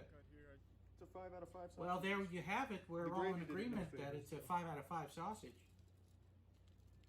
Yeah, you make sure you get it nice and overloaded beyond its capacity, and that's the secret that most sausages won't tell you. The sausage To is tell you the delicious. truth, it looks about the same as before it went in. Jesus, it's right. Twice? All right, there you have it, folks. I think it's about time we give it a try on our show. I say enough of the pleasantries. Let's get down to some sausaging.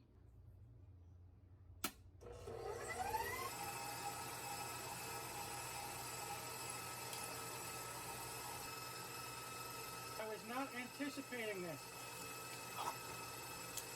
Oh, it, Charlie. Did we really accomplish anything by sticking this in the grinder? And I would have to say no.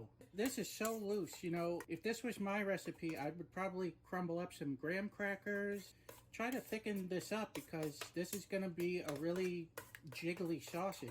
This is Charlie's recipe, so we're not going to mess with it. We're going to stick it into the casing just the way it is. And who knows? Maybe it'll be like the cake sausage, and it'll be a nice surprise. This is the piece that Charlie was missing, why his grinder kept falling off the KitchenAid there.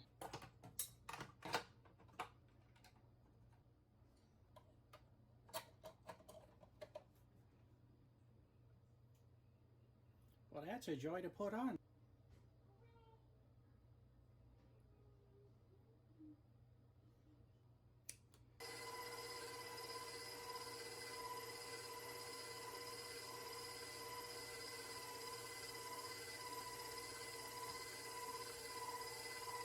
You know, I'm hoping that I don't get demonetized for this one.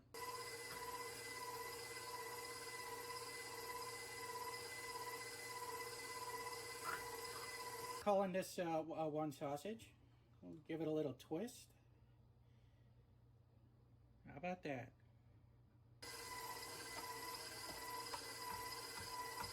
Come on.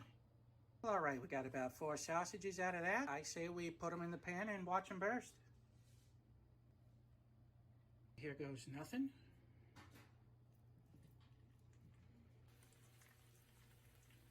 I don't know how I did that. I can't believe it, folks. It's actually working. Uh-oh. Well, normally on the show, this would be the point where I cut open the sausage and let you see what it looks like inside, but I think we can see what it looks like on the inside, so we'll just go straight to the tasting. Well, this kind of looks like a pickle. So the guy in the comments who keeps wanting pickle sausage, I mean, this is practically going to be the same thing. And in good show prep fashion, I didn't buy any hot dog buns, so we have this piece of bread here. Let's give it a taste, though.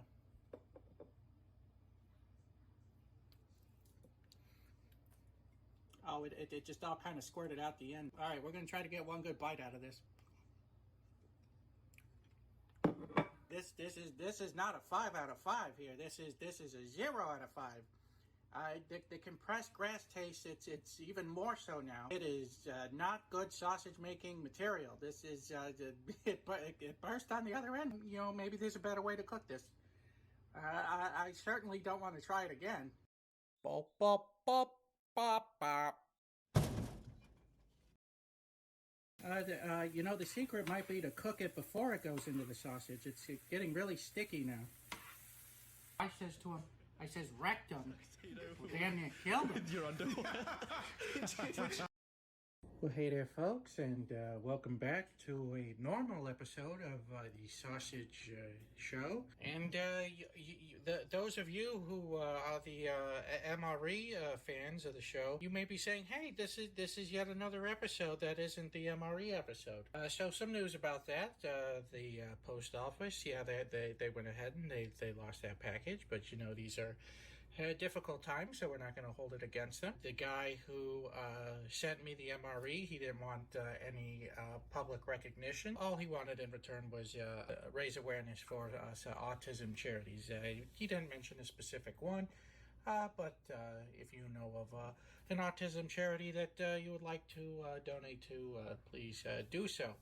If you have a MRE that you think would be good to sausage on the show, I'm on Twitter. How about you send a message, and you tell me what kind of MRE you got, and I'll send you. I'll tell you if I want that one. And I decided that we're just gonna do both sauces.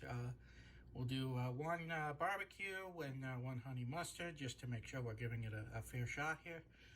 And for those of you with the sweet and sour sauce request, you guys are like the foot fetish of the chicken nugget sauce community. And since we are doing two different sausages today, I figured we'd do prepared two different styles. One with our tried and true method here, and the other one with the KitchenAid attachment sausage attachment.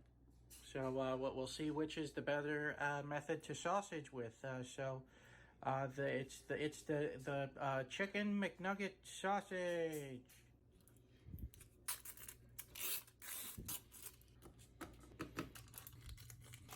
We'll try a different saucing method with this one.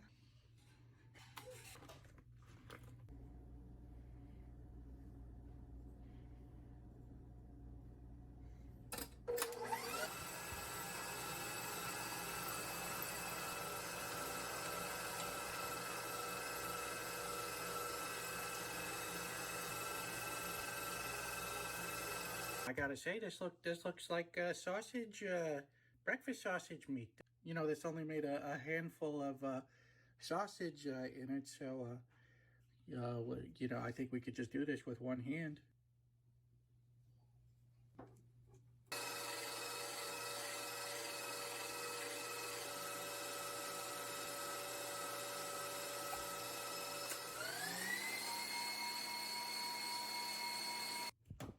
It made one sausage, and I think I have high hopes for this one. And I just realized that this shape, is probably more conducive to a better blow. So let's give it a try here.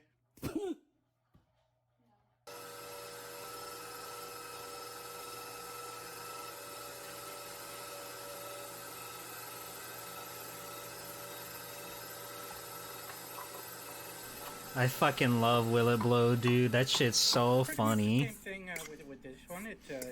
Just I'm back, by the way. Hello. But, the texture's the same. So now we're gonna put it in the bigger sausage stuff. We're gonna finish this one though. Don't worry. Money when you're sitting at the table.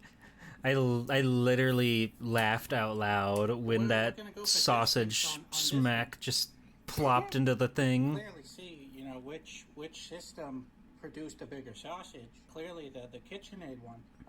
So if you're gonna do small batches of sausages, I recommend doing with a KitchenAid attachment, because there's just so much waste in the tube. Amen. I guess we'll go ahead and you see which one tastes better. That poor little guy.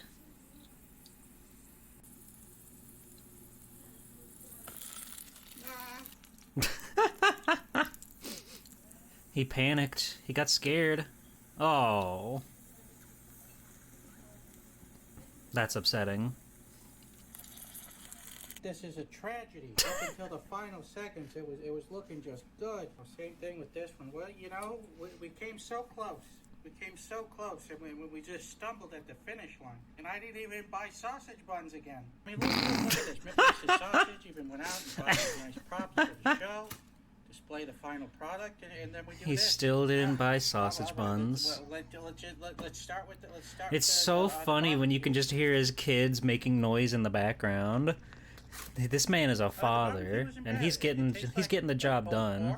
Not the greatest pulled pork in the world, but it still tastes like pulled pork. The breading it's not good. It didn't blend well. All right, and now we'll move on to the honey mustard. Tiny little guy. All right, well, this is actually a very easy decision. The honey mustard is the clear winner. I don't know how much money you pay for it, but it's a pretty decent sausage. I'm going to go ahead and give the honey mustard a 3 out of 5, and we'll say we'll give the barbecue a 2 out of 5. So okay. A combined score of 2.5 out of 5 sausages. All right, sounds good. Congratulations to all the sausage heads out there. Bop, bop, bop, Bop, bop. bop. Boom, boom. Oh god, there it is. God, the way it sticks like that is so evil.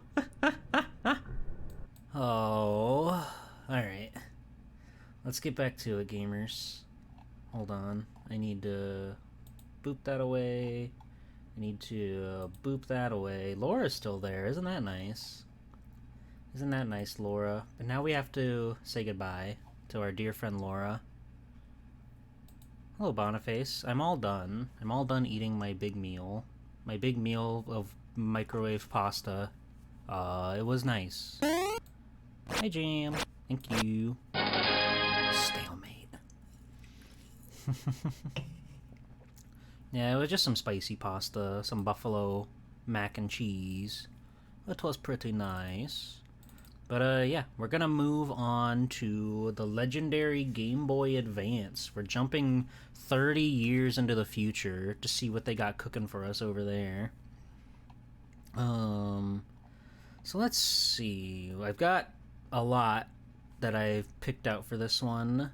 The question is, where do we start? I think let's go for an easy one. Let's go for an easy one. Oh god, the cropping. Oh god, the cropping. That's fine. We can just there you go. So I'm curious just how close to the NES stuff that these classic NES ports say they can get. I mean, granted, this game does Super Nintendo games mostly just fine, right?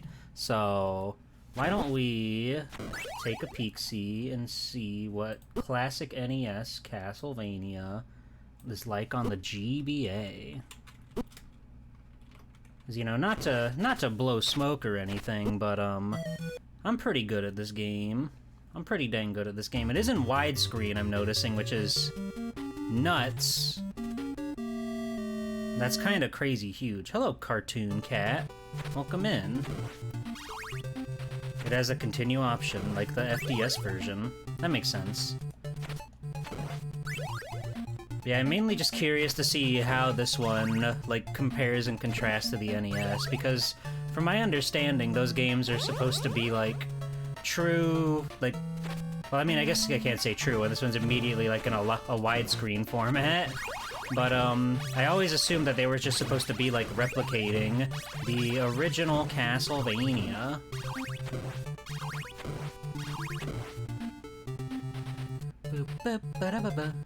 And, you know, I can play Castlevania, like, 1,000 days out of the week. It's just that good. It's just that fun. Game's a bit loud? Yeah, I feel that, too. I feel that way, too. Let's tune it down a little bit. Now you're wide? Congratulations, Cube. That's huge. Bum,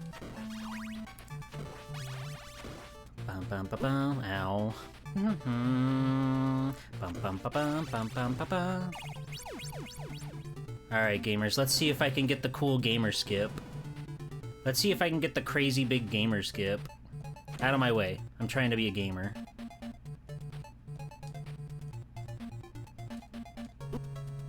Fuck. I'll try, like, 1 or 2 more times. What are you doing over there? Hey, Val. God damn it.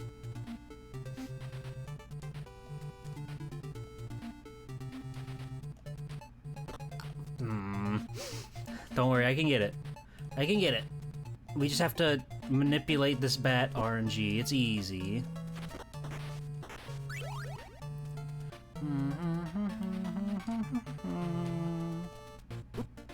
There we go. See? We saved so much time. 1,000 hours. Easy peasy.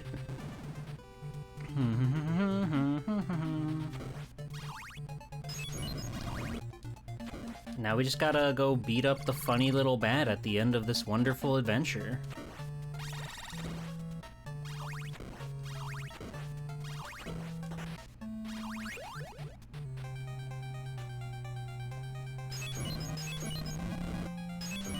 Oh, he escaped my trap.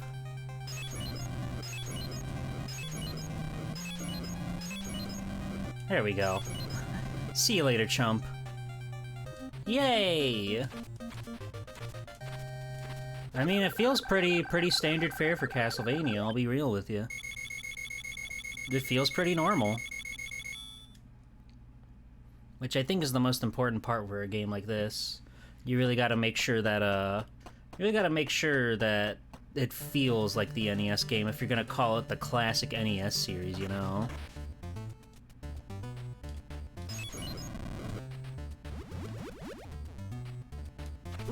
Oh, it's fine. Wow, you beat Dracula. Good job. Why is there more level though? Oh, Thrash. You know so little about the world. You know so little about this crazy place we call the world. Ba, ba, ba.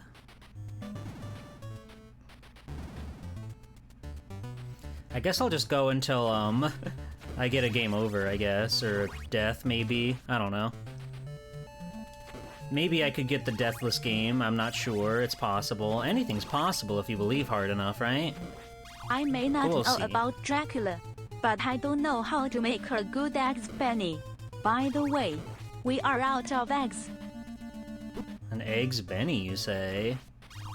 Oh, we're gonna have to go to the store and get more eggs. This is tragic.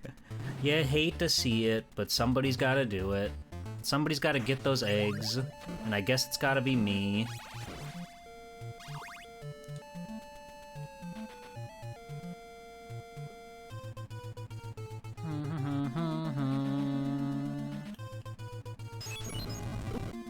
Fuck.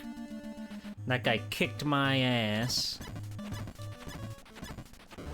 That sound effect sounds a little weird. Hitting those guys doesn't sound quite right. See, right now I'm in critical mode. I'm just trying to really tear this game down.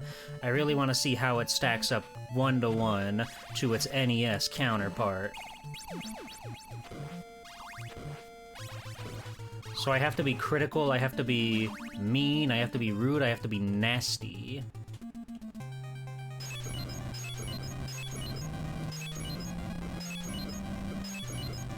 Bye-bye. Sayonara, madam. Yippee, yippee, yippee, skippy-doo.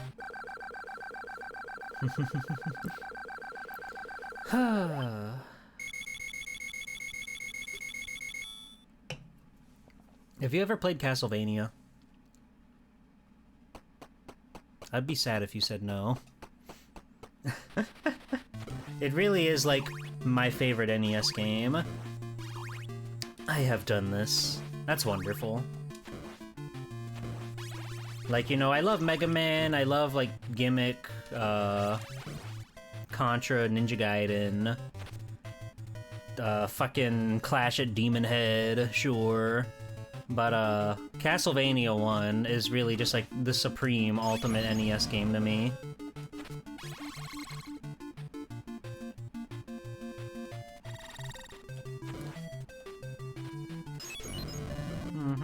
Do you know what happened to me the first time I played Castlevania? No, tell me. Tell me your tale. Tell me your tale.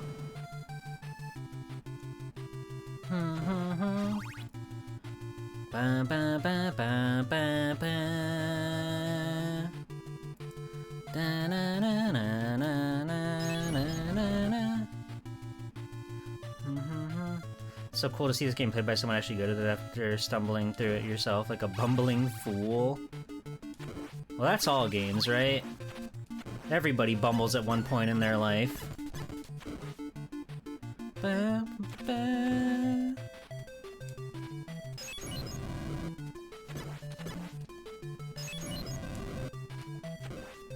You got to the last level and the entire game crashed because it was the first version? Oh no, Fire Mountain. We have to get you a better version. We have to get you the new batch. Oh, I feel like those crosses are much more common.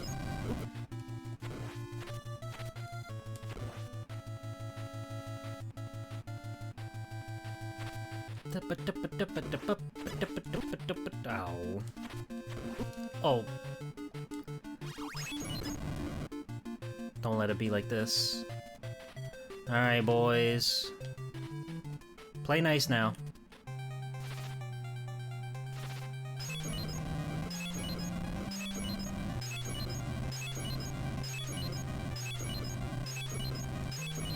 Yay!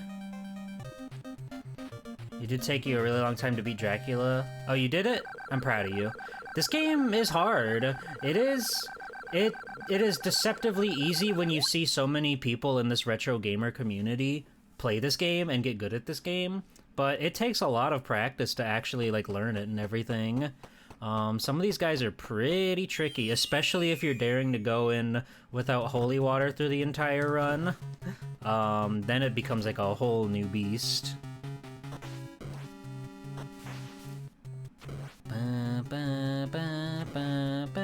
Oh god. Well, unfortunate. Time to go for the 1cc. I hate this part. Level 4 is my Achilles heel. And specifically, it's like this part of level 4. Those stinking mermen always trip me up.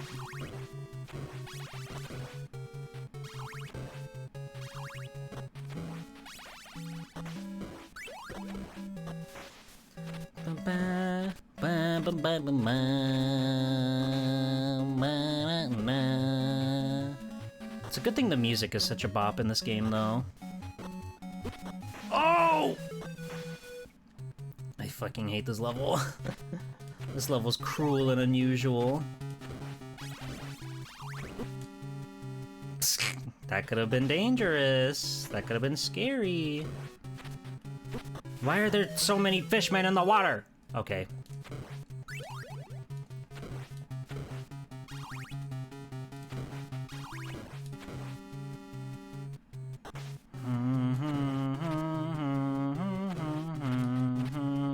See, that time that guy just said, nah, I'm good. I'm not showing up to the party. No, thank you. And honestly, fuck that guy. We're fine.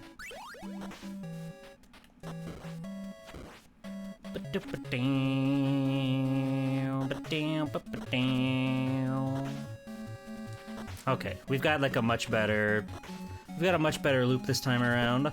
Never mind. All is hopeless. This is fucked up. I hate video games.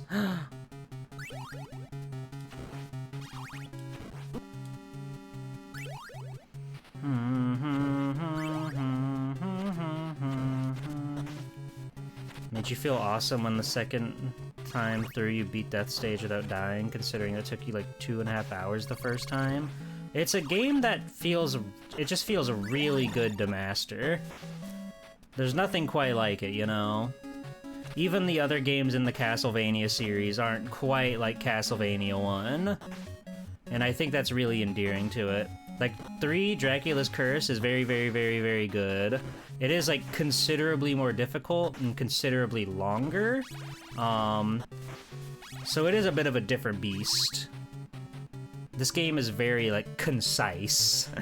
They don't have to worry about different characters you can play as. They don't have to worry about making your different routes all the more different and interesting and unique because it's a sequel, so they gotta do something to spice it up, you know?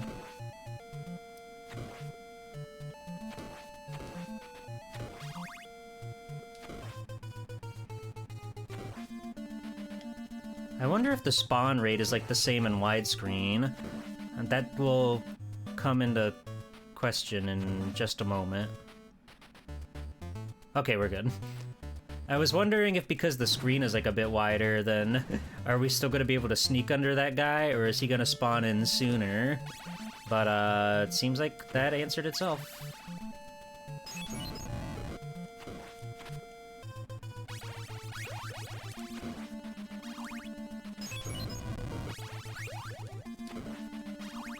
There's a few NES games you'd want like that. You should own a copy of CV1. Oh, yeah, yeah, yeah. It is like the game of all time. Hooray! We got our tripler back. All as well. Oh! Fuck! We fucked it up.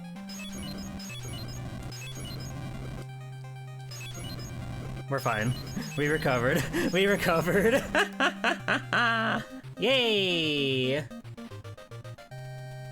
That is kind of surprising that you've got 3 boxed, but not 1. That game is expensive. You beat 3, but it really is so big and difficult, it makes you harder to want to replay. Exactly. This game is like 6 levels. It's really pick up and play.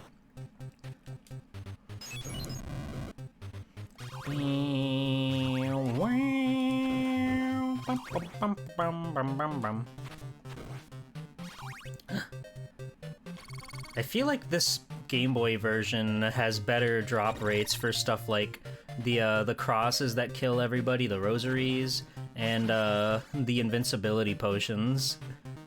I don't feel like I've ever seen an invisibility potion that wasn't like seated to a specific key in the NES version.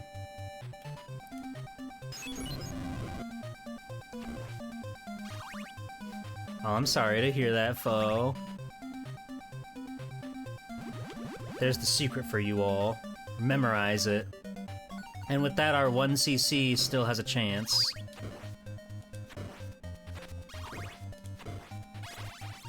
Oi! Oi! Oi!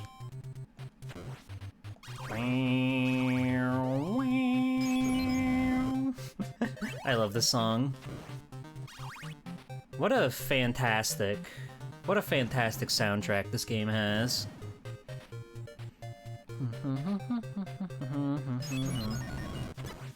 And we got another life through points. That's huge. I want that. We're gonna be throwing out a lot of these guys, so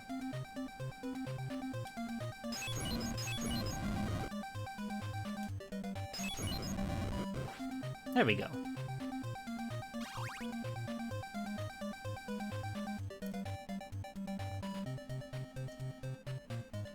What are you up to? What sort of shenanigans are you up to over here? Oh, to be a red skeleton who can always get back up no matter how hard you get beaten down. Wouldn't that be so nice?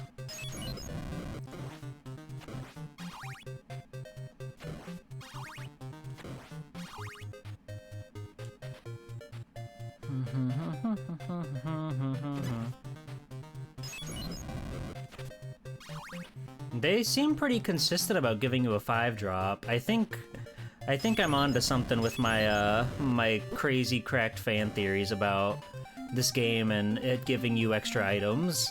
I think there might be something to that. I'm not crazy. I've just played this game enough to know when something is off.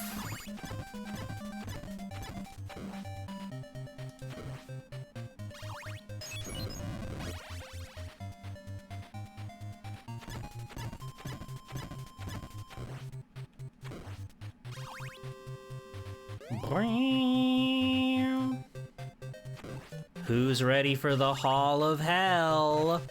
Smash that like button. Here we go. Alright, so your first trick there, you want to trick that bastard into walking straight under your awesome flames. I fucked up big time. Where are you going? Stop. Damn it.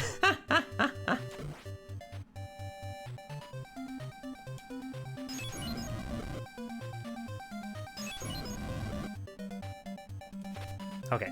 We're in the clear. That was too scary. That was too scary. I like walked onto the stairs and nearly doomed myself. Alright. Sayonara, old-timer. Nice knowing you, Pops. Sizzle, sizzle.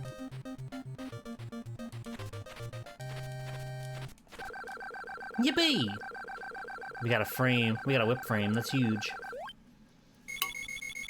That's so good for the RNG on the next stage. You have no idea. Here we go. Dracula's final castle. We just have to get over his big silly bridge.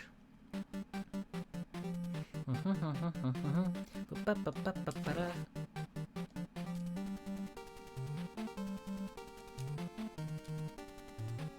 ba ba. Ah, fuck. Oops, we're fine.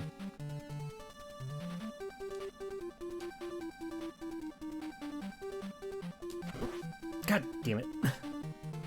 That's no good. We'll recover. We have no choice but to recover.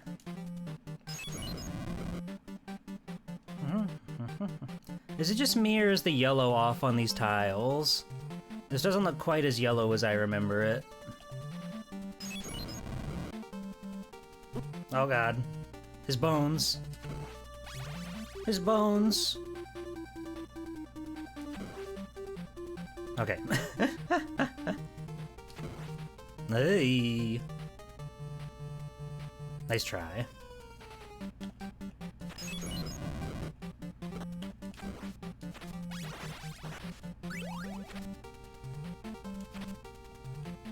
They're so scary.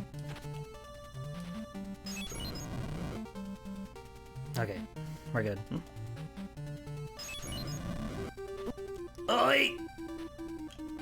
Ah, damn it! Man, we almost made it up there.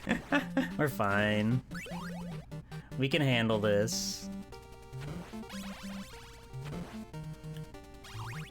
That part's so tough. Now we have to do this part with Baby Whip, which is not ideal. The Baby Whip, why? ¿Por qué no Baby Whip?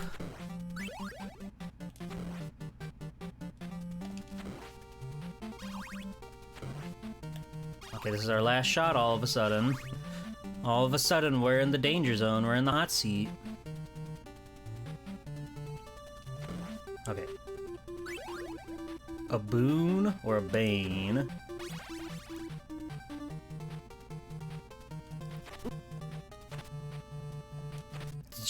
Would you mind? Thank you.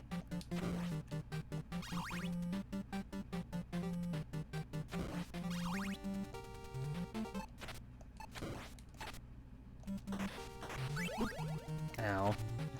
A lot of good that did me. Just go, just go, just go, just go, just go, just go, just go. Alright! This is where it crashed for you? Oh, that's so tragic.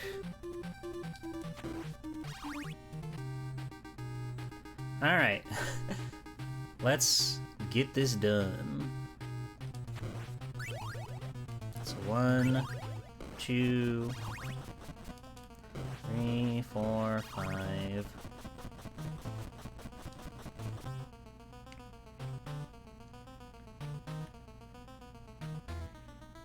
I never remember if it's... I think it's on 10. 6, 7... 8, 9... Okay. Now here comes the coolest gambit trick that you've ever seen. There we go. Now I've got that so we can make Dracula a joke, okay?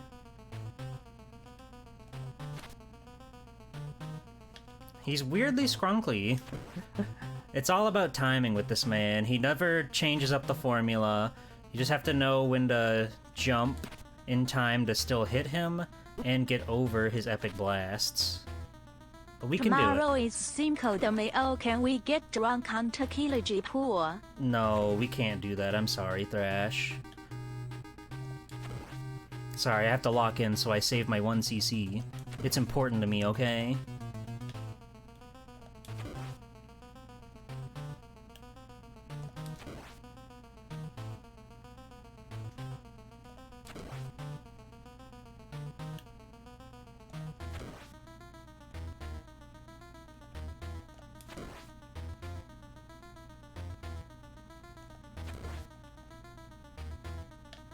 Ugh. No! Uh-oh.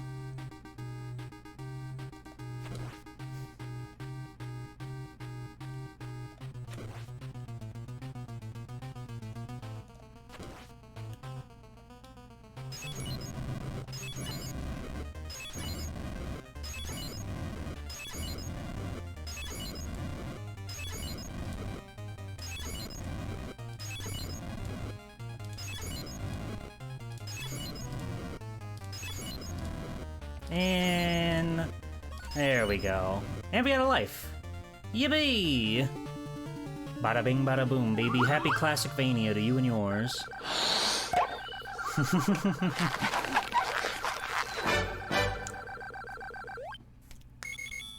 GBA port, pretty solid. Feels pretty good. That was nice. Oh. And that was just like one of the many attractions we've seen today. I was gonna drink my oil out. Don't worry, Thrash, he could never. You played the greatest role in this story. That's fucking true. Also, hi Tenchi. Welcome in.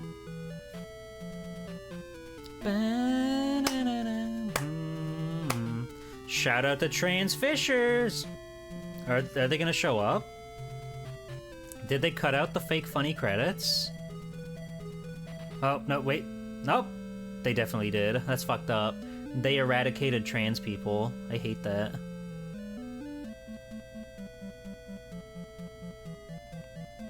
What the fuck? Why would they do that? Transphobic version of Castlevania? How dare they?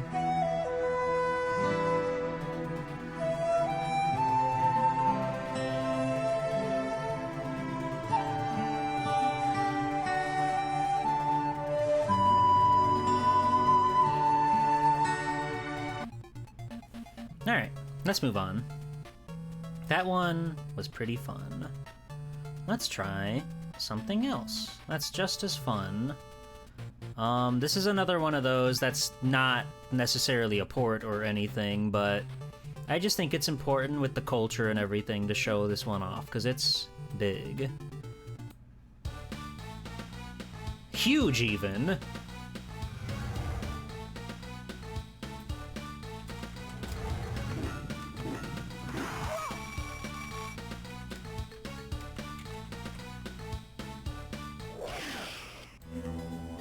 Wow.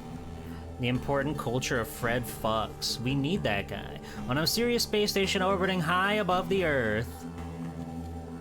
Cortex, remind me why I keep you around. You have failed me one too many times. Uka, forgive me. I've been wasting all these years trying to vanquish that brainless bandicoot. He is of no importance to us. We want to take over the world. I've heard it all before, little scientist. What is so different this time? Trust me, Uka. I have a little plan to bring Earth's puny inhabitants down to size. Wow! Crash Bandicoot, the huge adventure.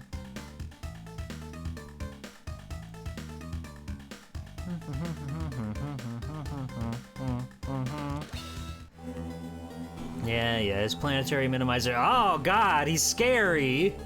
He's so scary. Hi Fizzle, hi Sparklin. You like my Cortex voice? Thank you. I think I'm pretty good at it. Oh, he minified the Earth. He made it itty bitty. Finally, after all these years of abuse, the tables have turned. I've seen Who's the some little hate guy things in my lifetime. now? Wink, wink, nudge, nudge. What? I Neocortex am your ruler. You will look up to me. Ha ha ha. I don't like the implication that this is like a regular city with regular people in it. I have finally won. Now nothing can stop me. Not even that little bandicoot. Crash, Coco, the world needs your help. Cortex has shrunk our planet to the size of a grapefruit. We must stop him. It looks as if Cortex is using the crystals to power his shrinking machine. Crash, if you can find the proper crystals from around the world, I think I can build a device to reverse the effects. Good luck, Crash. You must find the crystals so we can put an end to Cortex's evil scheme. Fuck yeah, dude. Let's go to Justin Slime. Yay! Crash Bandicoot! Yay! Yay! Yay! Yay! He's Justin Slime, you guys. So this whole game, it is like a 2D side-scroller Crash Bandicoot, which feels kind of like perverted in a way, because the whole crux of Crash Bandicoot was that it was, you know, the Sonic's ass game, as it were. So for them to, like, come back around and make a game that's Sonic's side game, I'm a fool, I'm an idiot! Golly. Oh well. Guess we won't get the gem.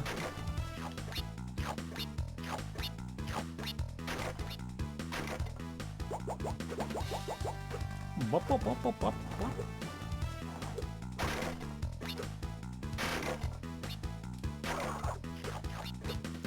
These games are all, like, perfectly fine. They're not really doing it much to really, like, inspire the nation or anything. Oh. Whatever. They're not really doing much to, like, inspire or whatever, but they're perfectly playable platformers. I think if you had one of these, if you liked Crash Bandicoot, you would still like this game just fine. Even though it is considerably different from what you'd expect from your main man, Crash Bandicoot. He became an angel there. If you were touched by an angel, and that angel was Crash Bandicoot, how would you feel? Good? I hope so.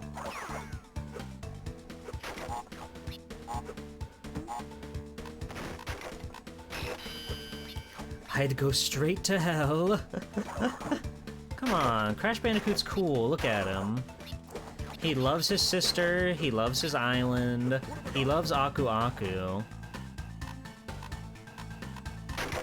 Now what am I supposed to do about those? I guess it's one of those levels where you have to go and hit the nitro block and then come back, which blows. Stuff like that is why I'm not a completionist when it comes to these sorts of games. Just because I don't want to do that shit. Enjoy your birthday dinner, Mr. Taco. Thanks for showing up on your birthday of all days. That's very kind and sweet of you.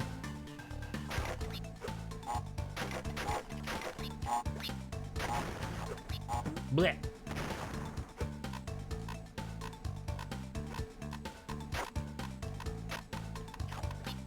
I don't know how you're supposed to get that without dying.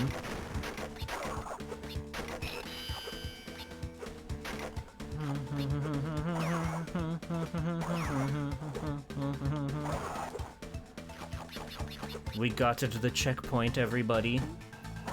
I thought about playing the second one of these just for fun, but then I remembered it's all about Entrance, and he is one of the ugliest, most sinful designs I've ever seen in a video game. And I didn't want to look at him today, so we're playing the huge adventure instead. Just for a little bit, though. We spent so much time on Castlevania that I kind of want to start speeding through some of these other games. But there we go, we made it, we survived. Crash Bandicoot's awesome, and I love him, and I wish he was my friend. That was cool. Let's try something else. Let's see. Okay. I got one for ya. So we all know I'm a great big fan of this guy. So let's see how he fares on the Game Boy. That's Spider-Man, as in Spider-Man the movie, the game. Also, Digital Eclipse, that's interesting. They did so much. Whoa, they got the movie on the Game Boy! That's huge! You can really tell that's Spider-Man. All those pixels, that's him. I'm a big fan of the Tobey Maguire Spider-Man flicks, and I guess Spider-Man just as a whole. The console version of this game is fucking funny, dude. It's very jank and very strange, and Tobey Maguire is not a voice actor, and I love that about him. He's a great actor, but for some reason when he's doing character voices, he can't. He doesn't lock in, or it feels more like he doesn't want to lock in. But let's see how they charm me on the Game Boy. I have played, for what it's worth, I have played Spider-Man 2 on GBA. That's a game that I had as a young youth, and I imagine this will be very similar to that. Thank you for the head pats. His sprite is awesome. I learned the hard way. With great power also comes great responsibility. So I patrol the city and do what I can to keep the people safe. That's so awesome of you, Peter. While on patrol, Spider-Man encounters a group of thugs causing trouble. Rescue the hostages before time runs out. See, this one doesn't even have the boss fight with Uncle Ben's killer. That's messed up. He's the most powerful boss in the game because he owns a gun. Hi, Kyrick. Welcome in. How are you? Crime spree. Whoa! That was really cool. Okay.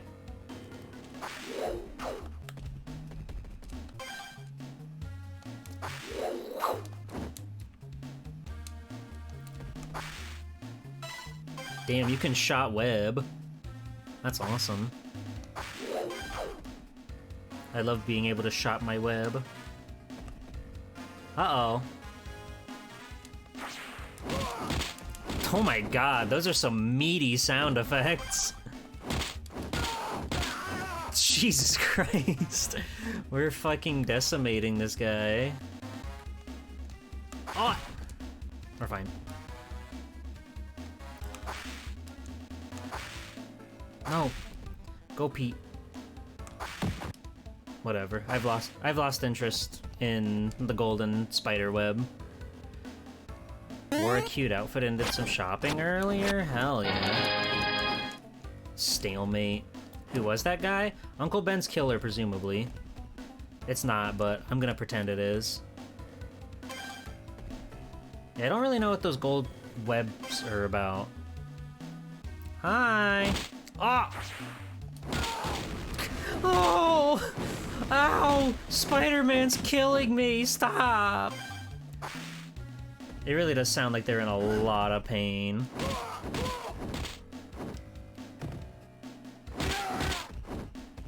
Goodness gracious, it's so brutal.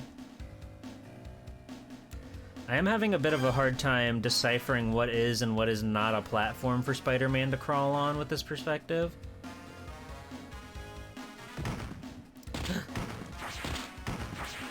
Is that his fucking kid?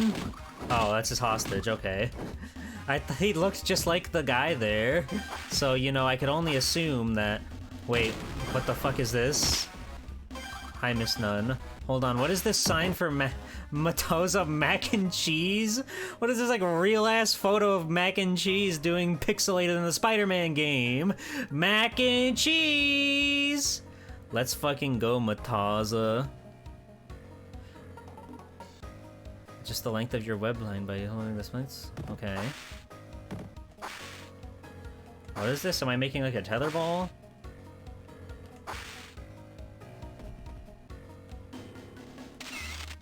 Nice. I don't know what I'm doing with this. I don't know what's going on with this.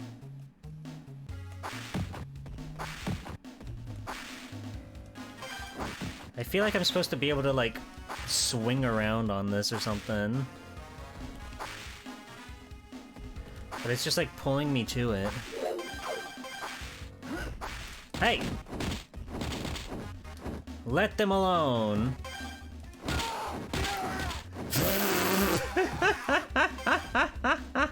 That's like the kind of scream you put in as like a joke.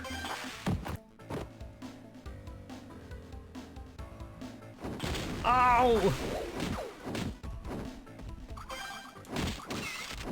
I took a picture. I broke his toe. Did you hear? He was so upset. Just what do you think you were up to, Punchy? You might hurt somebody flailing around like that. Don't kill me, man! Hey, superheroes don't kill. Against Union Code. I do want some answers. Why the ambush? The boss has seen you on TV. Figured you might interfere. We were supposed to delay you. Delay me from what? Uh-oh. Oh. Ask a stupid question. Well, you just wait here for the friendly police. I need to figure out what's going on here. Hey! Okay. I gotta say, I'm curious. Now, why would someone want to blow up this perfectly good building? Make sure the freak doesn't make it out of here alive. Their idle animations are fucking crazy. They're so busy. The building's going to collapse whether you're in it or not. Better get out fast. The cradle will fall in 10 minutes. Okay. Stop. Alright, it's kill or be killed. That's how it is in this bitch of an earth.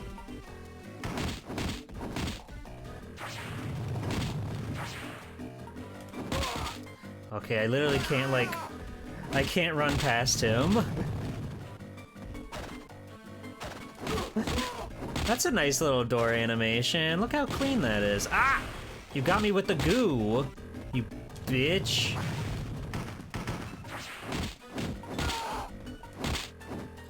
Oh, Spider-Man. One of these days I'll have to play Spider-Man 2, because I've played 1 and I've played 3 on stream.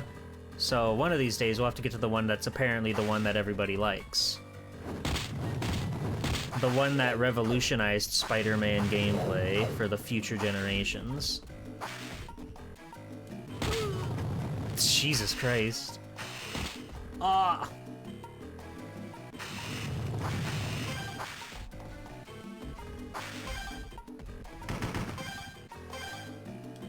An extra spider.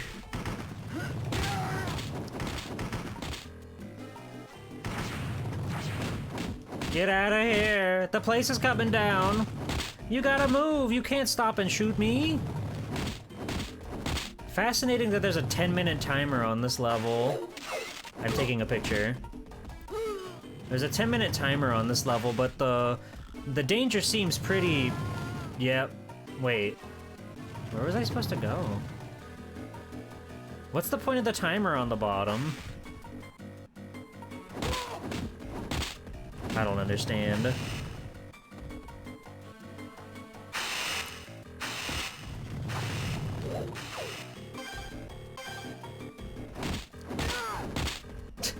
Chill out, buddy.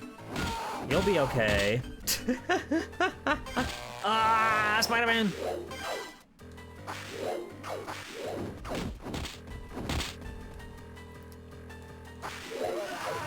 Oh. Okay. I guess I didn't see that hole before. Sure. I'm a little blind. It's okay. It's one of my endearing traits that you all love for me, right?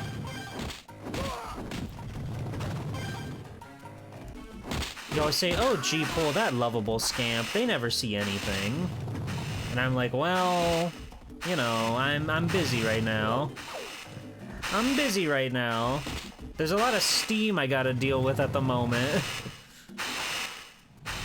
We're playing so much of 2 back in the day. It seems like a fan favorite for sure, but I've just like I completely missed it somehow. Despite being like a super big fan of Spider-Man as a little tot, I somehow missed that one.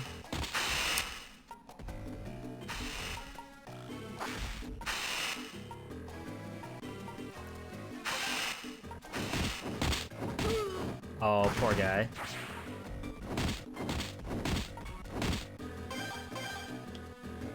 Uh-oh. Whoa! Fuck. Goodness gracious. This place is gonna make Spider-Man go crazy. This level's so long.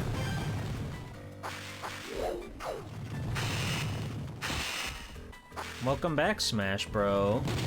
Ow.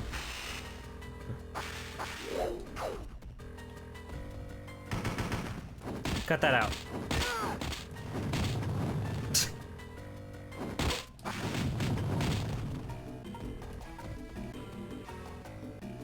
What a scary place for Peter to be in. I would hate for that to happen to my main man, Peter Parker. Those punch animations are all very good. This is a very pretty video game. Like, they got real-ass artists to make this one, and it shows, it really does. I'm just curious. The Vulture, that's who it is. Ah, it's Rick Scott. Why are you giggling like that?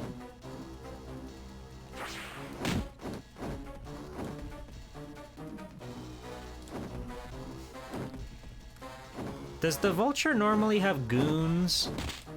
Oh, the seismic toss! Holy shit. Oh yeah, Willem Dafoe is part of the reason that movie is so good. I think he kills it as Norman Osborn. But he kills it as most crazy folk.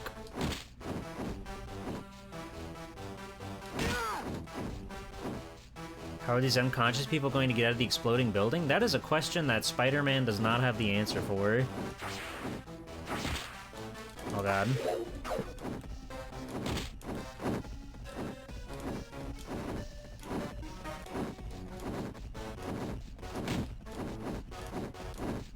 We can make this work. First, we attack his heart. What are we supposed to do?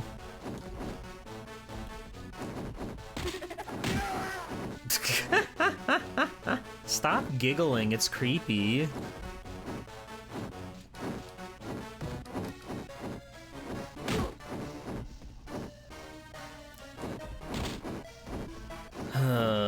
Who are you? What do you want? To do the things you can't. Say the things you won't. Listen to me, Osborn. You and me are gonna get what you really want. Oh! Alright, we've arrested him. Alright, Birdman, what gives? What are you after? You're wasting your time, fool. I'll not talk, and we already have everything we came for. Keeping secrets is going to do you a lot of good in jail. Enjoy your stay. Excellent. This Spider-Man may be just what we need to finish the project. But how do we capture him? He is quite formidable. With prey this deadly, we would need an even deadlier hunter. Is that their cue for Kraven the Hunter? That's okay. I think I can move on from Spider-Man. It's pretty fun. It's very much, you know, what it says, movie tie-in video game. Nothing at all like the console port of the same name and branding, but it's still fun. And I think that's the most important trait that any of these games can have. Let's try this one. Whoa. What is this? What the fuck is this like a crazy like fan? Yeah, intro credits. I hate when they have these. I hate when these games have the fucking evil intro. I don't care. Thank you.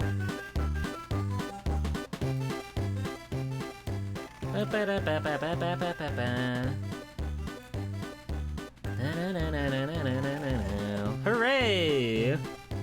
SpongeBob. You know it, you love it, you can't live without it. This is another one that I know is like a billion% different from its console counterpart, but I'm curious to see like what it's even like. I assume a 2D platformer, but only one way to find out. They've got the iconic island. Where is that? That's real, right? There's no way it wouldn't be.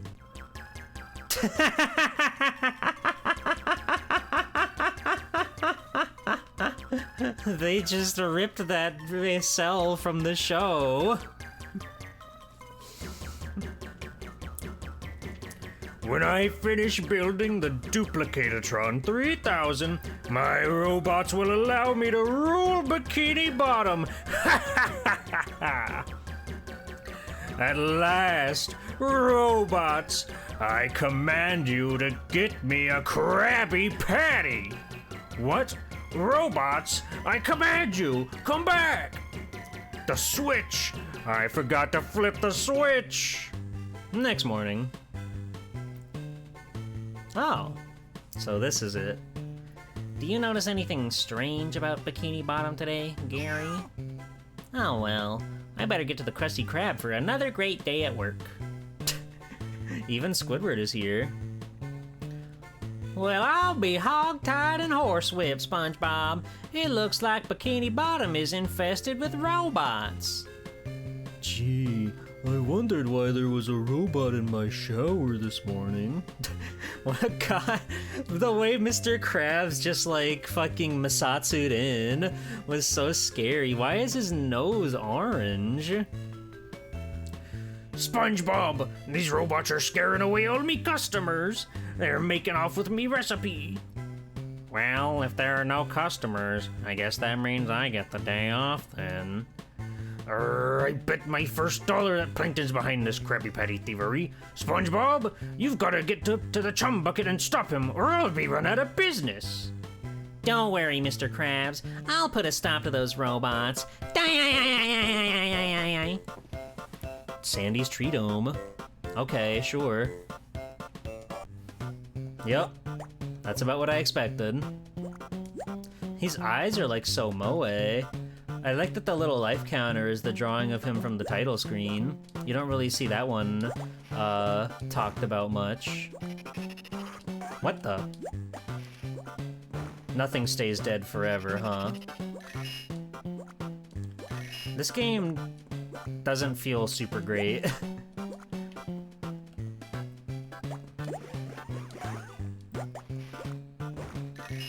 There's something to his jumping where it'll stop your momentum when he bends his legs. It's not great. There's no stopping these robots, SpongeBob. If you destroy them, they just come back again. You'll just have to battle your way to the chum bucket and stop Plankton. Find the 3 golden spatulas to unlock the warp gates to the next area of Bikini Bottom. Good luck, little square dude. References. Okay. Game's goated. 10 out of 10.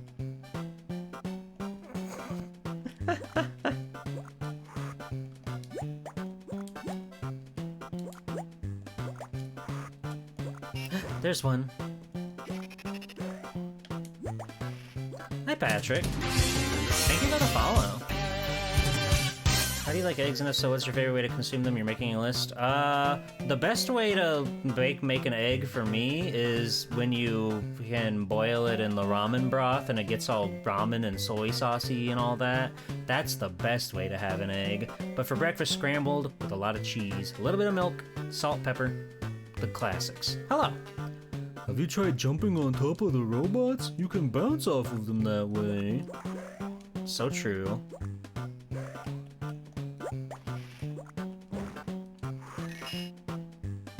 Thanks, no problem. Welcome in, Potato Master.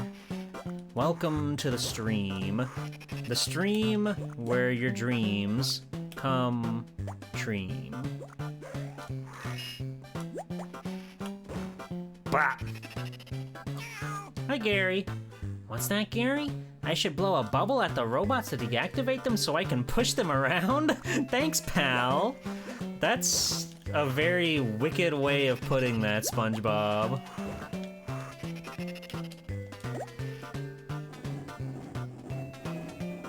Awesome sprite work there. God damn it. There we go.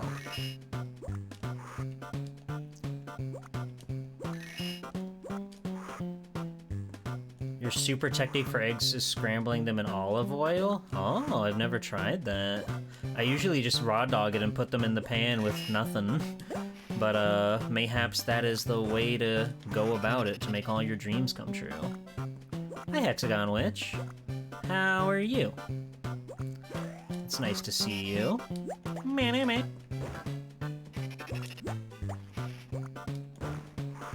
We're playing SpongeBob right now. We'll play other games, don't worry. But right now, SpongeBob is what's on our mind. Preheat with olive oil too so the eggs cook in like a minute. Mm-hmm. Ah! Get out of there, SpongeBob!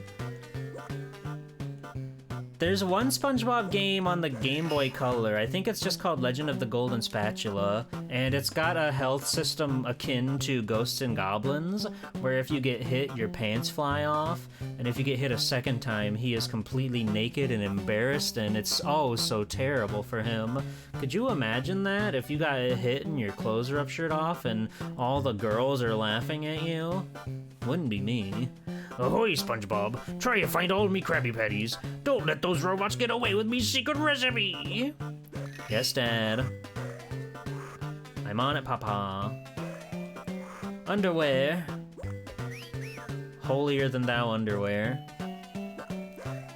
That game is something else. It really is.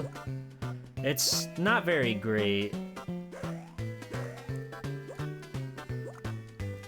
But it's fine, you know. For a game about Sponge Boy Me Bob, it's pretty okay. It's no Super Sponge, but what is? Stop!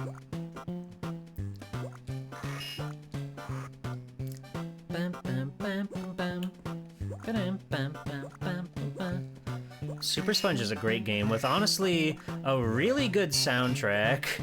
Something I never really see people bring up when they talk about all the great soundtracks in the world. Super Sponge, it's up there. It's Poggy Woggy, my doggy. Do you understand? Alright. Ah! Scary fucking vortex. I get to go to the bonus level. Holy shit. Oh no! We missed one. That's tragic. This is really funny.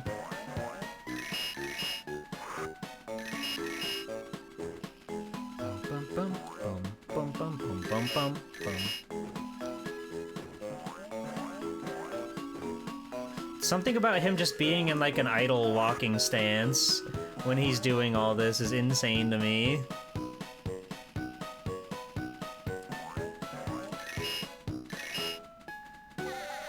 Nah! Passwords on a GBA game? Yeah. No, that's okay. We can move on. Hi-ho, mystery away, homo, hell yeah. That was SpongeBob. He was SpongeBob. And if we can say anything about SpongeBob, it's that he was SpongeBob. Alright. It only seems right that we do this now. We checked out all the other versions, Game Boy Color, so it wouldn't be right if we left out this bad boy.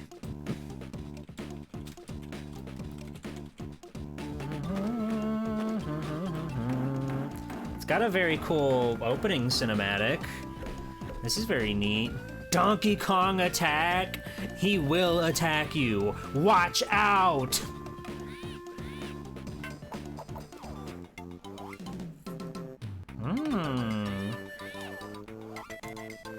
Hold on, I need to go to Candy's Dance Studio. Press start to dance. Holy shit.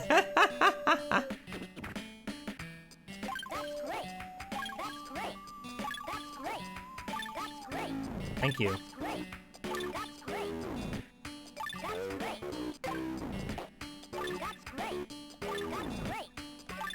This is insane. That's great.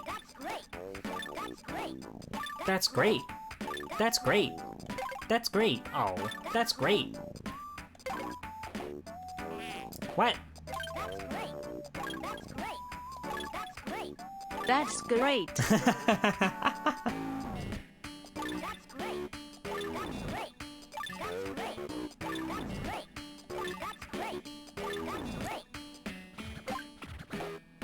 Yay! We did it. This is why DK and Candy are, you know.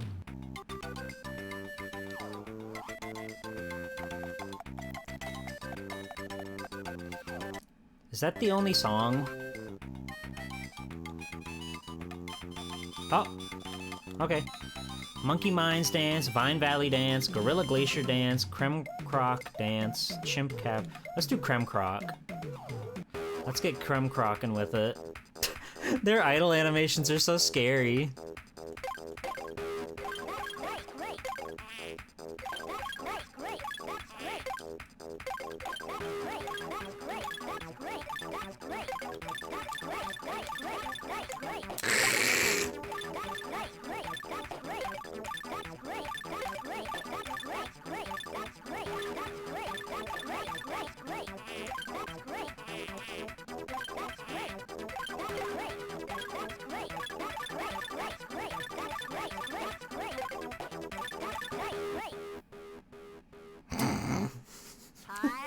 This is fucking awesome.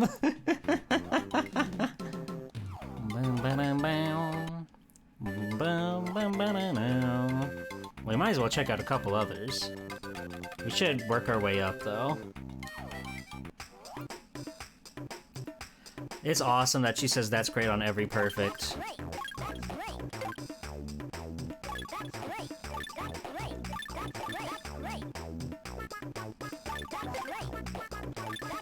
So this is the Friday Night Funkin' that everybody's talking about, huh?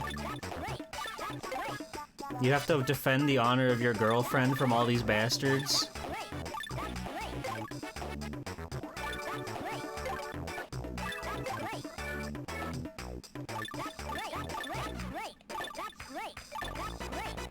That's great.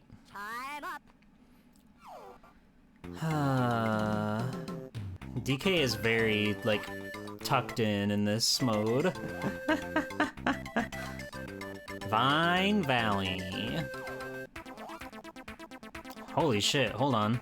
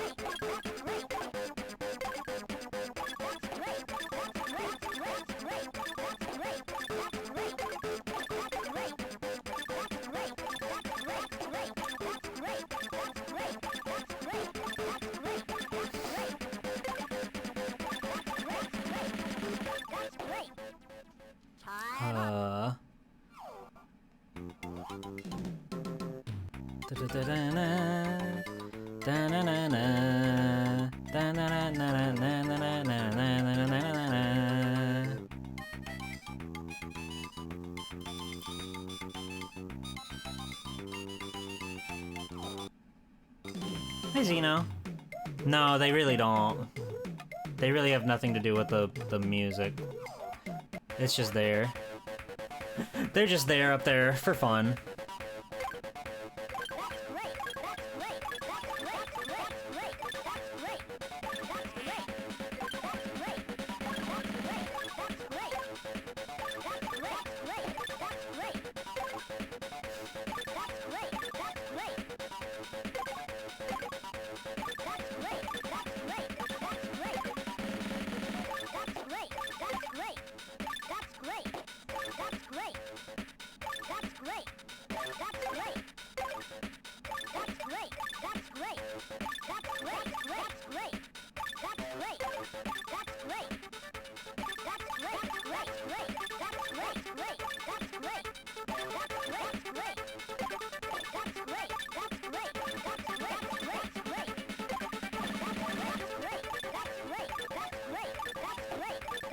Hey, did you know that was great? Time up. Do you know that was great? Just wondering if you knew that. Just wondering if you knew that. Just curious if you knew that that was great, because it was great. All right, last one. Chimp Caverns dance. The photo of all the G pools in the dance scene. That'd be awesome. All right, lock in.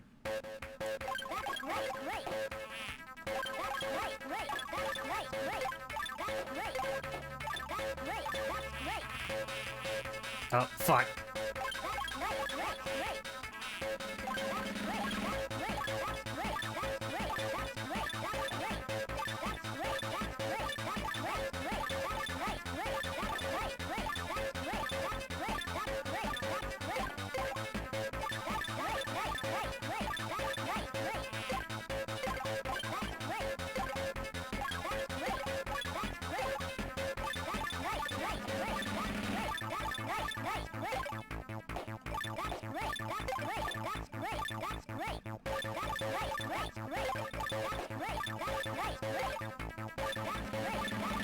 Easy. Time up. Time up! That was fun. I have conquered the scoreboard. I guess we better see what Funky's fishing is like then. Since we're here, press start to fish. Okay.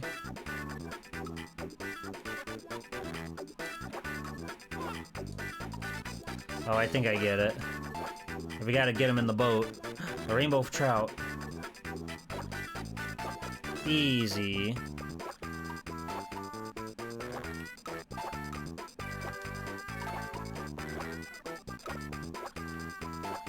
They got some insanely funky beats for this. It really doesn't sound anything like any Donkey Kong Country game, mind you, but it's still funky. How do you think On Guard feels about being used as a tool to fish up his brethren in the sea? Can't be, like, good. We got a combo. Hey, good going. That's great fishing. Good catch.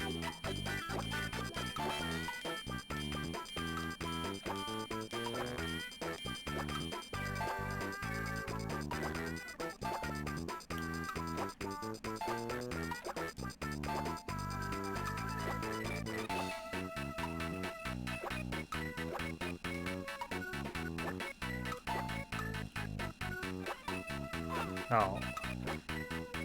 So sad if the fish leave water once, they completely evaporate, never to be heard from again.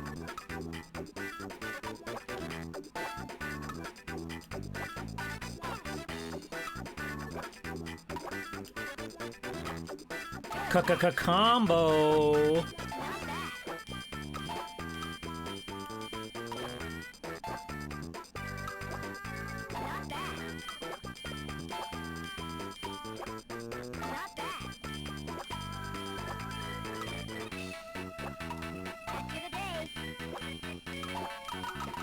I leveled up.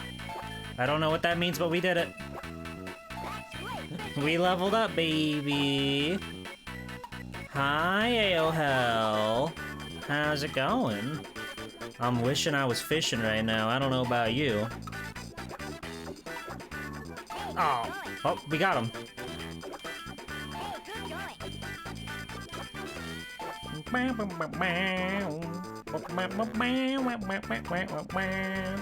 I think any excuse for them to put a vocal sample onto a GBA cart, they took it. They were really proud of the fact that they could have, like, remotely clear audio in their video games now. Which, mind you, it doesn't sound great by today's standards in the slightest, but it was future tech back then, okay?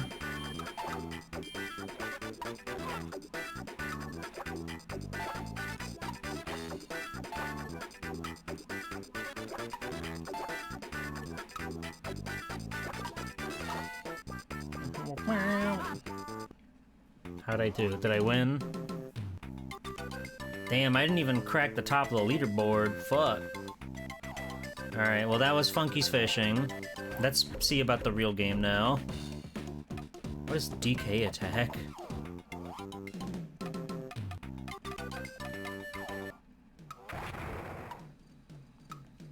Oh, it's time attack? Okay. Okay, that's cool. Oh, this is, like, really different from what I would expect. This is a... Is this how the main game looks? I'm gonna have to boot up the regular game, too. Because this is not the same.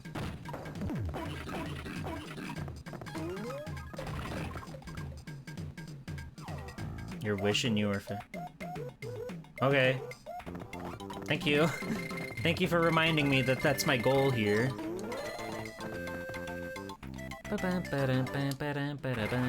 Whoa!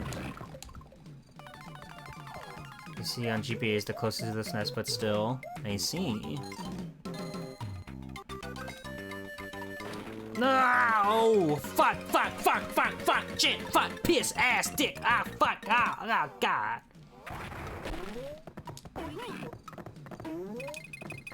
Lizard? Bye, lizard. I did it. I did time attack. Buddy bonus! That's huge. We got a blue ribbon!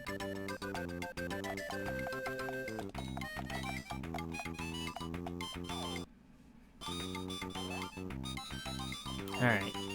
Oh, wait, yeah, I want to see if the main game also looks like that, which I'd assume it does. Yeah. How many times do you need me to put in GP? Plot? Okay, little buddy, as part of your hero training, you've got to stand guard tonight over my bananas. I don't like that they talk. I'm gonna say that. I'll relieve you at midnight, so try to stay awake until then. Ain't no way he's staying awake. Who goes there? It's the small one. Seal him inside this barrel and toss it into the bushes. Donkey Kong's bananas are ours. Uh-oh. The Black Ops. Oh no! That guy's too powerful. DK! DK, wake up! That's Cranky Kong. What you do that for? I was having a nice nap. Take a look inside your banana cave. You're in for a big surprise. Okay, here I go. My bananas and my buddy, Diddy, they're gone. The Kremlings will pay. I'll hunt them down through every corner of my island until I have every last banana from my horde back. Why did they want bananas? Is there a reason for that? They have 3D-ified the island once again.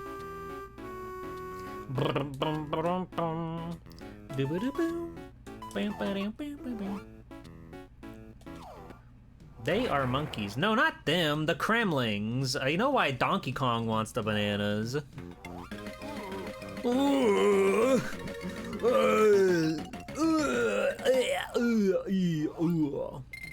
Alright.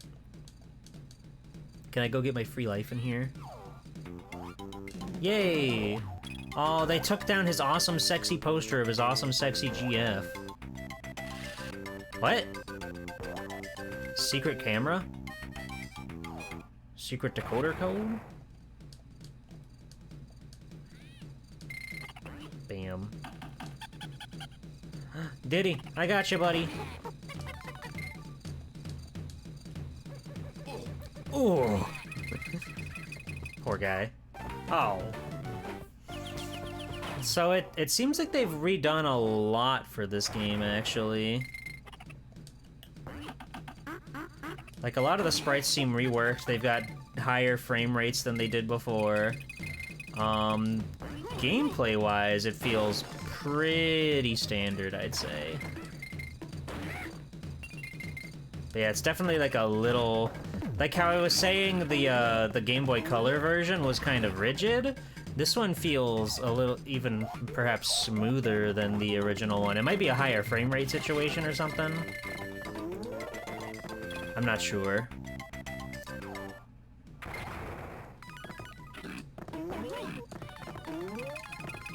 I like that they added that lizard there, though. That's a nice addition. Now, was it that you played with Clover? Huh? Me and Clover played all 3 of the Donkey Kong Country games together.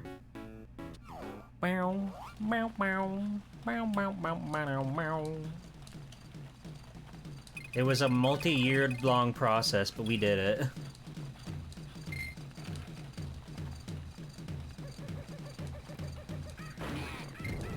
It's certainly different, that's for sure, but it's the closest we get to the Super Nintendo, methinks.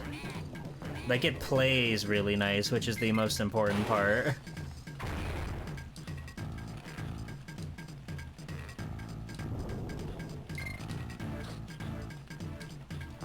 Perish.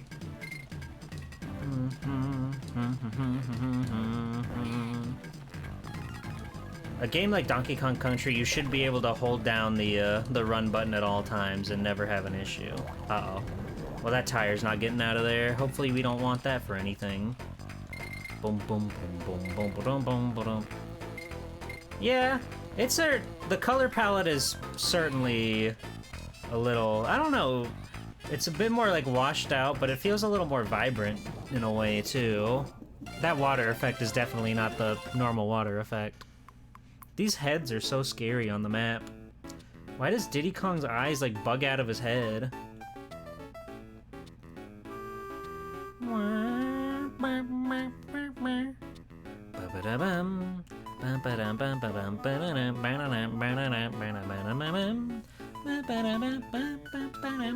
Okay, we can move on. We've played Donkey Kong so much today. We can move on from Donkey Kong and his awesome country.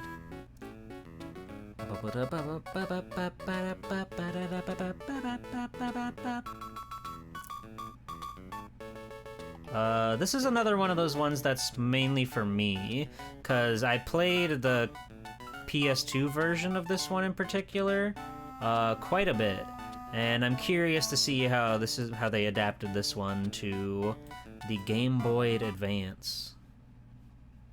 It's cars. It's cars. It's cars. Just cars. It's Helixy. It's Cars. Disney presents a Pixar film, Cars. I loved the PS2 game as a kid. I didn't really do much of the actual story or game, like missions or anything. I mainly just drove around Radiator Springs because it was fun to do that. So I want to see how they tackle a driving game like that. What? Downshift. Checker flag. Lightning, wake up! Why are they like visual novel sprites? Big Dumb Donkey Kong, all day every day, Banana Slammer. Wow, G-Pool, could you imagine if cars could talk? That would be crazy. Like It's if robot crazy. dogs could talk. I like the Cars movie. I think Cars is pretty good. I can't really speak on 2 or 3 or any spin-offs, but I like Cars. I think you were dreaming. Oh, yeah. I was dreaming about a race. You know, I kind of figured that. No, it wasn't just any ordinary race. It was the Radiator Springs Grand Prix, and you were in it, and Doc, and Mater was the announcer. It really is the script of the game. Sounds like you're ready for some competition. Oh, you got that right. Well, today's a great day for it. Doc's looking for you. He wants you to meet him out at Willie's Butt later. Wow, sounds like I'd better get busy. Get busy living or get busy dying. King's Challenge. Mesa Ravine to Radiator Springs. I guess we go do Doc's Challenge. Willie's Butt? Willie's Butt. I don't know what my favorite Pixar film would be. Toy Story 2 is quite good. Toy Story 1 is quite good. Maybe Incredibles. Incredibles is really good.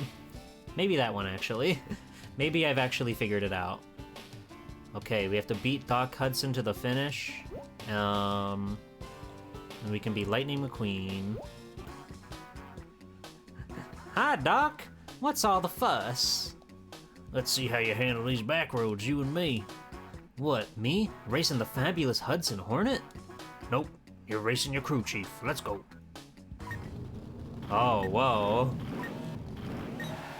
It's isometric. Stormy! Welcome in, it's isometric! Ah! Get out of my way!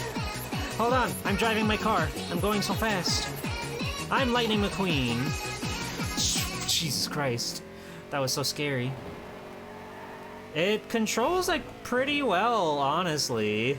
Like, it's a Micro Machines kind of game where it's like, you just kind of, like, let it, you drag around, you know, you hold a right and he just goes right and no matter what. Even if you spin in a complete circle, he'll still keep going right. But, it's a little hard, it's a little unruly, but it does feel nice, I suppose. But welcome in, Stormy. How are you? What were you up to tonight? It's nice to see you. Hello, everybody. I'm Swelltime Jeeple, superhero extraordinaire. We've been playing a hodgepodge of handheld ports of console gaming today, and we're on Cars for the GBA, mainly because I had this game as a kid on PS2, and I was curious to see how they tackle it. It doesn't look like it's got the hub world part, unfortunately, which was like my favorite part of that game, but we can live. As long as I body block him when I wipe out, then no harm, no foul, I suppose. Oh god, he got the boost. Oh, it's over, it's over. The Hudson Hornet got me again. Let me get you a shout out. You're raising Chow? That's awesome. I'm glad you had fun over there at Stormy Charger. Did you guys know that Stormy Charger is going to be at the Swell Series VTuber Invitational this Saturday, May 10th at 2 p.m. Eastern Standard Time? That's crazy, right? Masters Sonic Aficionado Stormy Charger coming in. It's so awesome. But welcome in. I'm glad that you had fun. I appreciate the raid. It's always nice to see ya. Hi, Briley. Hello. Hello, everybody. Hello, Mixbeck. Hello, Sunfish. How are you? I lost that race, so they probably want me to do it again. Or I can go to Radiator Springs to Tailfin Press. We can do that too, I guess. That's fine.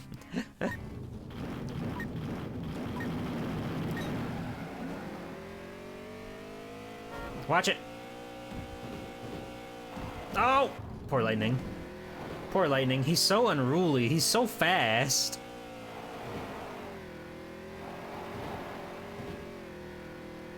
But it does do a good job of, like, snapping you, like, back onto the road and ready to go.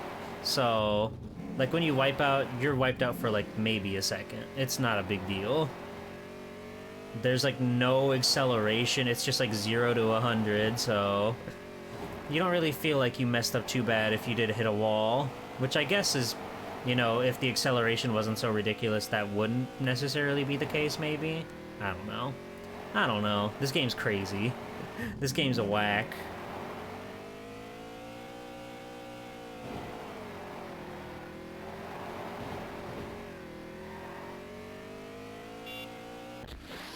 Zoom.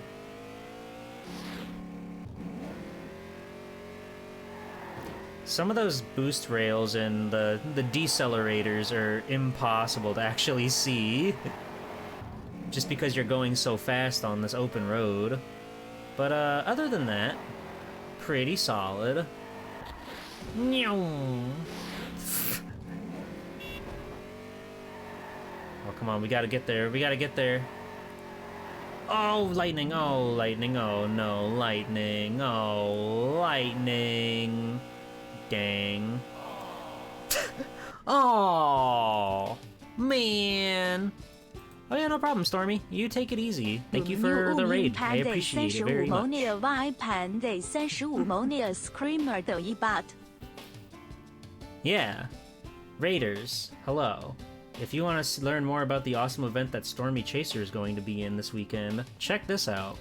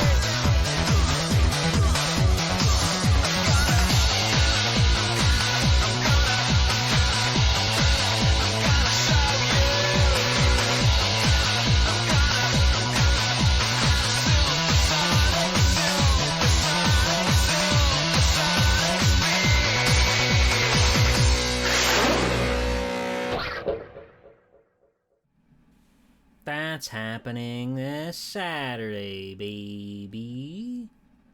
Hallelujah. I've changed the game, by the way. We're done with cars.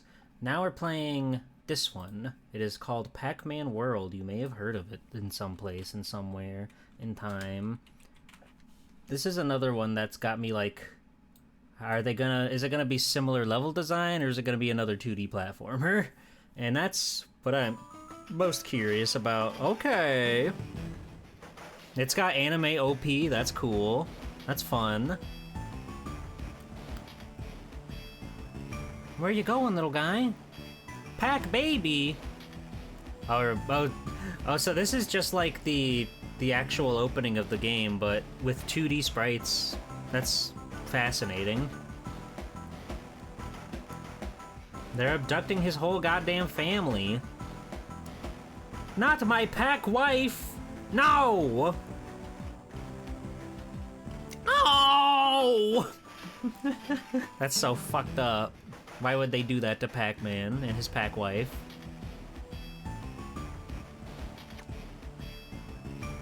Whoa. Cool. I forgot about the Pac-Man robot. I've only ever played Pac-Man World a teeny tiny little bit. I forgot that there's a Pac-Man robot. I miss I like my this green wife. ghost. Pac-Man's here on the Ghost Island. The Pac-Man. Oh, I see. He's got imposter syndrome.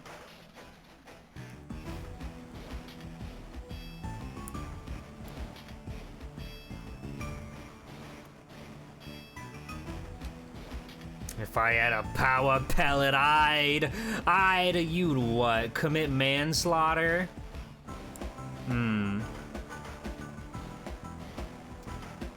That's fucked up. Why did they make an evil robot Pac-Man? There he is. Oh my god! Look how happy he is! That's Pac-Man! Yay, he's jumping for joy!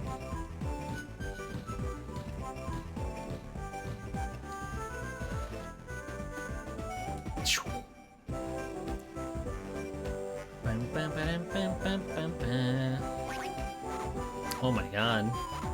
It's like we're really there in the world of Pac-Man.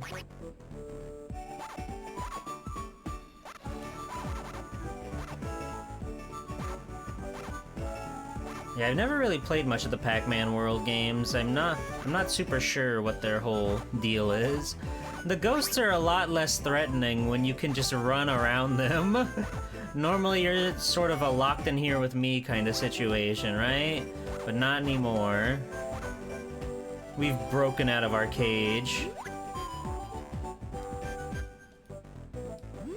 And now we got to the strawberry. And all is well.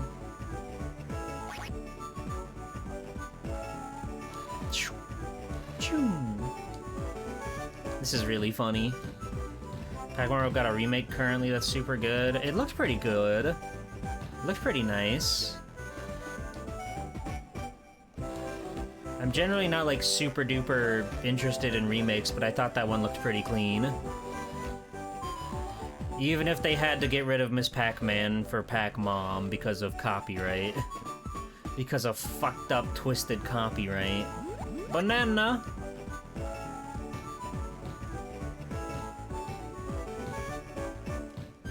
I like how he bounces like a goddamn basketball.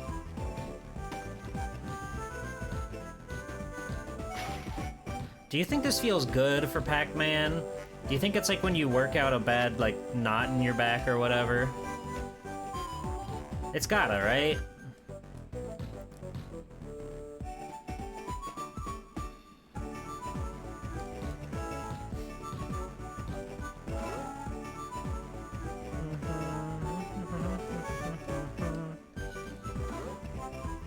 Wait, what? Okay, there we go. It worked that time. Easy peasy. Metal ball, what the fuck's happened up the pack? The pack has never been more back.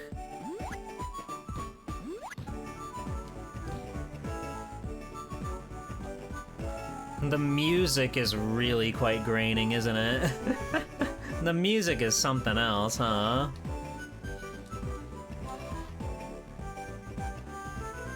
There's a lot of hints out here.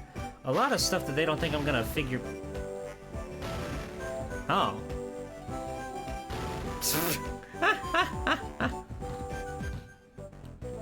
Open up! Open up! Open up! Okay, what do you want me to know? Stand on the rev pad and press speed. Oh, this is a rev pad, okay.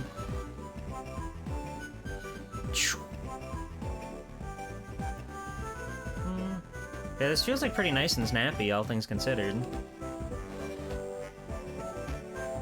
We lost signal after showing up at the start of DKC. Hope you've tried many interesting games. We played Donkey Kong Country.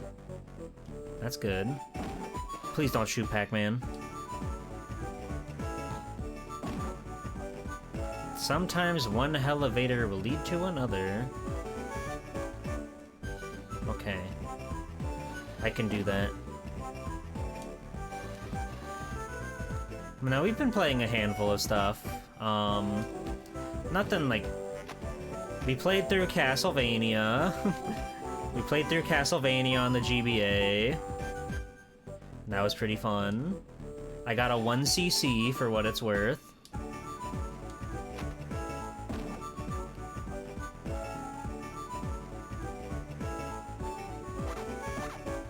Wow, look at my man go. He's so hungry.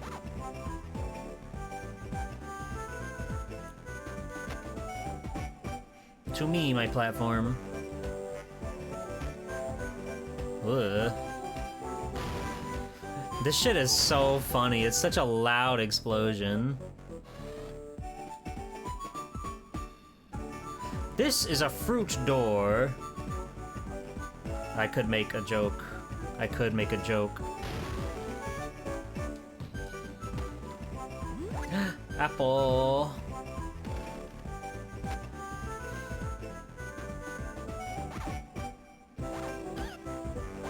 You're only missing two Metroid games for your collection. Prime 2 for Echoes and GBA Metroid 1.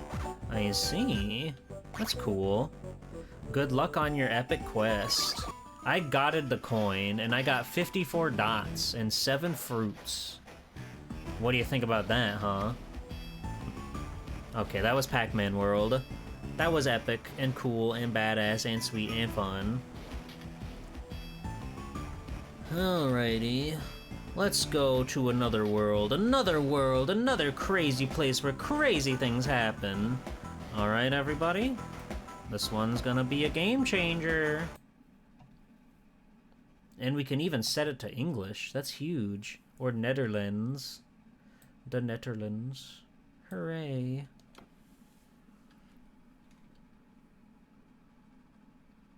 Wow. That's grip tonight. Yay! Toys, play, fun. Yippee! That's Lego Star Wars. From what I've heard about this game is it's actually kind of like a crazy port for a handheld console, if I remember right. I don't remember if it's this one or the second one, but I think this one is like interesting. They are losing a bit of the comedy angle by having stills from the PS2 game instead of like, you know, the actual thing. Yeah, here we go. So it's just like a fucking Lego game. It is isometric. But it's Lego Star Wars, baby. Thank you. Is the DS port on the list, or is that being saved for a Capcom Conquest? I don't have any DS games prepared today, no. We've gone through mainly Game Boy stuff.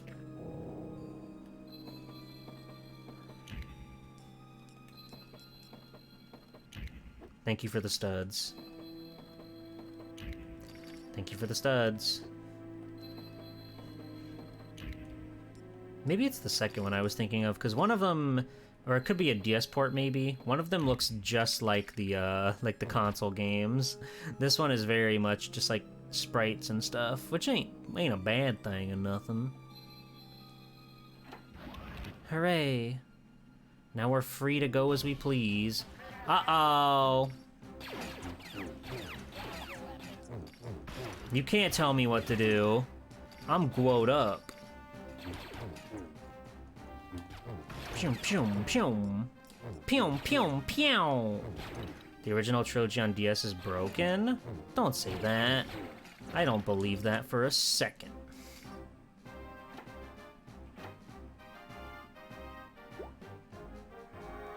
The music is good. The music sounds very Star Wars-y. As a kid, I had like a Phantom Menace on PS1. That game is not good. Don't let anybody tell you otherwise. But oh hello.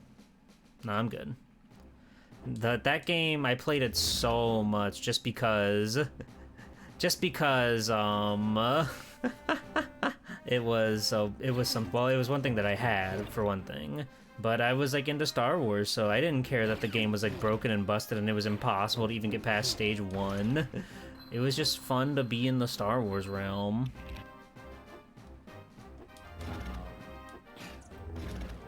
No Game.com ports tonight? No, I've only got Game Boy stuff today. I would like to too. I don't know how to get the Gamecom. You see, the thing is when you type in game.com, it doesn't bring up the awesome portable device, the Gamecom. I don't know how to like even search for that stuff. But I would like to check out Gamecom stuff one day. But I think I would make that its own like dedicated stream or something.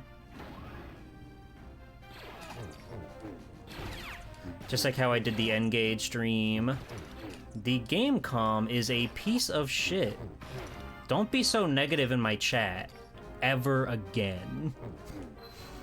That's me being serious, putting on my serious voice. No, I like finding the good in the world. And I'm sure that there are things on there that will make me smile, even if they are objectively bad. That is good. And that's how I live my life. Maybe add Tiger Electronics to the search? Maybe. Maybe. You might be onto something. This is kind of a mindless video game. I'm just sitting here thinking about how it's one of the easiest games I've been able to talk over. Because it's, you know, Lego Star Wars, they're designed for children in mind, right? And not to say this isn't a competent, well-made game or anything, but it's certainly easy to just run around and mangle droids, so I can actually use my brain to have conversations.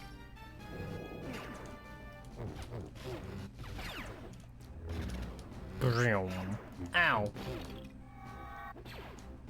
Is that? Oh, that's the salesman. Sure. How do I accept your offer? Thank you. Oh, that gives you like a whole extra heart. I thought it was just like, it was just a healing thing, but no, that gave me not just a full heal, but an extra bit of wiggle room.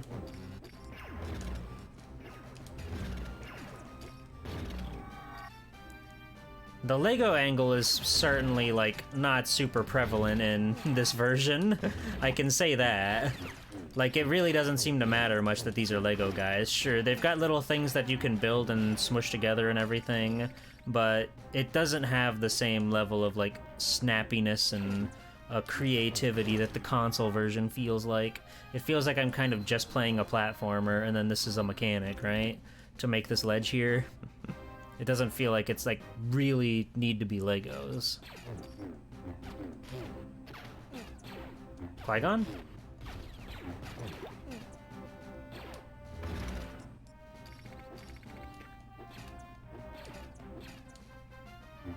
Gamecom was like, you know, the Game Boy is jank and Batman Returns as the masterpiece compared like the Gamecom.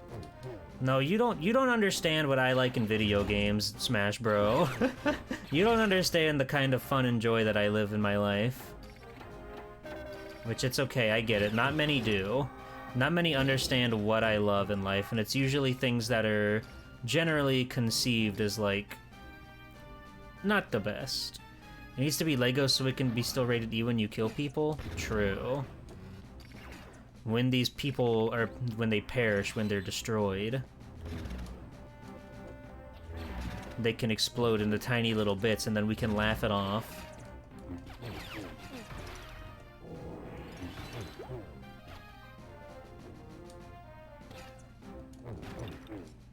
Vroom, vroom, vroom. There's Jaguar CD work for the Mister? That just sounds evil. I still don't necessarily, like, know what the Misters are. I know they're this magical little thing where you can, like, quote-unquote, you can play games on, like, what are replicating real hardware. I don't really know how that's different from doing it on a computer when you can have a Mister play, like, 1,000 different video game consoles. I don't understand, like, how it works. Wow, voice line, cute.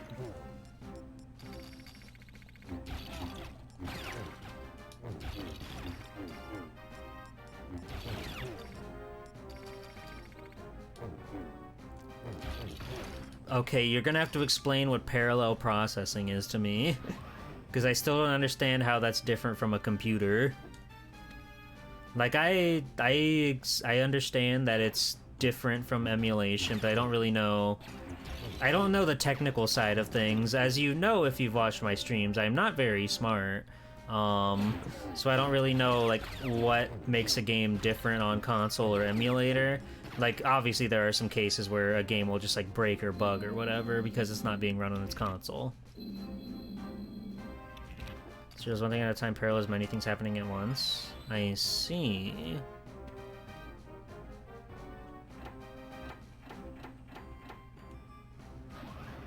I'm a genius.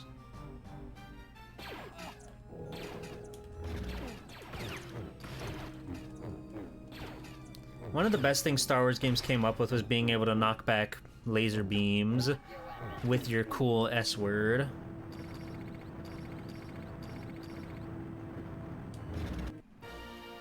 Yay! We did it! Hallelujah. It's basically hardware emulation as opposed to software. Oh, okay. Okay. I have heard about that Symphony of the Night port. It's kind of funny that that was even gonna be a thing. They were stressing putting Symphony of the Night on everything. Like, it's baffling to me how, like, crusty the Saturn version is compared to the PlayStation version. Just because, like, again, to my untrained brain, the Saturn and the PlayStation are more or less the same console. I know they're not. I know there's a lot of things the Saturn can't do that the PlayStation can, but to me, it's like, well, it should work perfectly fine on both of them. They're both CD consoles from the 90s, so they should be the same. But that's really not the case. Even like maybe not so much nowadays, but like PS2, GameCube, Xbox era, even then there were things where not every game was like perfectly the same over each version, right? Because they still had to do things to work with the specific consoles. It was more so rampant before that era. Quite frankly, I don't know how there are Genesis games that can run on the Super Nintendo and vice versa. They seem very different from each other. The goal of the Mister is to basically have machine code that works as closely to the original hardware as possible. Emulators are more prone to just trying to replicate the results. Okay. I mean, they seem super duper convenient and nice to use. But at the same time, I don't really feel like I know some people, some friends of mine are very like sensitive to the slight minute differences in like video games or whatever. Kind of like how a fighting game player can tell the difference depending on what TV they're playing on. I don't really pick up on that stuff, so it's never really been much of an issue for me personally. It's cool to play on real hardware, don't get me wrong, which sort of like is backward. Like in my head, it's like, yes, it's like real hardware, but it's like it's still not the Super Nintendo, you know? If you're not sensitive to those differences, there's not really much of a difference. That's sort of what I figured. I can get by totally fine on Visual Boy Advance without any issue. I'm not using Visual Boy Advance, but I made you think I did. Okay. I think we can call it here. I think this was a very successful stream of fun and splendor and cool things. There were some bangers. Highlights for me, Castlevania GBA was a very, very well put together port of the NES version, which again, I assume like that whole bundle of classic NES edition Game Boy Advance games are. But Castlevania was a very good one. It was a true representation, even if they did cut out the funny credits, which is fucking insane of them. Ninja Gaiden Shadow genuinely blew me away. I was like so stoked to play that one, and I will probably finish it on my own time or something because it was really fun. Definitely like easier than your traditional Ninja Gaiden game up until we got to that laser gauntlet, but it was very nice. Tomb Raider, I feel like I was sort of not super invested in, but I was incredibly impressed by its graphics and animations and everything. That was very cool to see. And Ghosts and Goblins Game Boy Color, pretty nice. It felt good to play, and you could definitely tell that they wanted you to actually play the game because there were passwords to come back to later levels, and they were giving you more checkpoints on the levels, which is fascinating, incredibly fascinating. But I think this is a good place to stop it for the night. Really neat thing about FPGA cores is that they have machine code for microchips in them that could be used to make actual reproduction chips for real hardware with some work. I see. Yeah, thanks for coming. What was your highlight of the stream today? What were the games that made you go, wow, that's video games? Was it Prehistoric Man? Be honest. Be honest. You can be honest. Or was it the Donkey Kong Country rhythm game? That was funny. That was funny as all hell. But yeah, let's see. Before we go, let's do our usual housekeeping. It's Sunday, which means there's a new schedule for you all to enjoy. Tomorrow night at 9 p.m., we're hooking up the PS3, baby. Alone in the Dark Inferno. I've never played an Alone in the Dark game before, and from what I've seen, this one looks fucking insane. So I really want to try it out, and I really want to laugh. I really want to go crazy. Then Wednesday, I'm putting Pokemon Orange at 2 p.m., mainly because I just want to see what it's like in the daytime. We've been playing that stream at night, and I really wanna go around and catch some Pokemon in the day on Pokemon Orange. Thursday at 9, your main man Goku's back. I've had the itch to to finish the Budokai trilogy. We checked out 1 and 2 earlier this year. They're both very neat and fun, so I figured it's time we can give Budokai 3 a shot, and we'll mess around with that. And then again, this Saturday at 2 p.m., the next Swell Series VTuber Invitational is here. It's gonna be Sonic Riders, baby. I've got 16 of the most deranged, insane Sonic fiends coming together to race to their heart's content. Yes, Yoshi, we're using a special build called Sonic Riders Tournament Edition, which does have everything unlocked from the get-go. It tweaks things here and there a little bit to make it a little more conducive for racing, and most importantly, it's the most optimized, like, net play version available. So we'll have the least amount of lag or trouble between all of the racers and everything, because we do have quite a few racers from all around the globe, so it's important that we have the most optimal form of net play available to us. Hi, Mina. You got here right at the end. We're heading out for the night. But thank you for joining. Thanks for dropping by. It's always nice to see you. Let's see. Here, I wanna go see Kiara. She looks like she's doing some coding stuff right now, but she's gonna be playing Mega Man later, and Mega Man is my favorite series of video games, so we should go say hi to Kiawa. Very cool streamer, big fan, always nice to see her around. So yeah, let's go in. Well, first off, you gotta join my Discord. You gotta go say hi to people in the Discord and have fun and chat and post a cool picture of an animal you saw. And then we can raid Kiara.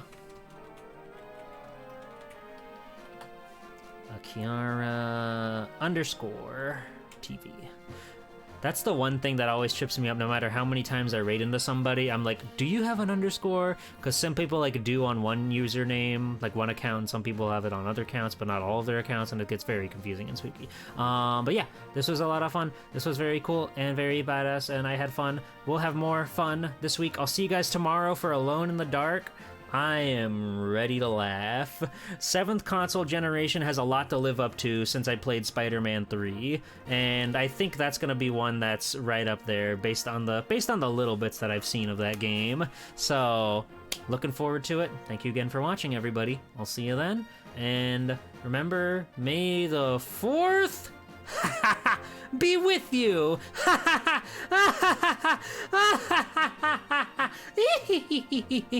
Oh, that's funny. Oh, I got you guys good with that one. Oh, that's so funny.